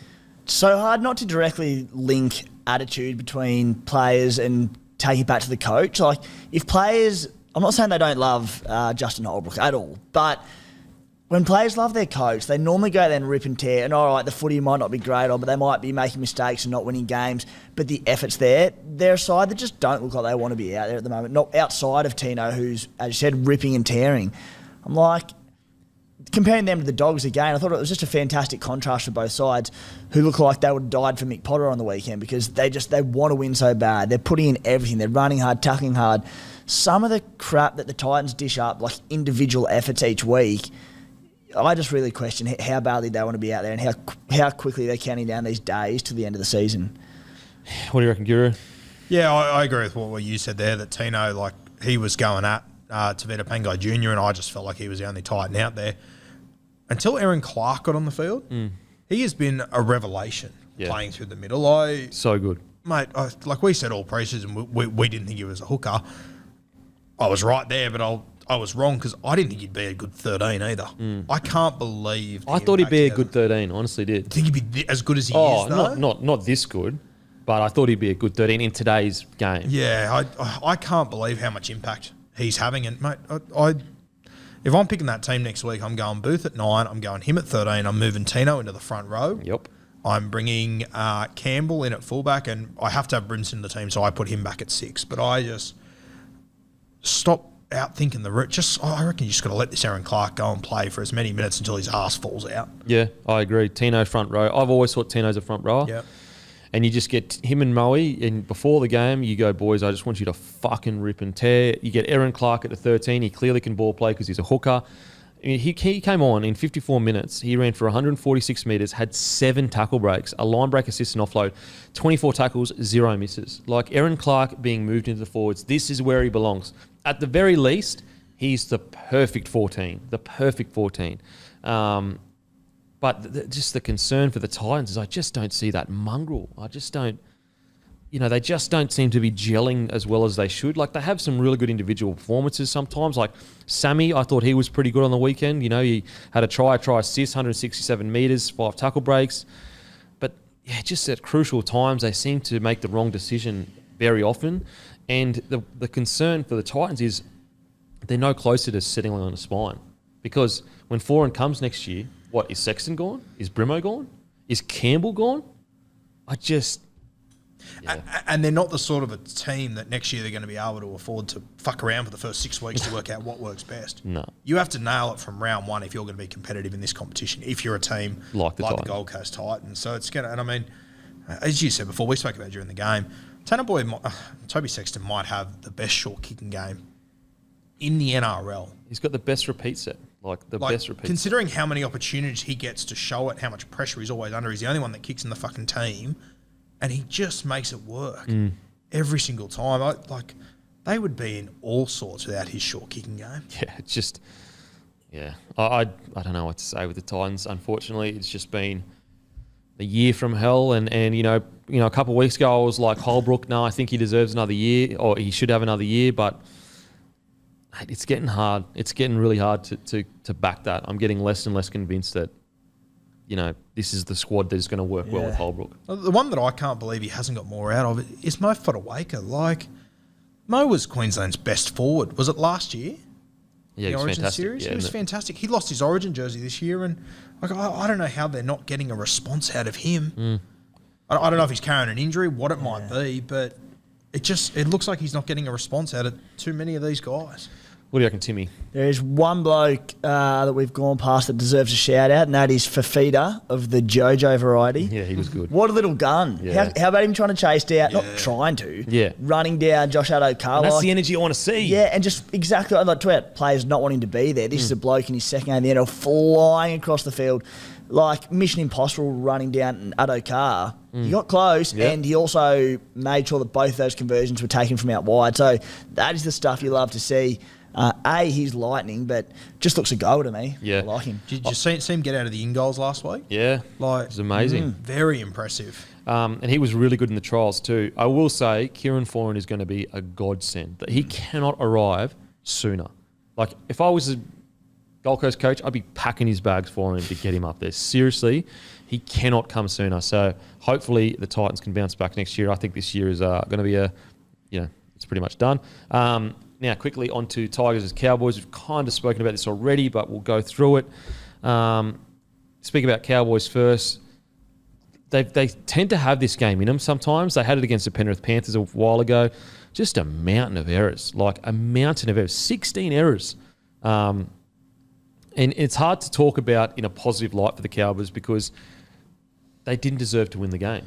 So it's hard to go, they got the win, so good on them. I will say Jeremiah Nanai was fucking amazing. Holy fuck. Comes back from Origin and just fucking turns it on. Matter of fact, I should have probably had him in my fucking team of the week, seriously. I don't know if I've ever seen a forward that consistently does things that don't make sense to me, and I don't understand how he constantly ends up in these situations. Yeah. Whether it's scoring tries off kicks, Luke Brooks threw a pass that was 15 centimetres off its target the other day. It hit a shoulder. How often do you see those balls caught, let alone caught by a back rower to run 50 metres to score? Incredible. Everywhere he goes, things happen around him. Yeah. And you can't make sense of it. It just does. It just does. In Origin, he was responsible for 2 line break assists, and these were crazy offloads with great footwork. He's amazing. And he also he picks his moments well. There was a couple of times with the Cowboys yesterday where he went into contact, and I thought, he'll offload this. He's not willy nilly with what he does. He just picks his moments. Matty Johns reckons he believes he's just as talented as Sonny Bill Williams, if not more. And we all were when he said that, we're jeez. Because we've been scarred by the internet. But Matty was like, no, I think so. His kind of argument was, look, he's already playing Origin. He's fucking 18, 19 years old. Cowboys are a premiership threat. Sonny Bill was in a similar situation. Matter of fact, Sonny came into a much stronger Bulldogs side. They won the comp 04, so in his debut year. His first year, yeah. So, if Nanai is in a similar position, he went on to play Origin, then they win the comp. It's not as crazy as it sounds. Obviously, Sonny Bill is Sonny Bill. Fuck. Personally, I don't think so, but I don't think it's as hectic as it first seems. I think it might be good for Nanai that he is up there in North Queensland. I think if Nanai would have come through in Sydney, we would have all known about him before his debut. There would have been highlights all over the place. I think it's working out well. They said was in commentary yesterday, broke the Cowboys' try scoring record in the season for a forward. Yeah. Or equal. Oh, no, broke it his second try. Yeah. Just to be clear, it wasn't me that said the Sonny Bill line, guys. So please don't go on the comment section. Are you fucking serious, Campy? It was Matty Johns. So if you direct your hate towards the great Matty Johns, not towards me. Just on that try scoring record, I didn't hear that in commentary, but I imagine that's probably breaking Gavin Cooper's record. I thought the exact same without hearing it. That season, he scored didn't he score in 8 games on the trot or something? Or when he was running off Thurston, and he was Thurston's go-to guy, and Nanai's broken it in his second year of first grade. But second year, yeah, he's made his debut last year. When I saw him make his debut, I knew he'd be good. Remember how I was trying to explain to you that he had something about him, but I couldn't. He wasn't overly big, wasn't overly fast, but he just seemed to fucking. And I didn't think he'd be this good though, seriously. But yeah, outside of that, unfortunately the win has just been tainted by that shocking call. Like it's very hard to speak. The Cowboys played pretty poorly, unfortunately. It's probably the most I've ever been when a team wins to be like they played pretty poorly and they didn't deserve to win. Like they just didn't, unfortunately. But yeah, talk quickly about the Tigers. Been a long show, guys. Apologies if this is your team, your two teams. But I thought Dane Laurie was absolutely phenomenal. Arguably the game of his career. 184 metres, 2 try assists, 12 tackle breaks, 2 line breaks, a line break assist. To be honest, I thought nearly every Tigers player was fucking really good. I thought it was one of their best games of the season. They went up there with a purpose. They went up there to play for someone. And what I love, and I love seeing in the Tigers finally, is them getting around something. You know what I mean? Playing for each other for a reason. We just haven't seen that for so long. I really thought it was good. Adam Dewey, he's a star. He just seems to have those big moments. He loves those big moments. Luke Brooks had a solid game with 2 try assists, but I still think there's some decisions he makes where I just don't get it. But yeah, great win by the Tigers. Sorry, boys. Fuck. Sorry. Kicking the dick to finish. That's fucked. That is fucked. That's my bad. See, I'm on your fucking side, man. I'm on your side, Tigers fans. I thought it was a great outing by the Tigers, and they deserved the victory, Guru. Yeah, I agree, mate. I thought that Dane Laurie, that was an incredible performance. That kick return he had. Drinkwater absolutely slapped that bomb, and he just managed to come down with it, and then he broke 3 or 4 tackles. I just love how tough he is. I love too when he returned that kick off. Drinkwater ran into him, and he just went once and bounced him off, and he just backs himself, Dane Laurie. I love that, and so many guys we see have big first seasons and second year syndrome hits them, and they're in bottom 4 teams and they struggle. And he's had his low points throughout the season where he hasn't, or his quiet moments. But I just love everything about Dane Laurie. I really do hope the Tigers keep him. Yeah, I think he's got so much more good footy in him. He's untapped potential, gets confident, his ball playing's good. Timmy, thoughts on the Tigers? Yeah, I thought the entire spine were fantastic. Laurie, you've spoken enough about him. I thought New Brown had some great moments. New Brown, I was going to bring that up. He's been like one of the fine, like from where he's come from to here, one of the finds of the season. He's been really good for him. Sorry, Timmy. Yeah, no, then, Adam Dewey, you spoke about him. Brooksy still has his moments, and I'm one of his biggest critics a lot of the time, Lukey Brooks. I thought he was fantastic on the weekend. Digging really deep into the line, and did it a couple of times and threw a couple of gems of passes out the back. There was one cut ball to the winger, I can't remember who it was. But I thought Brooksy played one of his best games of the year quite comfortably, and that entire spine, they just look good. Jacko Hastings, the 13 experiment, it's a green tick for that for me. Again, don't think it'll necessarily be a long-term play, but there's some really promising signs looking ahead to next year for the Tigers and their makeup. Yeah. The Hastings ones, again, like it's just the long-term. I feel like everyone knows, of course Hastings can play 13. He's an absolute gun. Just the longevity of it. I don't know whether he's going to be able to do it week in, week out for a long time. He's not. Like, surely not. He's getting through. He was so injured over the last 3 or 4 months for the West Tigers as it is, to make him, like, some of the hit-ups he's taking. Fuck. He's a half. He's a 7. Oh, I don't know. Like, respectfully to that forward pack, I don't know how they're not watching Jacko and tapping him on the shoulder and go, let us do it. Yeah. But then every time the hooker's looking around for something, it's Jacko that puts his hand up and says, I'll take this one too. 16 runs and 36 tackles. for a half, effectively. Well, Yeah, not for a effectively, seven, it is. yeah. He Yeah. had 50 touches of the football. I think Isaiah Yeo averages 35 or something like that. Yeah, And incredible. last week he had 60. Amazing, seriously. So look, Tigers fans, I think you should be incredibly proud of your team. I thought they ripped and teared, and like to go up there against a red hot Cowboys with all these Origin players back, what a performance. Joe Offengawe, he's great in the front row, 151 metres, 50 post contact, 29 tackles, only 2 missed.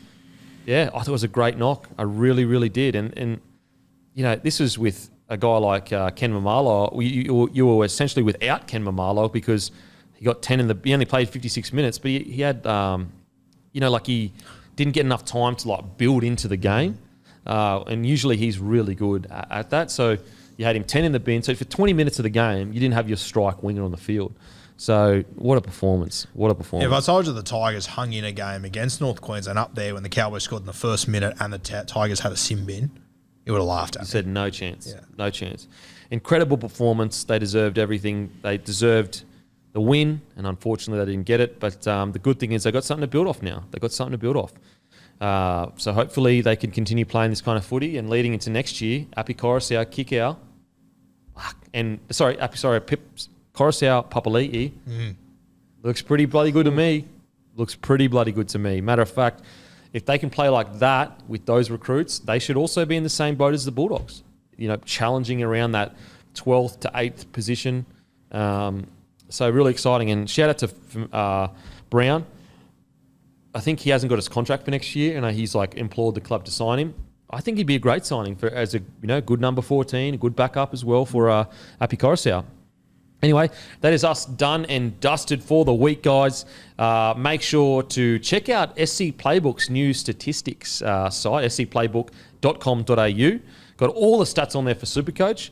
Also, Guru, have you got any announcements? Not just yet. Not just yet, but stay tuned. Stay tuned. Stay tuned for the Gurino's announcement. Grab a case of Bloke in a bar. Go to our website. We've got a store locator. Also, we've got some tan hoodies left. Grab a tan hoodie from bloke.shop or a Bloke beanie. There's red or there's brown. And as usual, I'll go and fuck myself. Thank you.